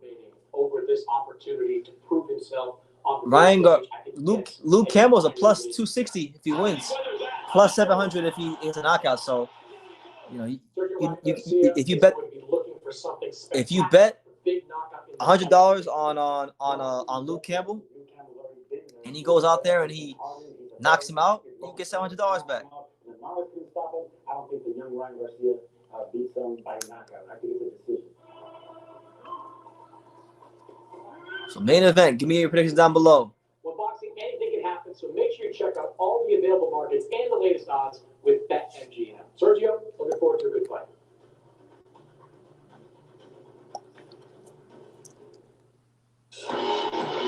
That's what I'm saying, man. If Luke Campbell can't block a left, if he can't block a left hook, he's in some serious trouble. Next up tonight, Ryan Garcia I mean, against Luke Campbell for it's the that simple. WBC interim lightweight title. It's for the right to be mandatory for Devin Haney and his WBC belt. It is for status in what is a stacked lightweight division. Kate Abdo, Chris Mannix here with you. Who stands to gain most with a win in this fight tonight? Man, I still can't believe Kate Abdo said what she said earlier. She really said it on TV. This is his big step-up test. If he wins, he takes the next step towards a world title.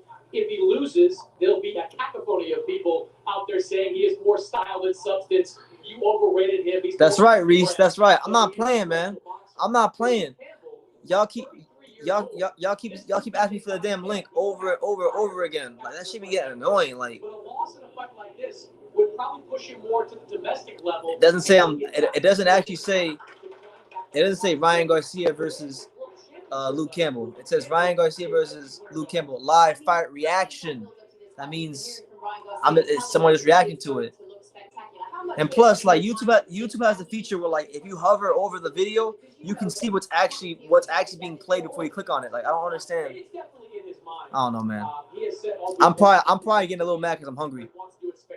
So as soon as this fight is over, I'm gonna go eat, because when I don't eat, I get kind of pissed off. So hopefully when I can end this clip, I'm gonna go eat after this fight is over. Transform the boxing fan base in a way only a few fighters have done. But I got my man Ryan Garcia in the 7th round. He'll get him out of the 7th round, maybe earlier. When he brought in an urban audience throughout the prime of his career, Ryan Garcia. DAZN snapped up KO Abdo from PBC. Well, you know, she's engaged to Barack from Barack, the black dude that works for DAZN. That's her soon-to-be husband. Might be her husband already. So, you know, they work for the same company. You know, couples that commentate together, procreate together. You know what I'm saying? I'm joking. I'm just saying stupid stuff. This main event needs to hurry up and get here. Ryan Garcia is putting on his robe right now. He's got Canelo helping him out, tying this thing up. So this is 6,000 Ryan Garcia fans. The only people rooting for Luke are going to be the ones in his corner. Is he the I don't know, man. She keeps posting things about Barack from DAZN. So I don't know. I was watching a Twitch stream and they started talking about boxing, and the whole chat was spamming Ryan Garcia. Yeah, man, the Ryan Garcia army, the TikTok jits that like Ryan Garcia, they're gonna be out in full force. I look at this fight for Luke Campbell as being one he wants to push into those later rounds. Ryan Garcia is coming in with plan A. He knows he's going to go up there, throw that left hook, try to get Luke Campbell out of there as early as possible. Luke Campbell needs Ryan Garcia to go back to his corner in the 5th, 6th, 7th round and say, it's not working. What are we going to do differently? He needs to make Ryan Garcia. So there's Luke Campbell. He's warming up right now.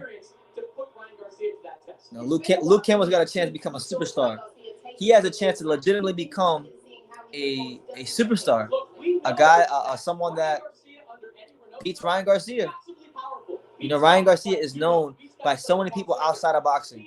You know, people who don't know shit about boxing know who Ryan Garcia is. So by way of you beating him, you become the guy that beat him, and you become a bigger star. You put yourself in a better position. You are more popular. You know, let's see what Luke's got. He's fallen short in a couple of his big fights. Maybe the 3rd time's the charm. He lost to Linares in a close fight, lost Lomachenko, and now this is his 3rd like real big fight. And he even lost to Yvonne Mendy early in his career, but then he avenged that loss. So chance to win tonight. He's more experienced. He's an Olympic gold medalist. But the whole narrative of this fight is, can Ryan Garcia step up and still look spectacular? He's young. He's a pretty boy. Oh, God. There goes the machine. There goes the machine. They're behind Ryan Garcia. He's young. He's pretty. He's marketable. He's super fast. K. Abdul been married to some random guy called Ratman Abdul from 2010. It might be an open marriage, though. Well, then I'm confused. I'm completely mind-fucked then because she's been with this dude, Barack, from the zone for like, I don't know how long. She puts like little hearts in his pictures, and they say they love each other and all this stuff. So you guys are completely just mind-fucking me.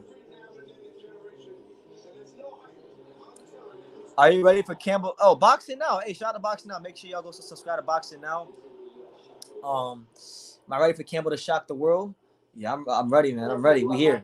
That's why we came here, of course. And they start tonight. Let's take you back out to London and get Gareth Davies and Ricky Hatton's final. I'm not hating on them. I'm just calling them for what they are. TikTok fans, little kids, TikTok fans.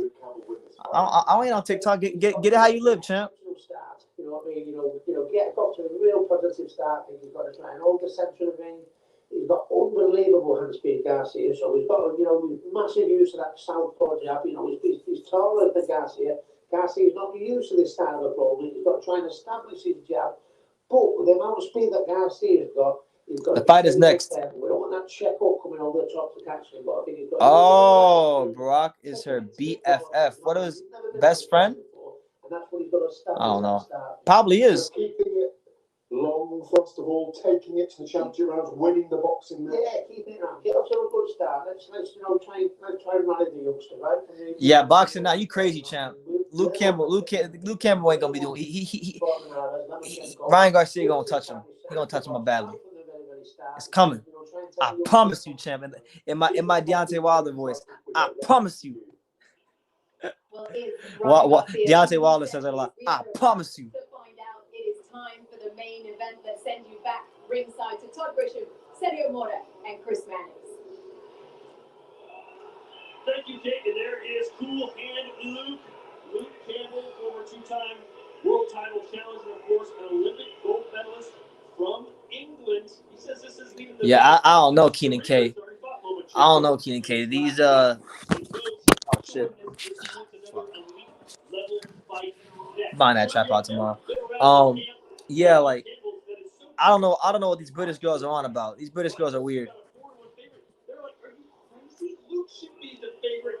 Garcia's fought nobody. Why are they so confident in their guy? Well, look, Campbell already he's an Olympic gold medalist. Here we go. Y'all starting to sound like some people here on YouTube.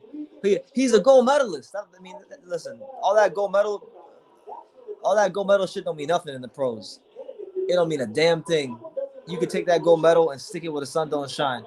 Gold medals don't mean anything once you get to the professional ranks. The experience you get is a good foundation, but it means nothing. You still got to transition from being a great amateur to a good pro. You heard Ricky say earlier that Floyd Mayweather managed to get under his skin. Luke Campbell doesn't talk trash. He doesn't make predictions. And yet for this fight, he said 100% I will knock Ryan Garcia out. Well, listen, it's going to be hard to knock him out, but if I were Luke Campbell, I would think about scoring, getting out of the early rounds, getting respect of a younger, inexperienced Ryan Garcia, and going late and using that championship experience that he got with Linares and with Lomachenko, and that's what he wants to make the fight happen. All right, so that's Ryan Garcia pacing back and forth in his locker room.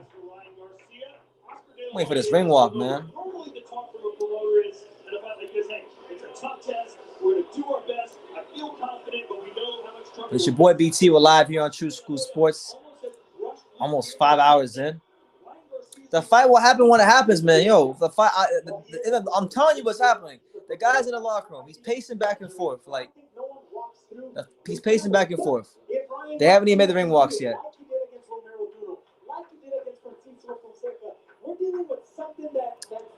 Sergio Mora is going into his role as a commentator up there with the best of them now.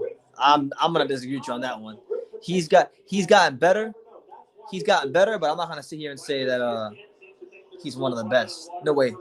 He's gotta put more time in. but he's definitely improved. I'll give you that one. Why do you feel that way? Well, because of Luke Campbell's experience. He is a southpaw. Okay. Shout out to Austin Stevens. I'm probably gonna miss that one because whenever this is over, I'm gonna go eat. Landed, but Luke's not gonna give him that. He's gonna use the ring. He's gonna fight smart. He's gonna fight aggressive. Nah, I'm saving room in my stomach. I'm going somewhere special as soon as this live is over. I can't really say where I'm going, but I'm going somewhere special. So if you guys ask me questions and I see a bit agitated, it's because I'm hungry. That's all. That's all love. Yeah, we need Paul Malignaggi. We need Paul Malignaggi and Brendan Taylor. Yo, legit, I'm going for Luke Campbell. Ryan's gonna win, but I want Luke Campbell to win. Just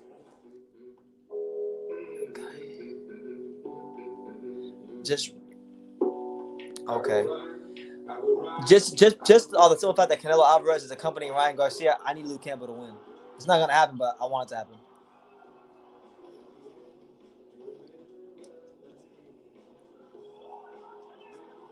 No, it's not. Absolutely not. Give me Timothy Bradley all day over Timothy Bradley, Ward. I like them better. That's just my opinion.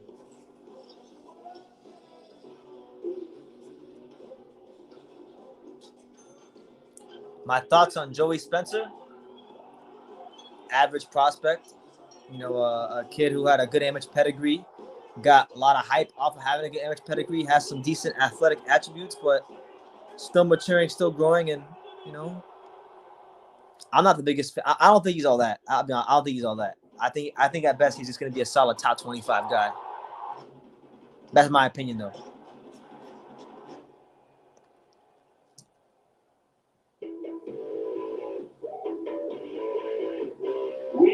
Oh, there he is again. Felipe, what's good? He says Joey Spence needs a trainer. Yeah, I think he's being trained by his father. So, you know, I agree with you. I think he should get a new trainer, and he should work on some things. And me and you talked about this. You were telling me about this, that he plateaued. Was AJ prospect of the year for you in 2014 or 2015? I don't think I had him as my prospect of the year. I think I had Verdejo. I had Verdejo as my prospect of the year in 2015. Felix Verdejo was the truth in 2015. 2014, I don't even remember. Hey, I respect that, Poncho. Here we go. What up, volume at? Sound all the way up. We go all the way up. We going all the way up, like French Montana. That's right. The world has been waiting. That's right. Two kingdoms collide. Fire versus ice. 12 rounds for the WBC interim lightweight championship of the world. Of the world, Craig. Let's go. Introducing to you first, he's a two-time world championship challenger. Hailing from the United Kingdom, Cool Hands. Woo, my man, Cool Hands. He's here, Cool Hands. The Southpaws, stand up.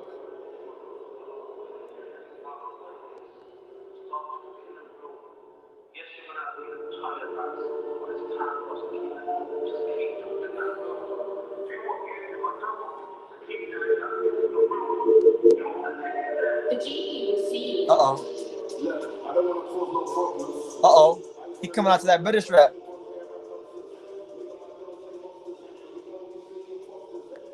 Luke Campbell, 2012 gold medalist.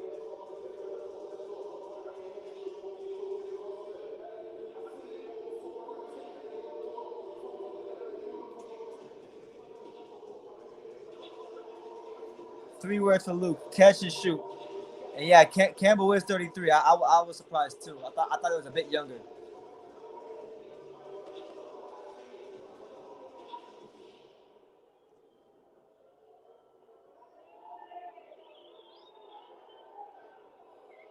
Well, there he is, Luke Campbell.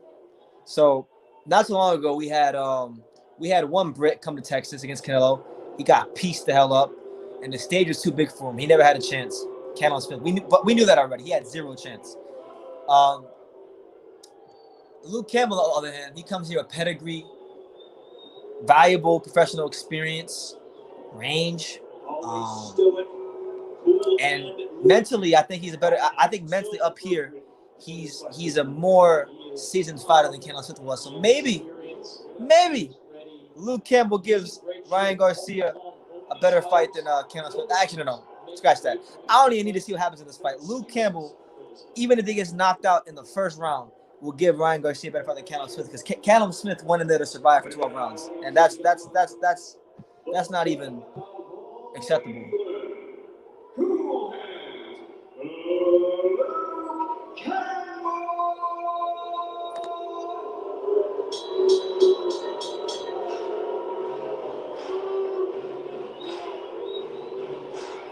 My man's coming out to We Will Rock You. He's coming.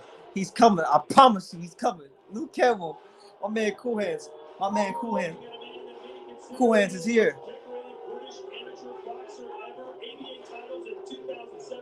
And he makes that long ring walk.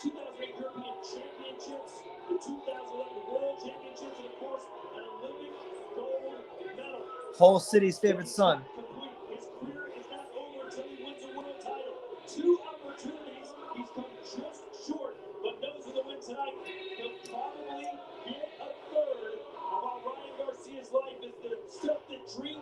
And there he is. Luke Campbell has just stepped into the ring. I really hope he don't be like Cam. I hope he's not like Callum Smith. They give him all this hype, all this adulation, all these accolades, and then he goes in there and boxes like a stiff British hype job. I don't want to see that. I want to see Luke Campbell put on a masterclass performance, or at least give Ryan Garcia something to worry about. So, that's all I can ask for, is for a good quality fight. And if he could beat Ryan Garcia, that should be hilarious. He'll break the internet. Luke Campbell isn't even aware of the power he has right now. Luke Campbell can break the damn internet if he knocks out Ryan Garcia.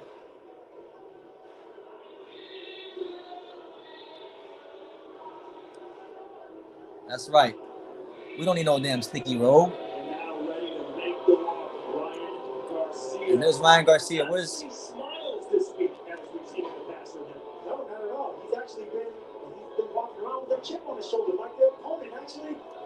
That's how you're supposed to welcome the foreign fighter. How?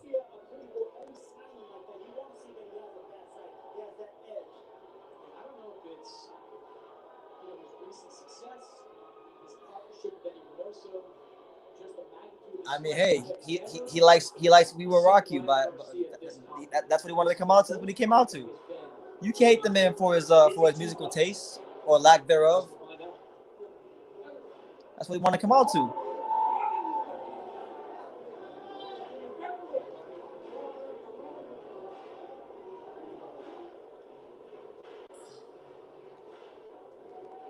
Ryan Garcia looking focused though. He looking focused. We gotta remember, we can't judge ring walks because Callum Smith looked focused when he was up by Canelo Alvarez. That didn't mean a damn thing.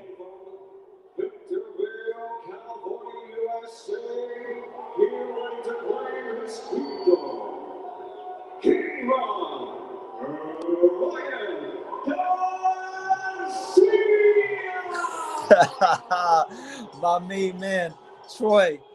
Kaboom, look who stepped in the room with a plate full of oxtail. He's going to the viral, so big up yourself, True School of Sports. Shout out to you, Troy. Hope you're well, champ. God bless. Yeah, look, I don't dislike Ryan Garcia, but just for the spectacle, of it all, it'd be hilarious to see if Ryan Garcia lost.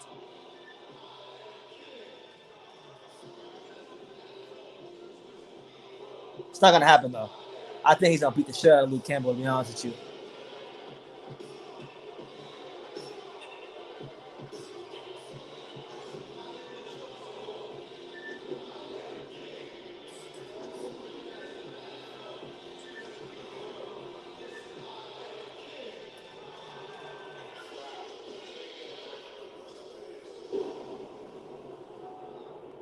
There you go, King Ryan. We're going to see if he's the truth. Is he hope or is he hype? We're going to see it now. Moment of truth.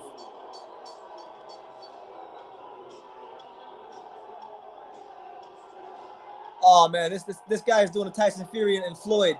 He's literally getting carried to the ring like a king.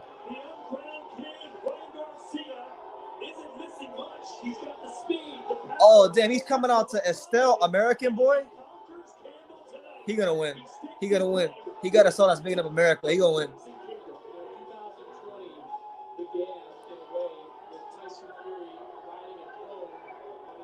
Man, this man got a crown around his head like he's Tyson Fury.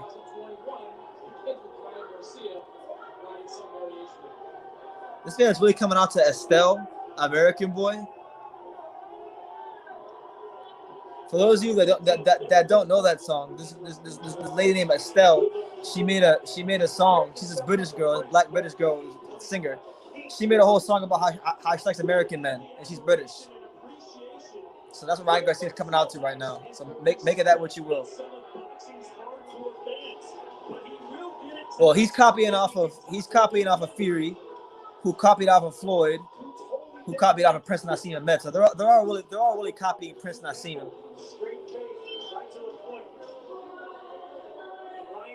This kid is what you guys call a cornball. I agree. No, Ryan Garcia can fight and all, but he's definitely a cornball. He's a corny ass dude. But he can fight though.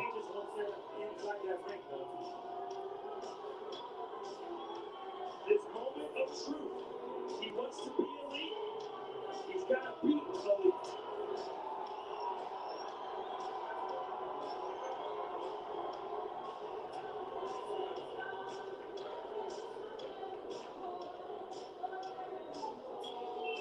Nah. I think Devin Haney will lose to Ryan Garcia too. I think Devin Haney will lose to Tio. He will lose to Ryan Garcia, and he might even lose to Nakatani if he fights him. Facts.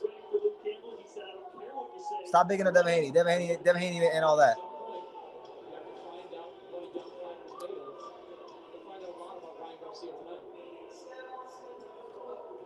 I'm picking Ryan against Devin, and I'm picking Tio. Tio beating all of them.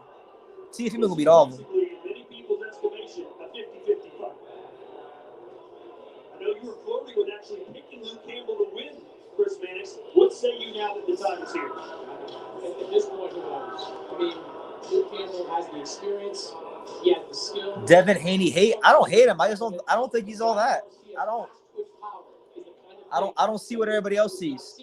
I see a kid with some good amateur skills, but I don't see anything else aside from that. I'm not enamored with Devin Haney, to be honest with you. Now, Gervonta Davis, I can see Gervonta Davis is the truth.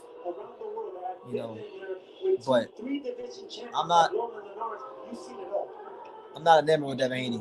But this ain't about Devin Haney. This ain't about him. This is about Luke Campbell versus Ryan Garcia. You know, the fight that's in front of us. We focus at the fight that's in front of us.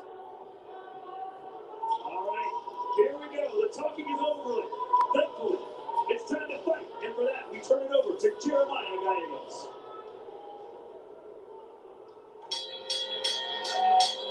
Ladies and gentlemen, from the Big D, Dallas, Texas, USA. That's right.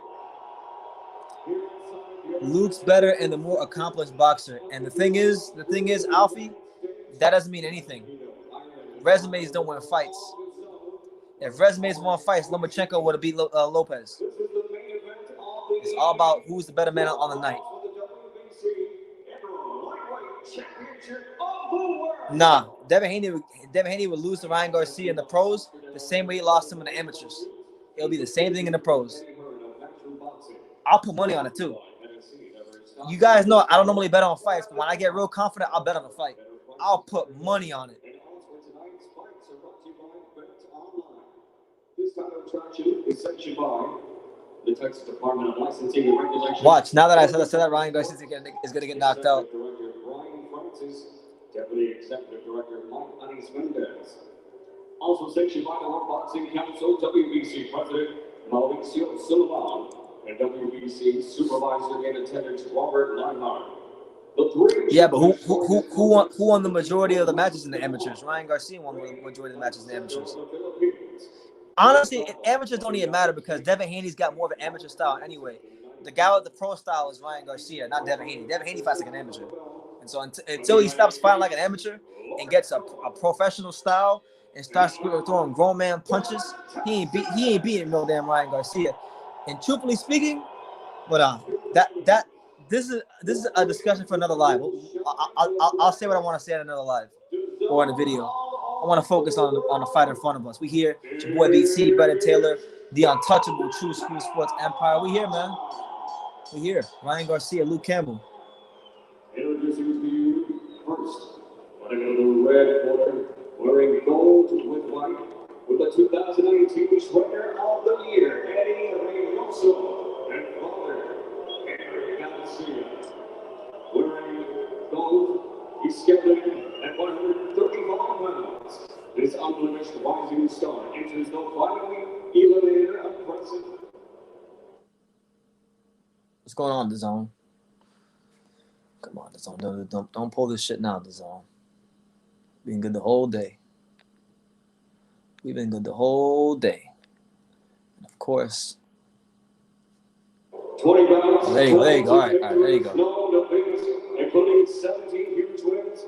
Coming by way of knockouts, he's the multi-time champion, current WBO and ABO lightweight champion.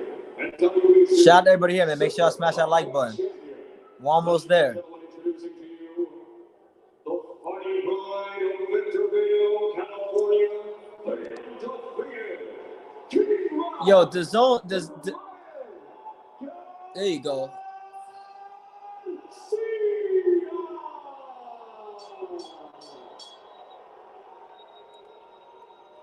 Garcia's entrance was pretty gay. He did the bootleg Tyson Fury. Wearing blue trunks, he officially weighed 135 pounds. Nah, Troy, the fight's in Dallas, Texas. I mean, the UK's got some fantastic fighters, but yeah, Luke Campbell, I don't think he got much of Ryan Garcia. Only 3 defeats. Introducing to you the former Commonwealth champion, the former WBC international champion, and the former WBC silver lightweight champion, the Fighting Pride of all England and the United Kingdom, the 2-time world championship challenger. Here is Cool Hand, Luke Campbell. And once again, we're in charge of the action. Let's go. All right, gentlemen, we don't go to the dressing room. Obey my commands. Protect yourselves at all times. Understood? Touch them up, and that's the love of both of you. And set upstairs, Ryan Garcia has the following and star power and transform boxing audience. All right, so the talking is done. The promotional obligations are done. Ryan Garcia versus Luke Campbell. Fire versus Ice. Hyper Hope. Which one is Ryan Garcia? Here we go, man. Here we go. Ryan Garcia against a gold medalist. Ryan Garcia in the gold trunks. Luke Campbell in the blue trunks. It's your boy BT, True School Sports. Good jab there from Ryan Garcia. It's the stomach.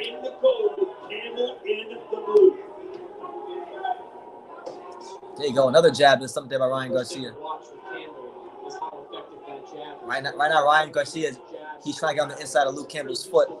Oh, he just missed a big right hand there. Oh, there you go. Good little left hand by Luke Campbell. And a jab to the side by Luke Campbell. And a jab up top by Luke Campbell. Okay, Luke. Oh, but Ryan Garcia with an uppercut. Partially blocked by Luke. Ryan Garcia, we know Ryan's looking for that left hook. There you go. Jab to the start there by Ryan Garcia.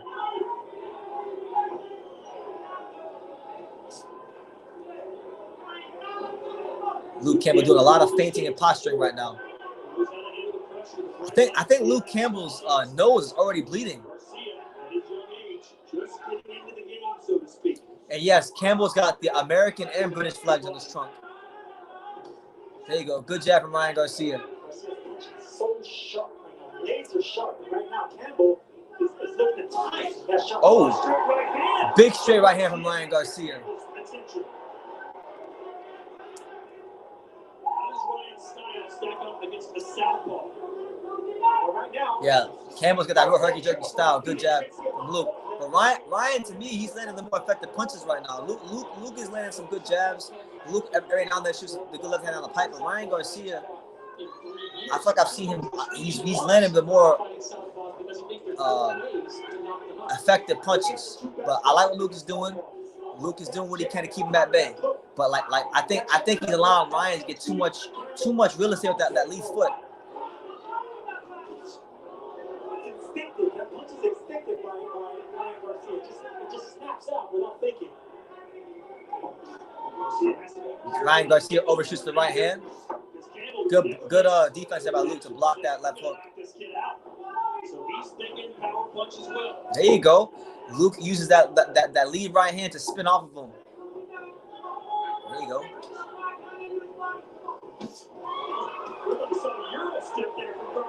Ryan Garcia is throwing these really eye-catching shots, but a lot of them are being blocked by Luke.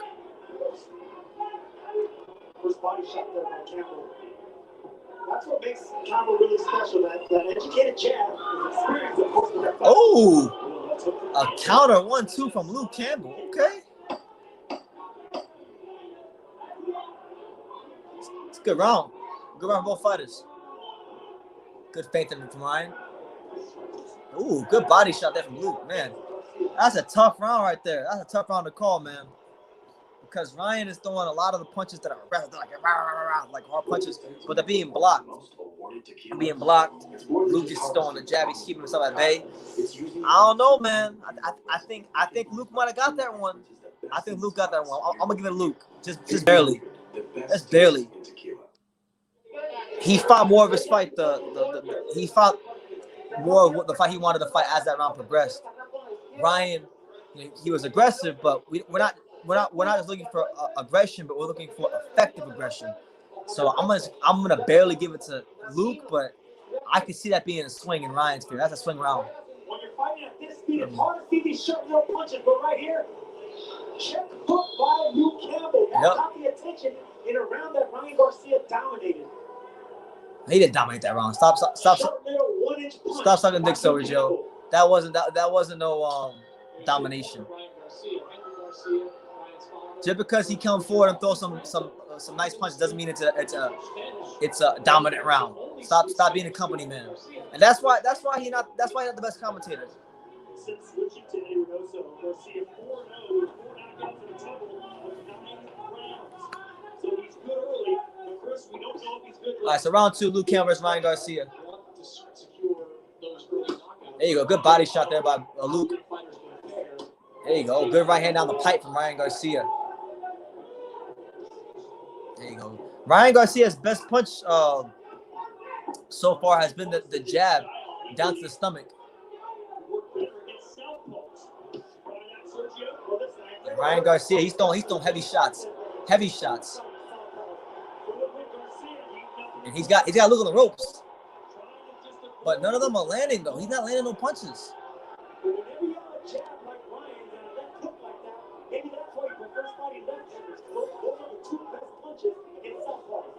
There you go. Good body shot again by Luke Campbell. And jab by Luke Campbell. Okay. So Luke's fighting a good fight. The thing is, Luke don't have a lot of speed, and his punches don't have a lot of thump on them, so it's not going to catch the attention of the judges, but it's landing though. There you go. Good jab by Ryan, but a better jab by Luke. Oh! He gets dropped. Luke Campbell just dropped Ryan Garcia. Oh my God. A straight left hand, overhand left, has dropped Ryan Garcia. Oh my God. Let's go, Luke. Let's go, Luke. Prove me wrong, champ. Prove me wrong. Yo. This ain't Callum Smith. Yo. Let's go. Oh, I'm standing up. I can't even sit for this right now. Whole city stand up. Luke Campbell.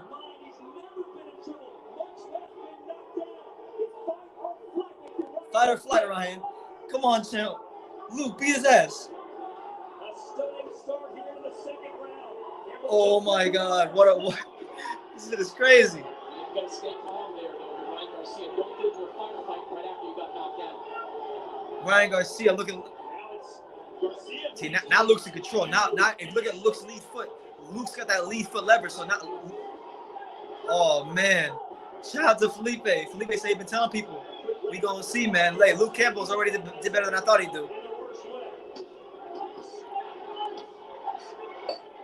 He knocked the shit out of Ryan Garcia. Oh my God. He had that man doing the electric slide. He had my man looking like Neo from the Matrix. Oh man. Hey, well, we gotta give Luke Campbell this much credit. He ain't like them other Brits. He's different. He come to America. He dropped Ryan Garcia. So I respect Luke Campbell. And Luke Campbell, look, I was telling y'all earlier in the live, Luke Campbell trained in South Florida a couple of training camps ago. He trained at Kangaroo Boxing Gym in Miami, Florida. So by way of this training in South Florida, he's different. Let's go, Luke. Let's go, Luke.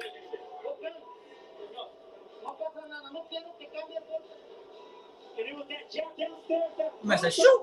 Oh, right on the chin. Right on the chin. Yeah. How marketable is he now? How marketable is he now, Oscar? Clown. I got Luke Campbell 2-0. Right on the button. At first glance, I thought maybe the Flash got caught by a Flash knockdown, but it was nothing. How marketable is that, Oscar? Punk ass Oscar De La Hoya. How marketable is that? Let's go, champ. Round 3. Luke Campbell versus Ryan Garcia.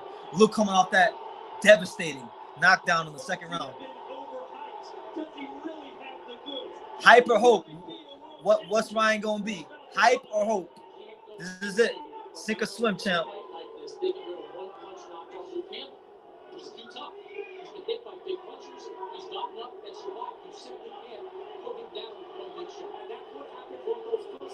I gotta put my damn tripod on. Hold on.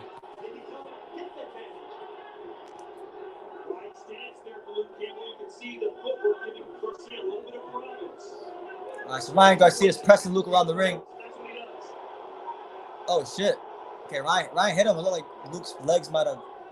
No, he's good. He's good. Okay, I thought they buckled.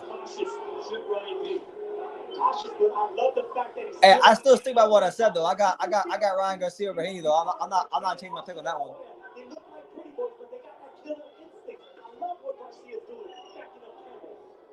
There you go. Ryan Garcia got to use that jab though. Use that jab. There you go. Good body shot from Ryan. Oh, great. It grazed. It wasn't a good body. It grazed him. It wasn't. Capacity sellout here in Dallas, Texas. Every ticket sold. 6,000 fans here, and they're all cheering for the Mexican American. So far, I love the way. Oh, great counter left hand by Luke Campbell. Luke Campbell pulling a straight masterclass on right now. Am I watching Luke Campbell or fucking Michael Nunn? Who am I watching right now? Am I watching the British Michael Nunn? You know he's not. But a body shot. Luke Campbell looking sensational right now. Ryan don't got no answers. Oh. Ryan's throwing a lot of punches, but he's throwing them all quick at the same speed. Vary your punches. He looks anxious. I think Ryan's just mad anxious. He might need a couple rounds to settle down. He better hope Luke Campbell don't beat his ass these next couple of rounds, because if he does, he's done for. But if he can get like the 6th round, he'll be all right. He's very tentative. He's very anxious. You can see it in his body language. But Luke Campbell, man, I gotta give him credit. I know a lot about Luke Campbell, but he's boxing his ass off right now. Good body shot from Ryan. You can see that Luke is just waiting to catch him with one punch. But I love the way that Garcia reacted after that knockdown and how he won this 3rd round. With the aggression coming forward. Yo, Sergio Mora is trash. I'm sorry. Whoever says Sergio Mora is one of the best commentators in boxing, no, he's trash. He's over here riding Ryan Garcia. This guy ain't won around yet. He ain't won around yet. Luke Campbell taking him to school. Shout out to Cash. He said, I told you not to dismiss Luke Campbell. I didn't dismiss him. I just thought Ryan Garcia was going to win and beat the shit out of him. And he might. This fight ain't over yet. But Luke Campbell has superseded my expectations. I ain't talking shit about Luke Campbell. He's superseded my expectations by far.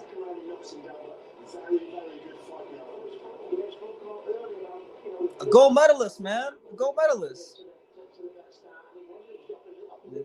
This ain't fraud ass, bum ass Callum Smith. This is a real fighter, a real British warrior. Luke Campbell. Shout out to Luke Campbell, man. This ain't Callum Smith. Garcia needs to keep working the body and watch the overhand from Luke. Absolutely. I think Ryan got to take some speed out of them punches. If Ryan gets to the 6th round, he'll be all right. I think he'll be all right. All right, so round 4, Luke Campbell, Ryan Garcia. I don't even got Ryan running around. Luke Campbell put on a straight masterclass right now. Look at it with the up jab, with the motherfucking up jab. Look at Luke Campbell.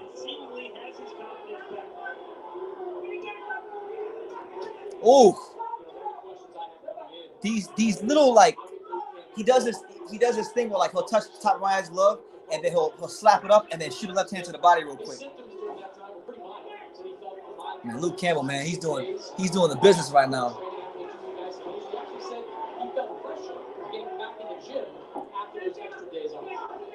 Come on, Luke. Supposed to take place at the beginning of December. Instead, we get the second day of 2021. There you go. Another body shot, and the referee warns Luke Campbell for a low blow. Shout out to everybody. Make sure y'all subscribe. All that good stuff. Ryan Garcia in trouble right now. Good left hook by Ryan Garcia. Good left hand to the stomach there by Luke Campbell. Luke Campbell got all the answers right now. If every punch is a question, and Luke Campbell got the motherfucking answers right now. Hey, shout out to Luke Campbell, man. Hey, I'm not gonna lie. He's getting my respect even more in this fight. Uh-oh. Good right hand from Ryan Garcia.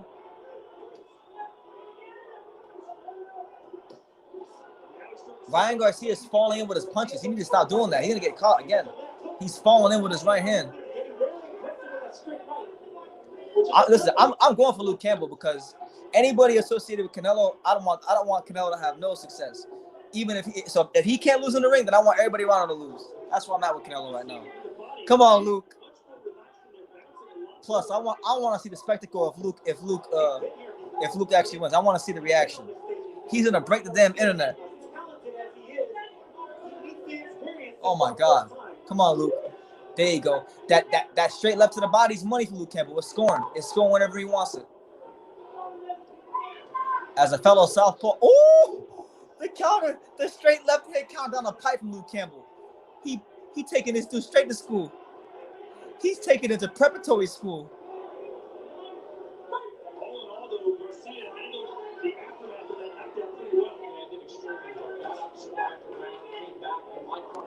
He's taking it to lecture school. Shout out to Luke Campbell. Great pair from Luke Campbell.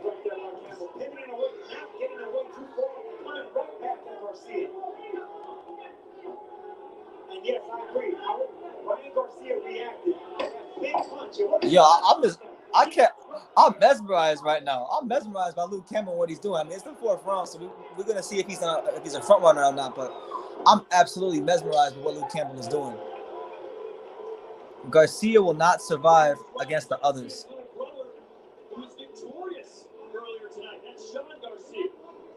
Listen, if Ryan can get out of this fight with a W somehow, a legitimate W, it's gonna be the best thing that ever happened to him. So maybe just a cable?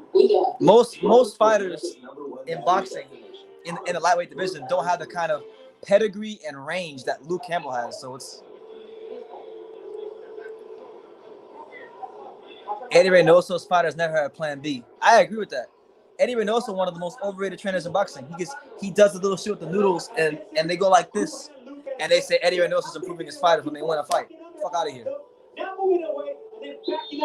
Yo, Luke Campbell's wearing the American flag on his trunks and Ryan Garcia isn't, so that's why he's winning. If Ryan Garcia had the American flag on his trunks, he would actually be winning. Garcia looks comfortable. He took that big shot, he went down and got up. All right, so round 5, a very key round of this fight for Luke Campbell. Taking for the Ryan Garcia to school. I got it 4-0. Ooh, another counter by Luke Campbell. Yo, we gotta put some respect on Lomachenko's name right now. Lomachenko beat this guy. Okay. Good job by Luke Campbell. I hope Luke Campbell don't pull a Frank Bruno where he does great in the early parts of fights and then he forgets how to forgets how to fight in the championship rounds. He better not pull a Frank Bruno. I got Luke Campbell winning all 4 rounds. The only round Ryan could have maybe won is the first. And that's about it. I got 4-0 Luke. Good body shot from Ryan Garcia. Yo, why is he so squared up like that? Bend your knees. Garcia in this fight either, presenting something of a stationary target. Garcia, 2 things that you touched on. Never been much on head movement, never been much on fast feet. And that's the reason because he has so fast. His hands are so fast, he doesn't need to move that much. That's what I'm saying. Luke Campbell, I respect him because Luke Campbell's a man of the people. He represented the UK, he represented America. He trained in Miami at Kangaroo Boxing Gym. He's not gonna lose. Oh, there you go. Luke's pressing him now.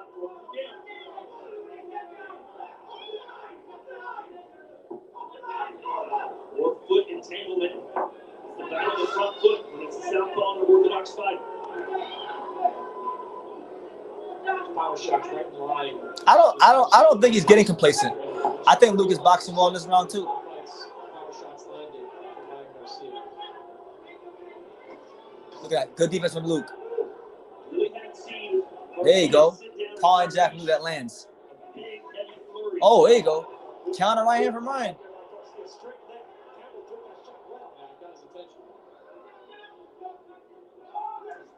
Oh. Man. Luke is blocking almost all these shots. I'm very impressed with Luke's defense.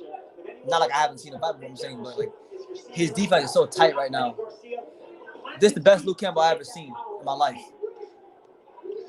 There you go. Nope. Ryan Garcia threw 4 punches and not one of them landed. Good jab to the stomach there by Luke Campbell. Another jab to the stomach there by Luke Campbell.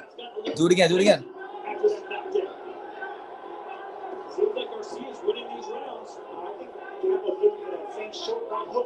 Bruh.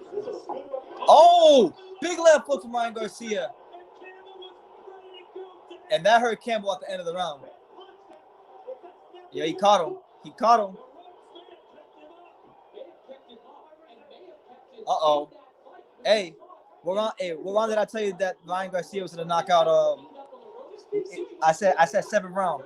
We about to head into the 7th, or no, 6th. We're about to head into the 6th. So I might be a round off if he gets him out.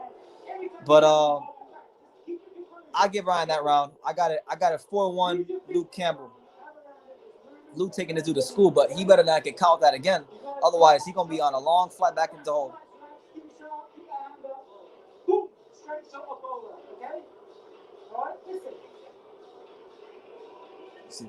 Ah, yeah. He threw the straight left. He threw a straight left, and he dropped his right hand and got caught. How will Luke Campbell react after that punch? We've seen how Garcia react after game. Oh, man.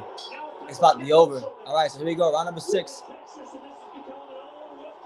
Here we go. The crowd is behind Ryan Garcia. Oh, big right hand. Big left hook. Oh, my God. Ryan Garcia. He about to get him out of there. He's coming for him.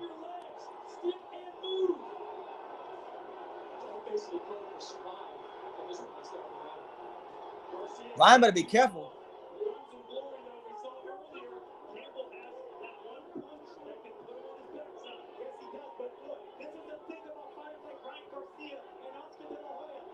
There you go. Good jab to start there by Luke.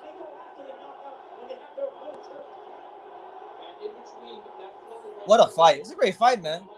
It's a great fight. We're seeing what Ryan Garcia is made out of. Good left hand by Luke Campbell. Luke's lead right hand, whenever he throws his left, his lead right hand is beginning to drop. Ryan's going to catch him with the left hook. It's coming again. It's coming. I can see it. Watch Luke. When Luke throws his left hand, watch his right hand.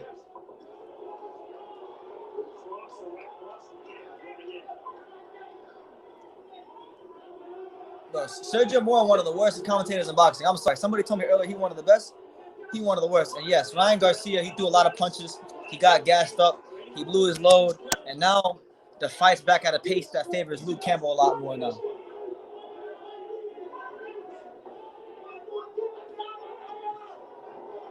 This has not been the type of fight. Oh, they show Canelo ringside. Come on, Luke. I can't be having Canelo being all happy because Ryan Garcia won. Come on. 2021. And this is the thing about these pretty boys, these Sugar Ray Leonard, these Oscar De La Hoya. We want to see how they react when they're hurt. We want to see how they react when they hit the canvas. Ryan Garcia reacted like a mean fighter. You can't teach killer instinct. So what does Campbell need to do to collect himself? Yeah, so right now the fight's slowed down a lot. Ryan blew his load early in the round. This round to me is, I think Luke might be getting this round too. Because Ryan had that one flurry early, but Ryan's throwing punches and landing on they're all landing on the guard. They're all landing on his gloves. He's not landing nothing. Oh, but Luke Campbell, he landed a much harder shot there.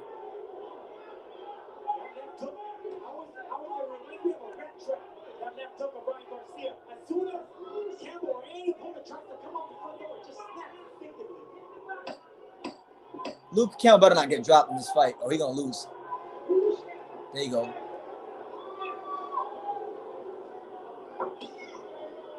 There you go. Decent little body shot up in Ryan. I thought Luke won that round. They're probably not gonna give him that round, but I thought he won that round. Oh God, stop showing this clown, bro. Fuck Canelo. I want to see Canelo, man. Fight Demetrius Andre. That's all I got to say, man. I can fight Demetrius Andre. I'm not trying to see Canelo Alvarez right now. But I got Luke winning pretty wide. I got a 5-1.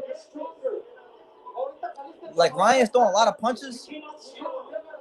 He's throwing a lot of punches, but Luke's picking him off with his gloves, his elbows. And then, like, if you notice, there was an instance in that 5th round where Luke went on the ropes and Ryan was throwing all these those punches. And then when Luke just went, right up the middle. Split the guard, and he made Ryan retreat immediately. All right, so we had round 7, back half of the fight where champions are made. We here, man. Luke Campbell, Ryan Garcia. Give me your scorecards in the comments for those of you that are watching the fight. All right, good left hand from Luke Campbell to start the 7th round, and a jab from Luke Campbell that snaps Ryan Garcia's head back. Here we are in the 7th. Chris, how do you have this scored right now so far? I think Garcia's been in control and won every round except the round. Oh my God, bro. Chris bro. Yo, I'm sorry, bro. God forgive me. I repent. Fuck Chris Mannix, bro. Fuck this guy. How could you give Ryan Garcia every round but the 2nd round? The niggas. I'm sorry. You got, like, Chris Mannix about to bring the ghetto out of me. Ryan Garcia has literally lost every round. Almost, he's been getting his ass taken to school almost every round except the round except the 1st round and the round where he caught him. So really, at best, the best you can do is 4-2, maybe 3-3 if you want to get real generous, but no way. Gareth Davies has a more reasonable scorecard. He's got Ryan Garcia up by 1 point. That's more reasonable, but I don't agree with that either. There you go. Why does Luke gotta pressure him? He's boxing him great from the outside. He's picking him apart from the outside. Oh my God, bro. But I can see what This is gonna be the fight that makes me hate Ryan Garcia.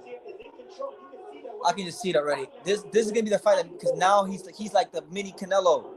They're landing on his gloves. Oh, never mind. And there goes Luke. Oh, it's the 7th round. It's the 7th round.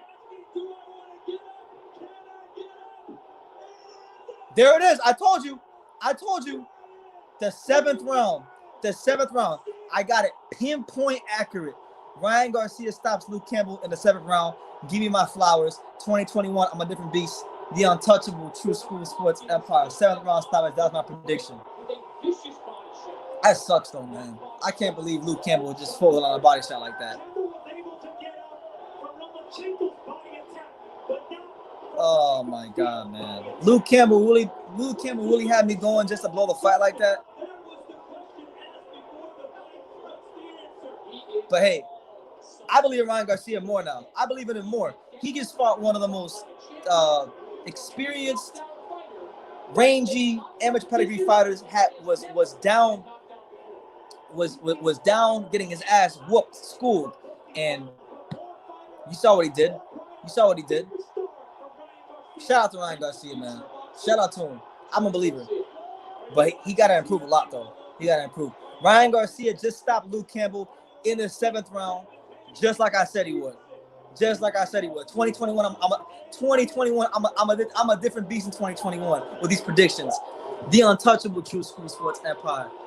Don't you ever disrespect me like that. 7th round, stoppage by Ryan Garcia, man. Great fight, man. Respect to Luke Campbell, even though he got stopped with a body shot, a true British warrior, a true warrior of British boxing.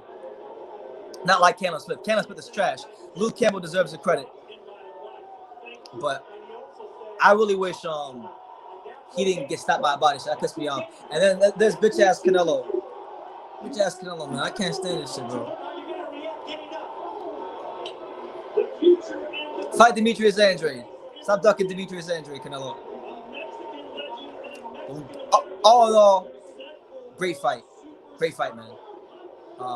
You always want to see, like, when a fighter goes through some adversity, you know, he got dropped, getting outboxed, getting countered, losing a lot of exchanges, and he answered the bell. He showed tonight that he's gonna be a factor in boxing. Ryan Garcia. He's gonna be a factor in boxing. Ryan Garcia.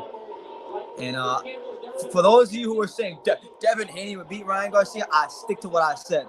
Ryan Garcia will beat the brakes off Devin Haney. Oh, what a body shot, liver shot.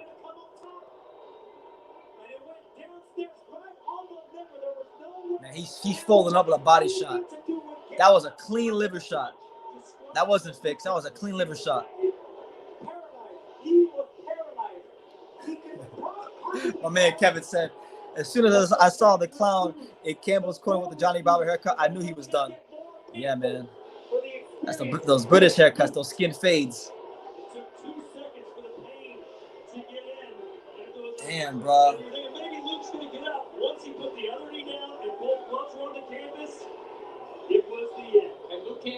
This is the end of you, my friend. Good account, though, from Luke Campbell. Good account of himself from Luke Campbell. You know, but, hey, every time he stepped up, he lost. Every time he stepped up, he lost. So, you know, he looks good losing, but he's still losing. Oh, man. Hey, Ruben, shout out to you, champ. Nah, man, the zone decided to start earlier to accommodate the British commentator. But, hey, shout out. I want to give a shout out to myself for not just calling the fight right, but calling the exact round correctly. 7th round stoppage, Ryan Garcia.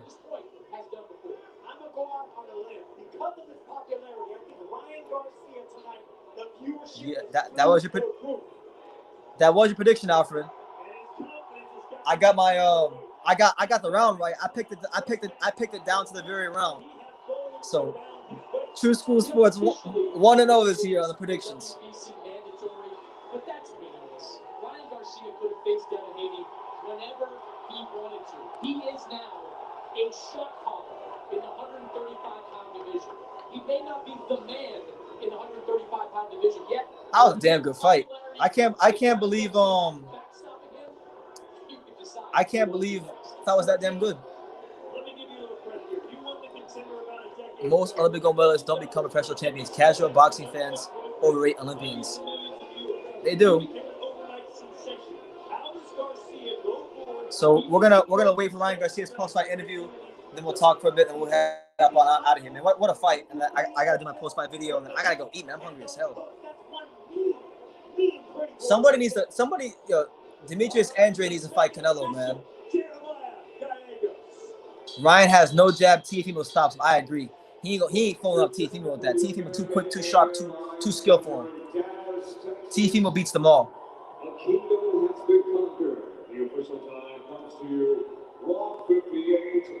Great fight.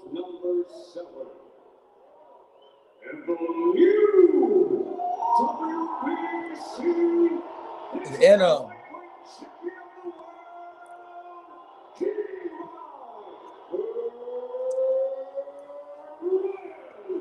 Ryan Garcia versus Devin Haney. Make it next. Let's see how good Devin Haney is.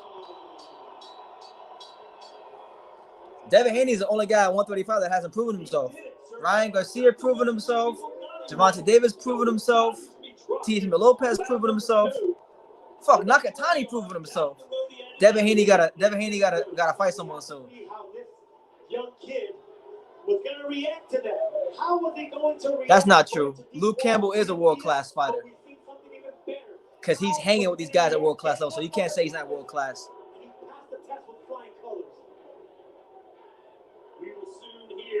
I'll tell you this, though. Ryan Garcia's got to improve quite a lot before he fights Gervonta Davis. Gervonta Davis will walk right through him. If that guy shows up against Tank Davis, Gervonta Davis will walk right through him. But he's going to get better. True School Sports proving himself. Called it in the 7th round. When I'm wrong, I'm wrong. When I'm right, I'm right. Give my flowers. Give my flowers. Give my just due. Into hysterics. They didn't know what to make of it, but he came back. He came back even stronger that next round. That showed character. You can't teach that, Tom. You have to go through that fire to understand how you're going to react to that fire. Ryan Garcia passed every test he possibly could. It's the champ. He got dropped. He got hurt. And he was able to still get the knockout. But yeah, neither one of these guys beat Teofimo Lopez. Teofimo wouldn't lose to Ryan or Luke. Teofimo won't lose to Haney. He won't lose to none of them. Based on what I saw nothing tonight from Ryan Garcia to make me change my mind that I think that he's better than Teofimo. No, I respect Campbell, man. I respect Campbell. Anybody who calls him a bum in my presence or says that he's trash or domestic level, I'm not having it. Luke Campbell can fight his ass off. I respect him.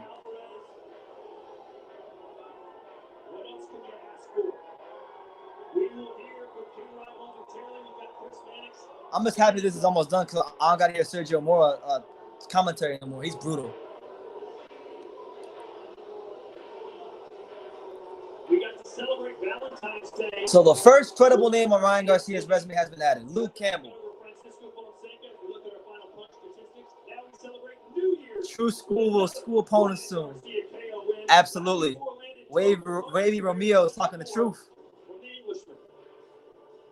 Power punches. 77 to 51 and a 44% clip for Ryan Garcia. All right, let's Rib dinners. Rib dinners all day. Well, Ryan, congratulations. When you ride to the ring on a throne, you better perform like a king. Who's that badass girl in the background? Tonight, what did you think of your performance? Man, it definitely showed. I think I showed a lot of people who I really am. You know, going to this fight, I wanted to show people that, you know, whatever they call you, you know, they wanted to call me a social media father, they wanted to call me a lot of names. Your teachers may call you things, your parents even, anybody who tries to put you down, tells you can't become something. Remember, you're not who people tell you are, you're who you choose to be.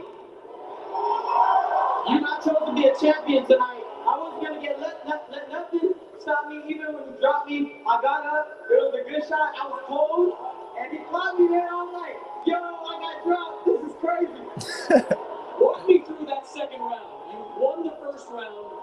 You seemed like you were in control. And then you get hit with that one big punch. And as you told Luke after the fight, first time you've ever been dropped. I've never been dropped in my life. I think I got a little too excited over the moment.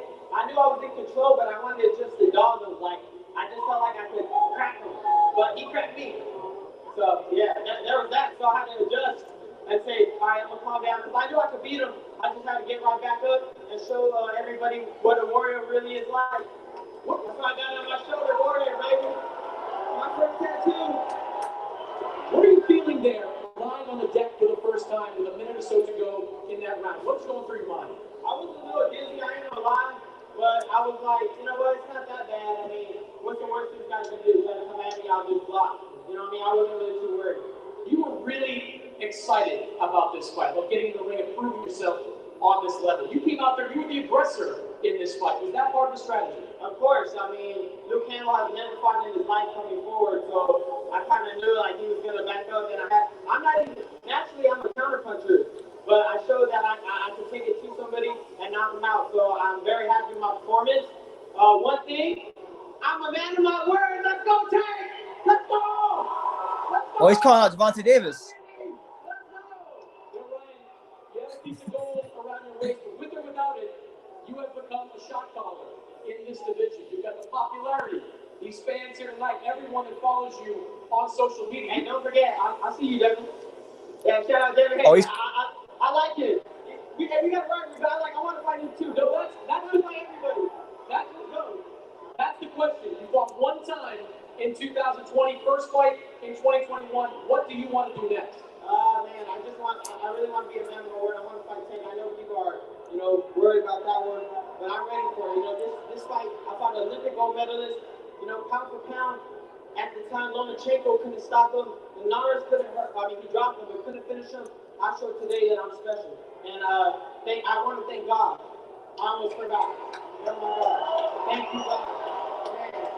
Man, I told everybody it was going to be a body shot. Look at everything. I knew it was going to be a body shot long ago because God told me so. Love you, God. Let's go. God told Ryan Garcia that he was an NFL with a body shot. Before I let you go, Ryan, walk me through that knockout punch. Were you looking for the body shot in that last round? Oh yeah, he was very worried about that hook coming. I've had that hook since I was born.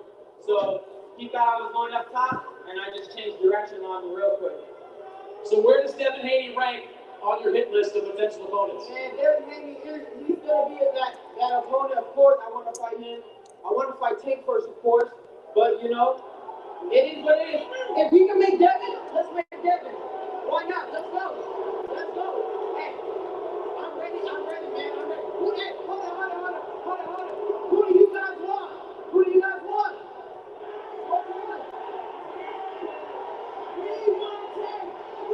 They want Tank. Last question. What did you say to Canelo after that win? I just wanted to thank him, man, because without, the Reynosos and Canelo being by my side all the time, I don't know if I would be learning all the things I learned, and I'm always grateful for having a good team around me, and I'm blessed. I'm blessed to have such a great team in Eddie and Canelo. They're amazing guys. They take me under my wing, and they show me the ropes, and I thank you guys with all my heart. Thank you. Congratulations, Ryan. Star-making performance. That's the way to really put it. But we're gonna put that on mute. We're gonna talk for a couple minutes before we end the live and go shoot our post-fight review video. But it's your boy BT, the untouchable True School Sports Empire. What a fight! What a night of boxing. Ryan Garcia stops Luke Campbell as I said he would in the 7th round. Although the route to get there wasn't how I thought it would go, but the result was what I thought it would be. This fight, I said it when he was losing and he was getting his ass schooled by Luke Campbell. I said, look, Ryan, if he comes to this fight, I'm going to be a believer because Luke was fighting his fight at his range, at his pace. It wasn't until about that. Hold on. We're talking to each other. Challenger now for Devin Haney. Nobody cares. Like, mandatory doesn't mean. Oh, okay, never mind. But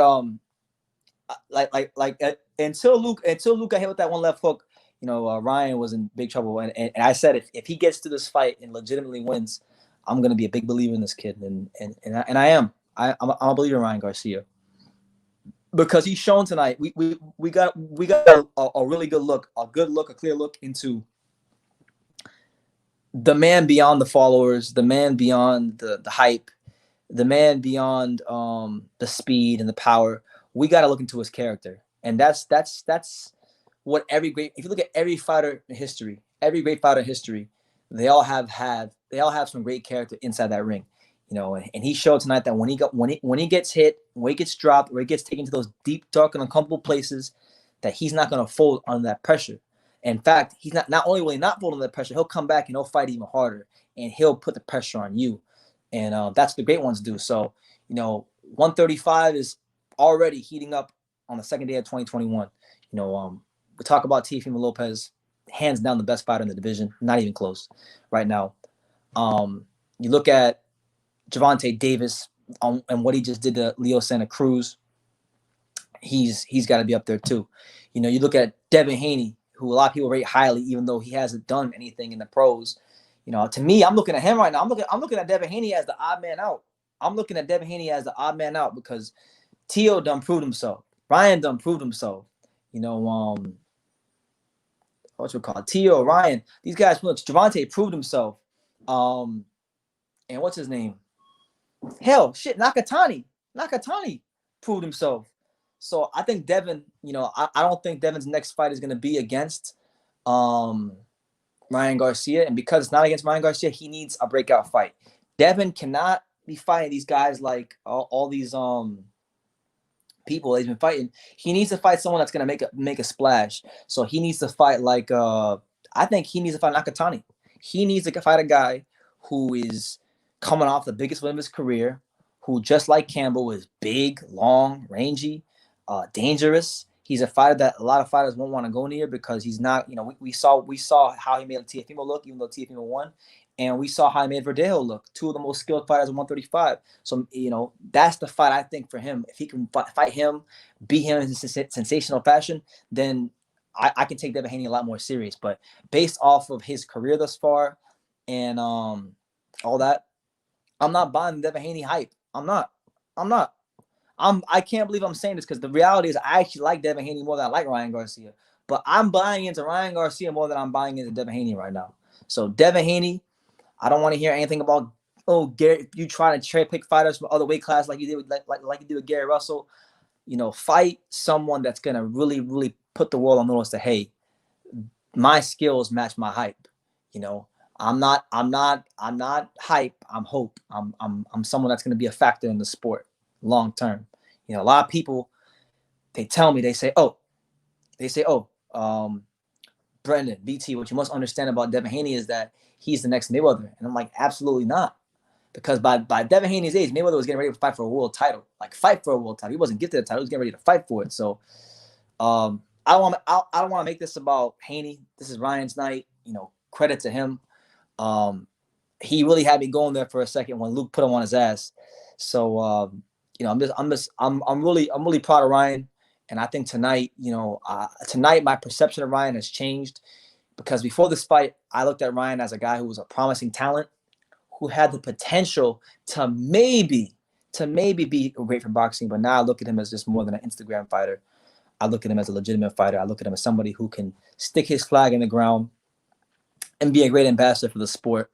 And long may he continue to improve. Long may he have a fruitful career. And I want to see him fulfill all of his ambitions, until he fights Teofimo Lopez. And I'm going to have to root against him. But shout out to Ryan Garcia, man. Just an excellent fight, star-making performance. And he's putting that pressure on the rest of 135 that, hey, he's here. Teofimo had his moment against Lomachenko a couple months ago. Ryan had his moment now here in January. Tank had his moment in October as well. Even though he fought a smaller guy, so we actually need to see Tank. Even though I like Tank and his last fight was great, he still actually needs to prove himself at 135 as well. So actually, I take back what I said about Tank. I like Tank. Tank is the man. Tank stopped Leo Santa Cruz, who was I think a 3 or 4 division champion who was undefeated, but he's a smaller guy coming up. We need to see Tank in there with somebody too. So maybe Tank and Devin can fight each other. Maybe Tank and Devin can fight each other so they can legitimize themselves because neither one of them has beaten anybody at 135. But Tank, though, his last fight, he did fight Leo Santa Cruz, a guy who's never been stopped. True champ, true fighter, 4 division champion, and just beat the brakes off him. Hit him like something out of a Mike Tyson movie, But 135 and it's heating up. It's a damn good weight class. It might be the second best weight class in boxing behind super flyweight. I mean, nothing is better than super flyweight. Let's not kid ourselves. Roman Gonzalez, Gaio Estrada, Kosai Tanaka, Kazuto Ioka. It's not even close. 115 is the best weight class in boxing. But after 115, then it's this weight class. But listen, guys, it's been almost 5.5 hours. I have had an absolute blast being here. Before I end this live, let me just say and let me declare let me declare, make this declaration. 2021 will be a banner year. Will be a banner breakout year for True School Sports. 2021 will be a banner breakout year for True School Sports. We're chilling right now. This live is a chill live.